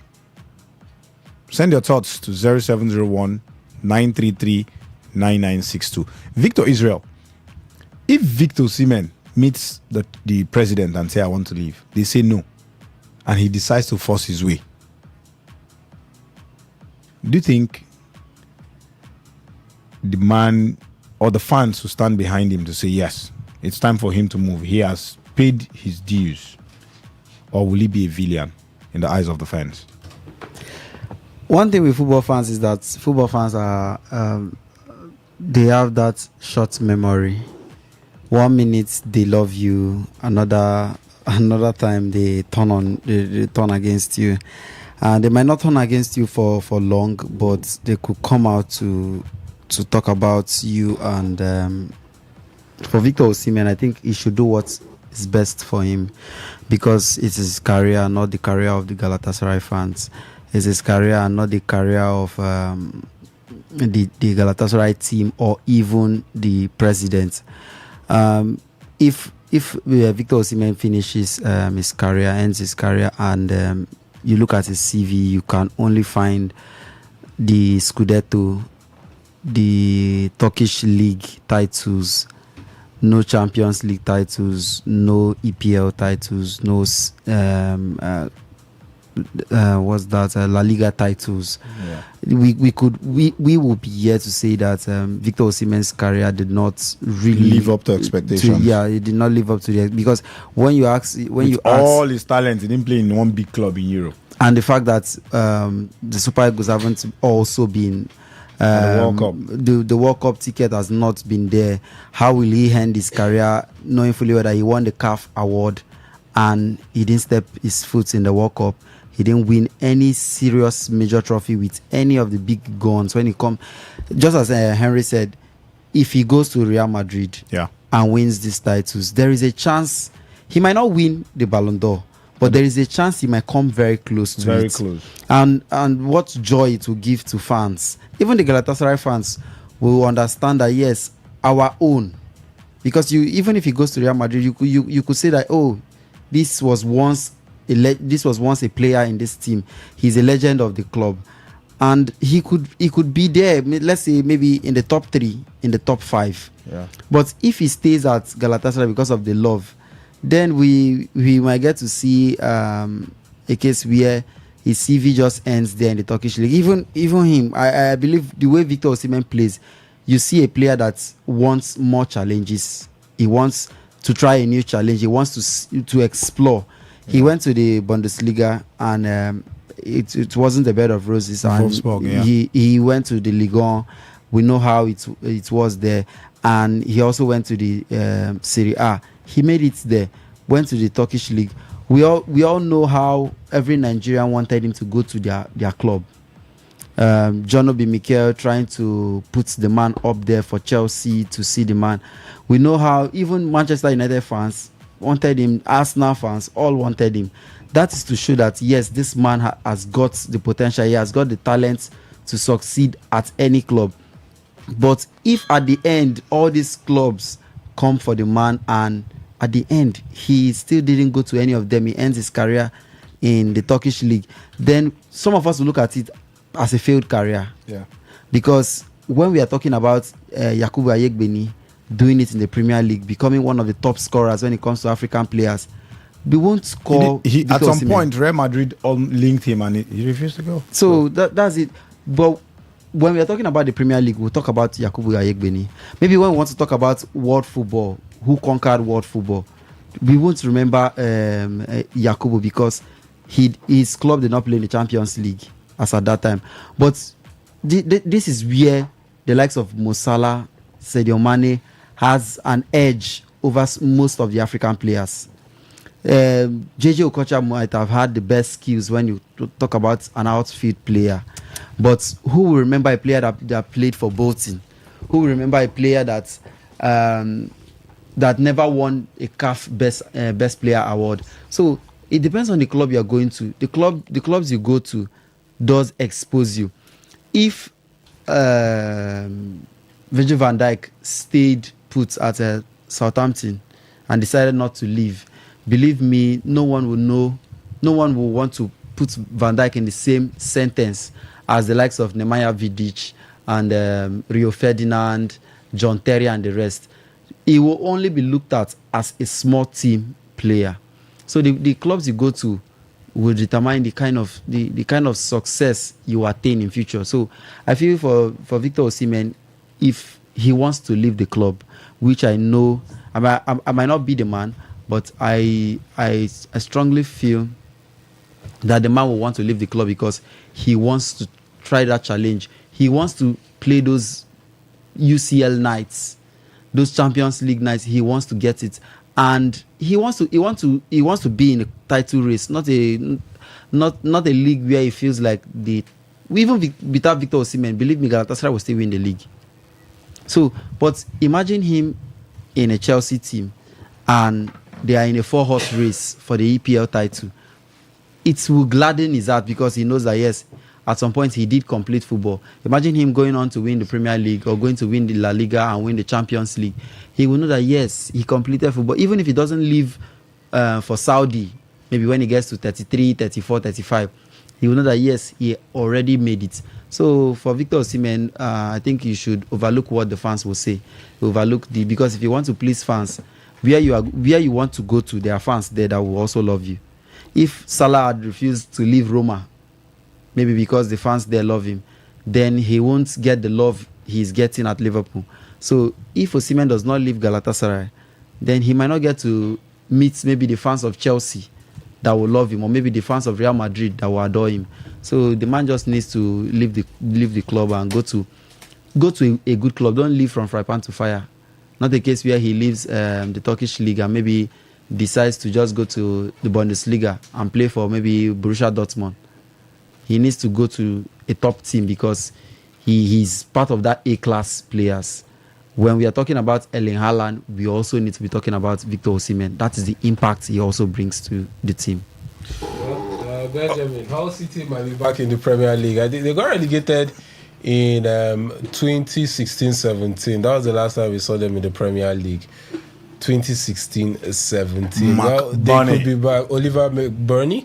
The man surprisingly left out of Steve Clark's Scotland's World Cup squad. Steve Clark dropped him 17 championship goals. Quite surprising that he didn't make it to the World Cup for Scotland. But it looks like he is going to be the hero for Hull City as they make it back to the Premier League. Maybe they for just Greece Southampton play this ball at the end of the day, because Southampton were on a different level under Thunder Eckhart, the manager, but Spygate struck and they were kicked out, and they could face more punishments from Spygate by the looks of things. But Hull City in the 4th minute of injury time has scored, and they're on the verge of returning to the English Premier League.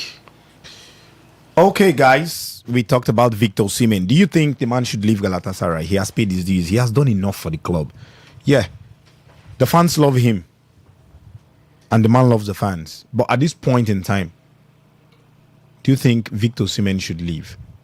He should leave Galatasaray. He's a big striker. Do you think he should be linked? He should be linked with the likes of Real Madrid, Chelsea, Atletico Madrid, Real Madrid, Barcelona, all eyeing the man?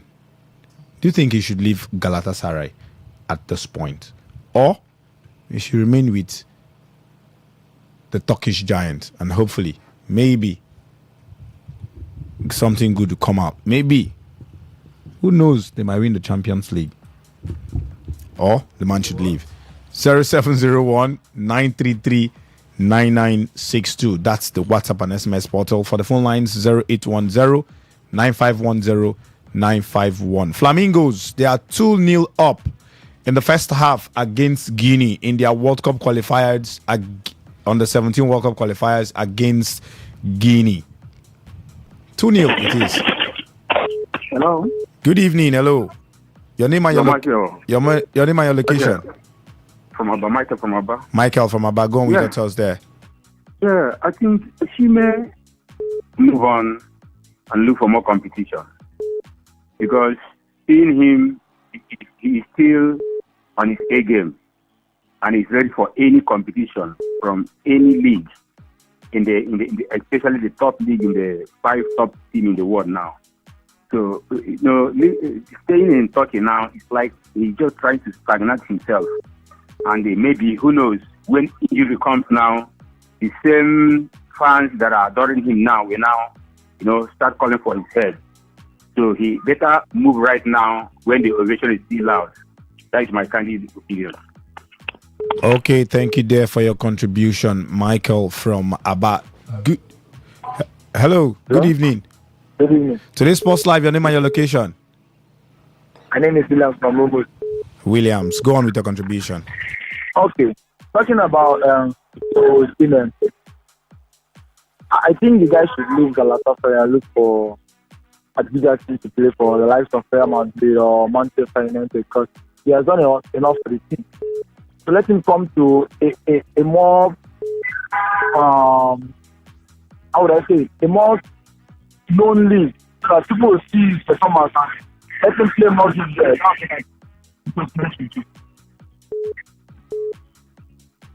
Hello. I can hear you. Okay, is that all?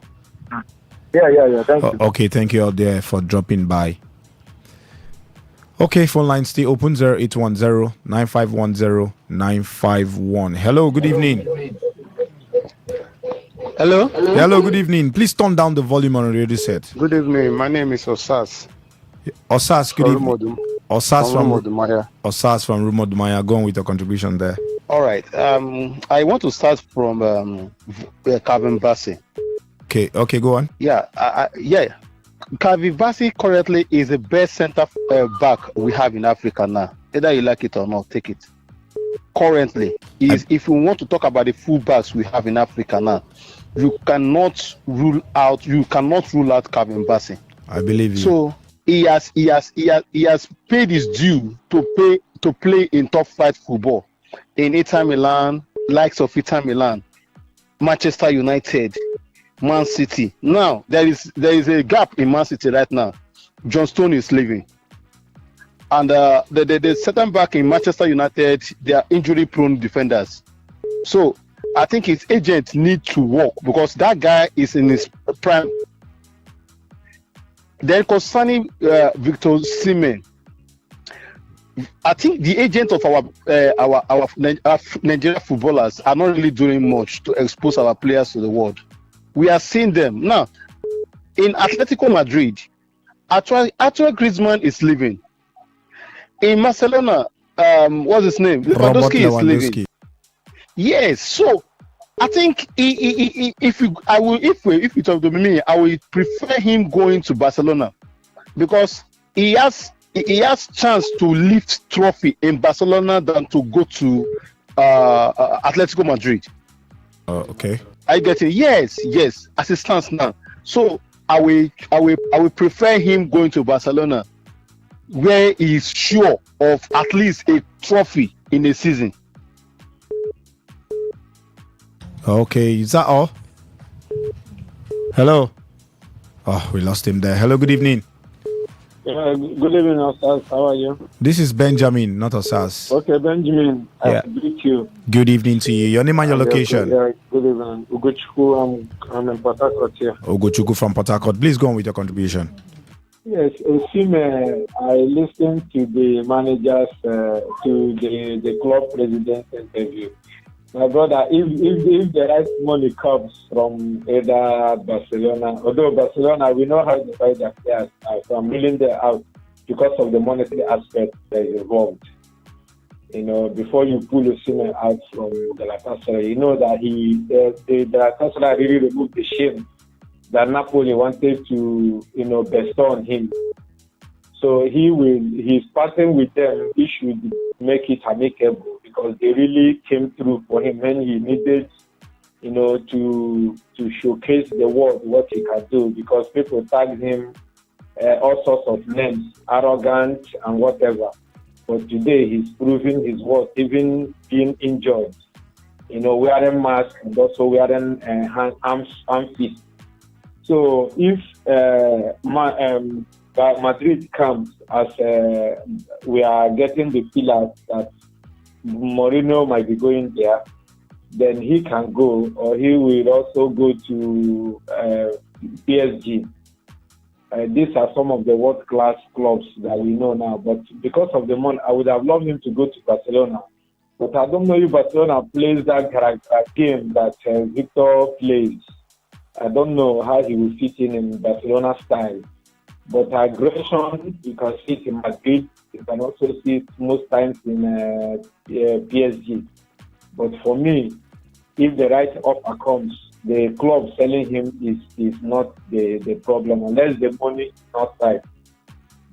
For Kevin Bassey, I think he will make one of the greatest moves the next season. As soon as this season ends, a lot of big clubs will come after him. And I'm sure he's going to get a good offer. Thank you. Okay, thank you there for your contribution, Osas. There. Hello, good evening. Yeah, good evening. I'm Sele West. Sele West, good evening. Go on with your contribution. I think anywhere you walk, the first thing is comfort. So when you have comfort, you have joy, then you can do your job effectively. Moving to Madrid, he goes there and make one or two mistakes, or maybe injury. Osimhen is exposed to injury. They start benching him, and his career will end there. If I were him, he should stay like more 2 years in that gas. We are not going to walk up. So let him stay there and make a better move. I want to see Osimhen in England. I don't want to. He has played in France. He has played in Germany. Let him leave Spanish football. Let him come to England. I think that is a place that he can make his mark, and his glory will shine there. Any of the top clubs there, Osimhen will fit in, especially Arsenal. If he can come to Arsenal, I'll be so happy. We need such a striker that can bulldoze defense, come 1-to-1 with defense, no fear. That's the kind of striker we need. Not the way they give you ball inside 18 self, you just balloon the ball away. So that is my take. I want to see me in England there. Thank you. Okay, thank you there, Sela West, for dropping by. Phone line stay open 0810-951-0951. Take it slowly 0810-951-0951. The WhatsApp and SMS portal is 0701-933-9962. 0701-933-9962. That's the number to send your WhatsApp and SMS portal to. We're asking Calvin Bassey, Fenerbahce, he's been linked with Fenerbahce. That's a good move. The man, is it bigger than Fulham? Should he have moved, or should he move to his agent? Should he move to Manchester City, Man U and co? Hello. Good evening. Good evening. Your name and your location, please. It's Apostle Daniel calling from Eba. Apostle Daniel calling from Eba. Go on with your contribution. I want to talk about Osimhen. Please go on. I would have preferred Osimhen going to Real Madrid. Because Real Madrid there, we have people that have names. If Osimhen go there, Osimhen will compete with them and they will bring his name out. We Nigerians, we feel happy when we hear Osimhen play in a bigger club. Not people saying to Arsenal, going to this place. At the top, Osimhen going to Madrid. That is where everybody's hope and mind now is. For me, I want Osimhen. I am seeing him 1-on-1. I will advise him to go to Real Madrid and show so that people will know that Nigerians have people that can do it. Thank you. Okay, thank you, dear Apostle, for your contribution. Phone line stay open 0810-951-0951. The WhatsApp and SMS portal is 0701-933-9962. Now, let's check. Wait, there's a message here on our SMS portal. This one says, good evening, sports crew. I think for Victor Osimhen,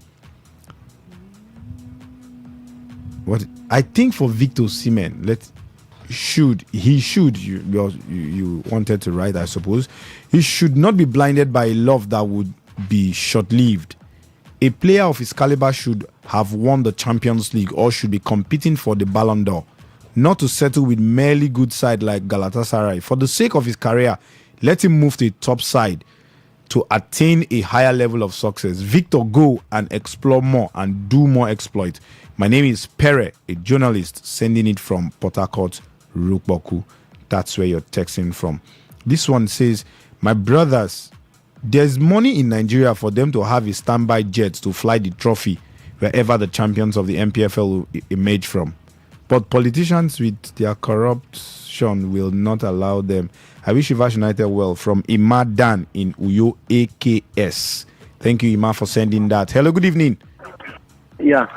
Good evening, Kablobari. I beg, make Osimhen not even follow all those kind of ways that other people say that they show up. Now only then they show love.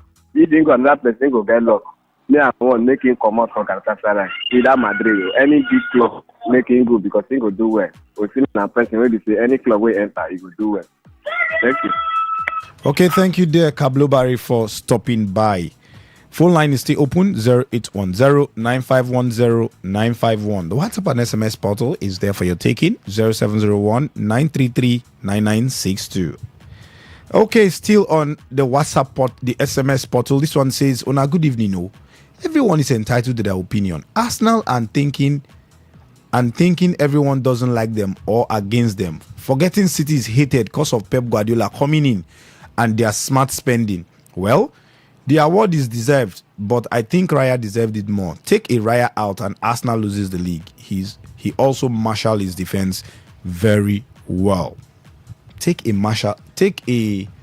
Raya out and Arsenal loses the league.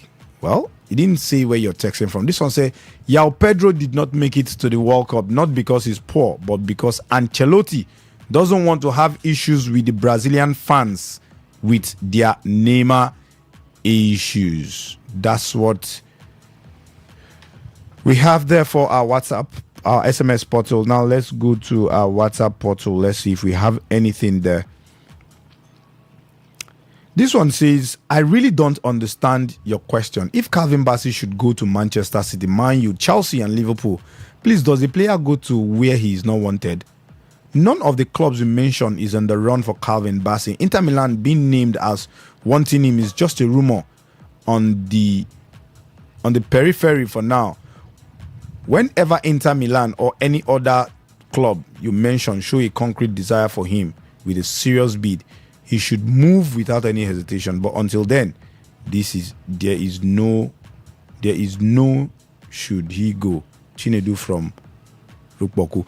Chinedu, yeah, but we are only saying Fenerbahce are also coming for him rather. So we are asking, does he go to Fenerbahce or is he even bigger than Fulham?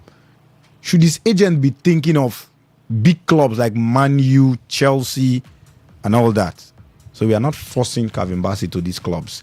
Phone lines stay open, 0810-9510-951. For the WhatsApp and SMS portal, 0701-933-9962. Ladies and gentlemen, it's 4-0.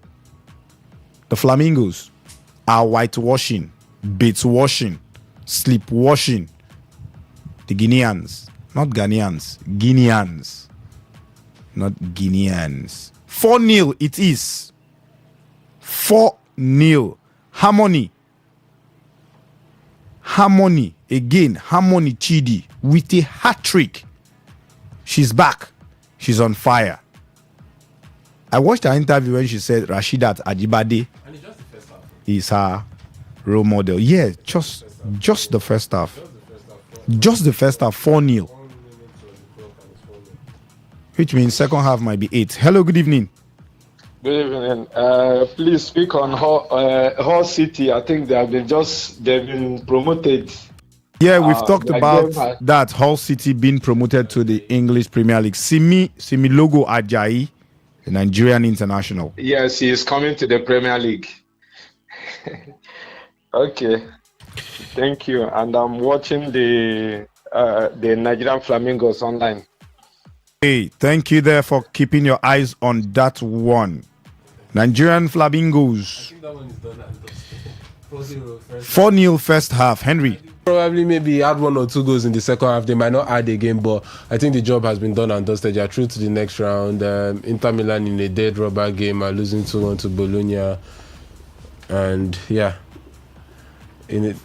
in a dead rubber game. They are losing 2-1 to Bologna. Bologna just scored from a corner. I think that's Tommaso Pobega, the former AC Milan man, put the ball into the back of the net for Bologna there. Mad deflection, crazy deflection, and Tommaso Pobega's shot was deflected in. But for Inter, it's dead rubber. They are champions already. Hello, good evening. Yeah, I'm Sele West. Calvin Bassett does not recover quick, and that is his weakest point. So those big clubs he's one of the quickest centre backs in England. Check it out. I know, but he does not recover quick. What? He does not recover quick. Check a fast striker. Check his recovery. Check his recovery rate, sir. Maybe you have to check and call back. No, he's good on area ball, but a fast defender. I watch all our games now and watch all the games he play in Fulham. A fast striker beats him easily. He does not recover quick. He's not sharp, but he's a good defender, rugged, but he's not sharp. But he's good. He's good. But I'm just telling you one of his weak points. Yes. Okay, that's your thoughts. Sele West there calling to say Calvin Bassey is not fast. Well, I asked myself, maybe that's not the Calvin Bassey we watch week in, week out at Fulham. Phone line is still open 0810-9510-951. I think that's very slow. The WhatsApp and SMS portal 0701-933-9962.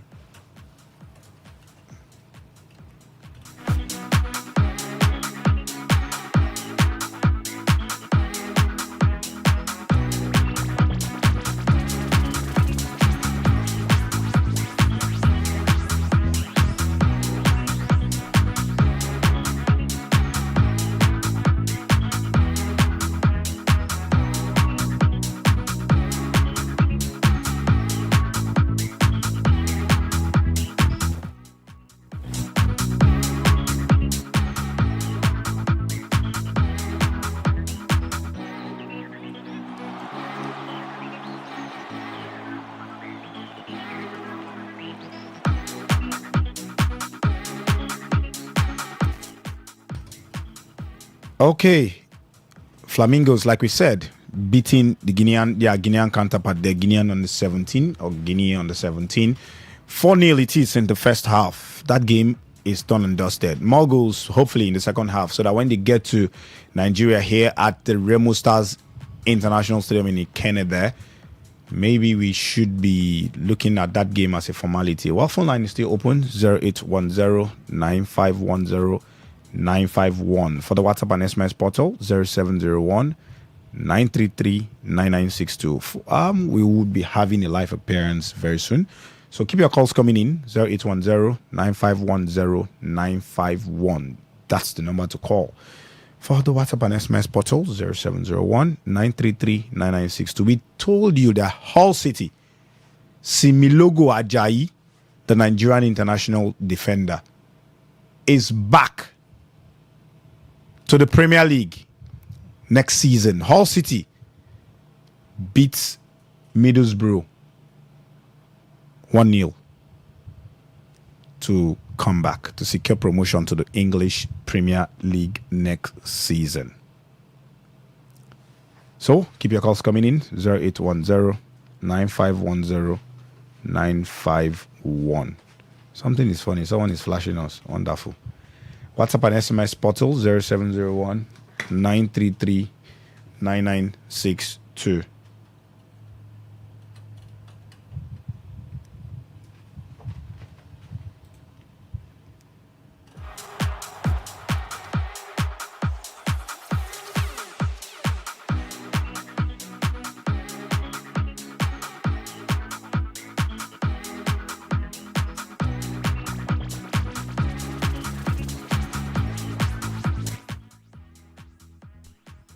Hello, good evening.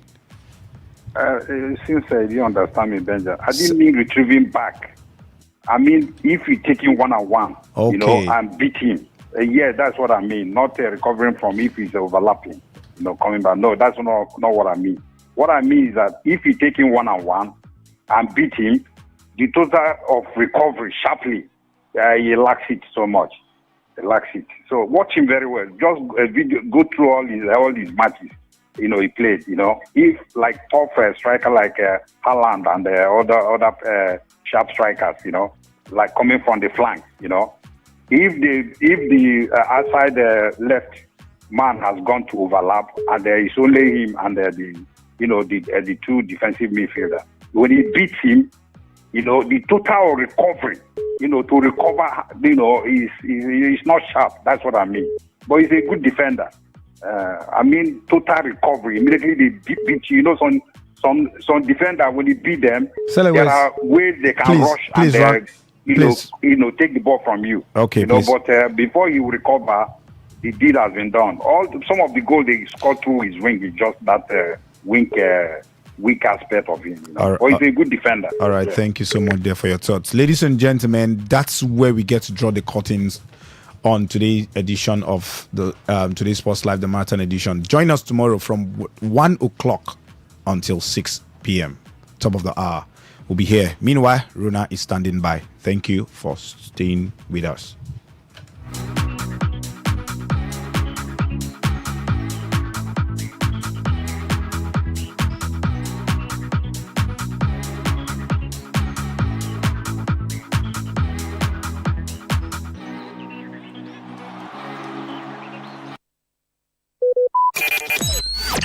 Talk radio. I listen to a lot of talk radio. 95.1 FM. Hit the road, fill your drive. Ignite the vibe, stay locked. Today 95.1 FM, radio on the go.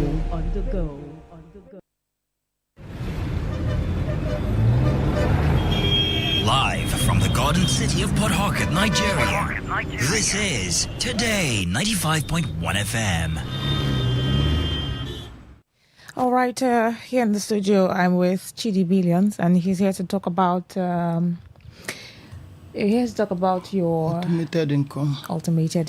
So yeah, he'll be talking about that for 10 minutes. Good evening, sir. Welcome. Yeah, good evening, Port Harcourt. Anywhere you are listening from this very show, we want to talk about automated income, how actually you can use AI to automate your income. Now, this is the era of AI, and this is going to happen tomorrow. So this is actually a business hangout for serious-minded people who want to change their finance. So if you are looking for a business that can pay you between 150,000 to about 1.5 million monthly through by just keying into the AI revolution, all you need to do is to be part of this tomorrow business hangout for investors. As the name goes, business hangout for investors. This is not a seminar. This is a hangout for investors. So if you are looking to supplement your income, you actually look for a business where you don't have to refer, you don't have to do any task,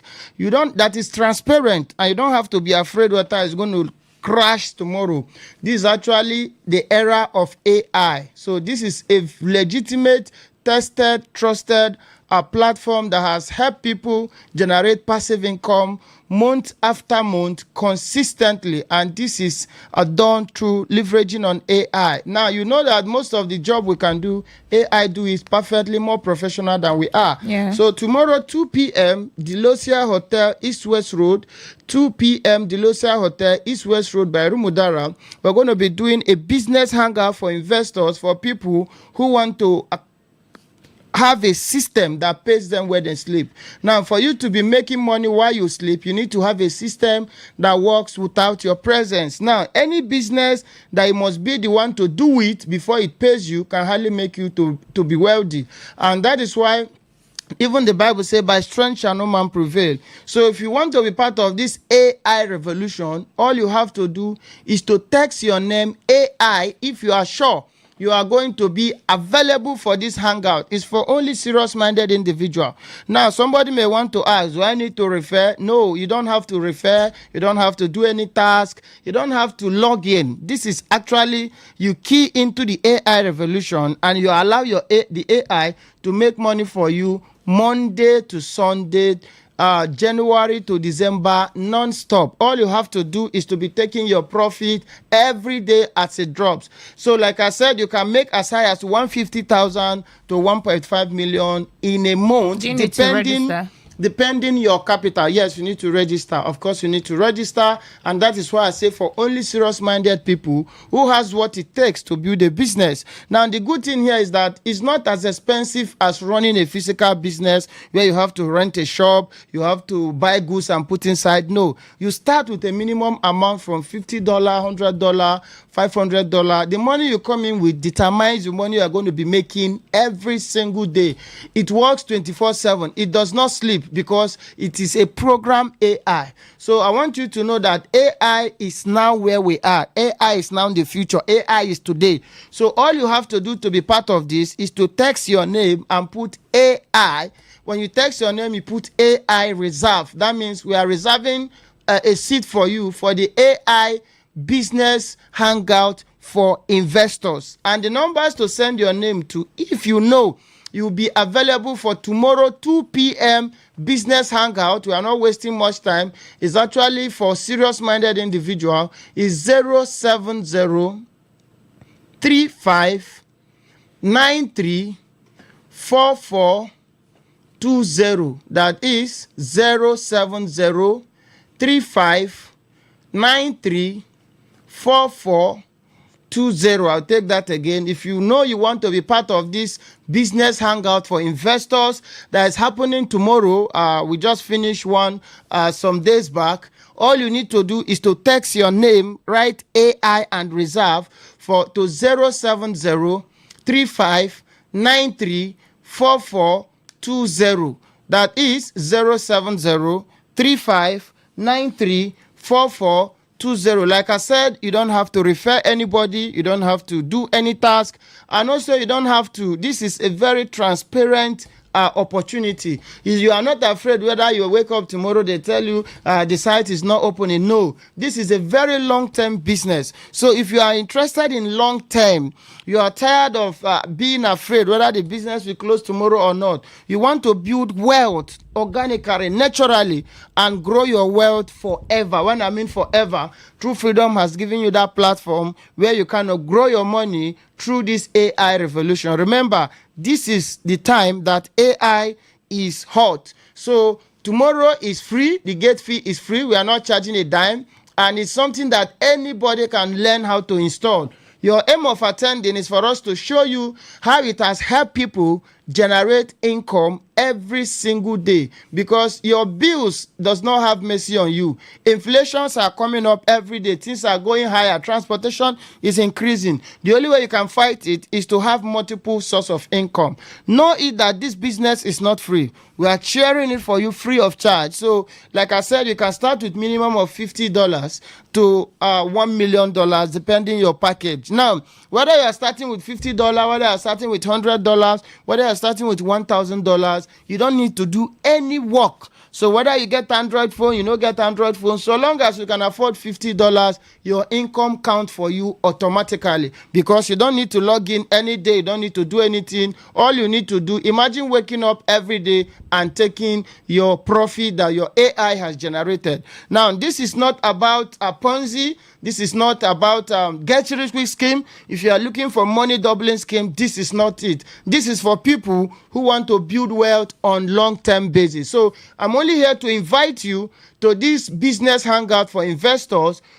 Just text your number, and the day is tomorrow, Sunday. The time is 2 p.m. The venue is West Road, Delosia Hotel. Delosia Hotel is by NMPC Junction, before or after Rumudara Junction. If you are coming from Tank, before Rumudara Junction. If you are coming from Eliozu, immediately after Rumudara Junction, you are going to see that NMPC filling station. So text your name to the number 070 35 93 4420. Like I said, only serious-minded individual. Have it at the back of your mind that after the hangout, you're going to start this business with minimum of $50, and we bring it down so that anybody can be able to afford. And a lot of us called us that they don't have chance within the week. That is why we are deciding to host another one for them again. So this time, remember, you can only take a horse to the stream, right, but you cannot force the horse to drink. Okay. Many are called, but few are choosing.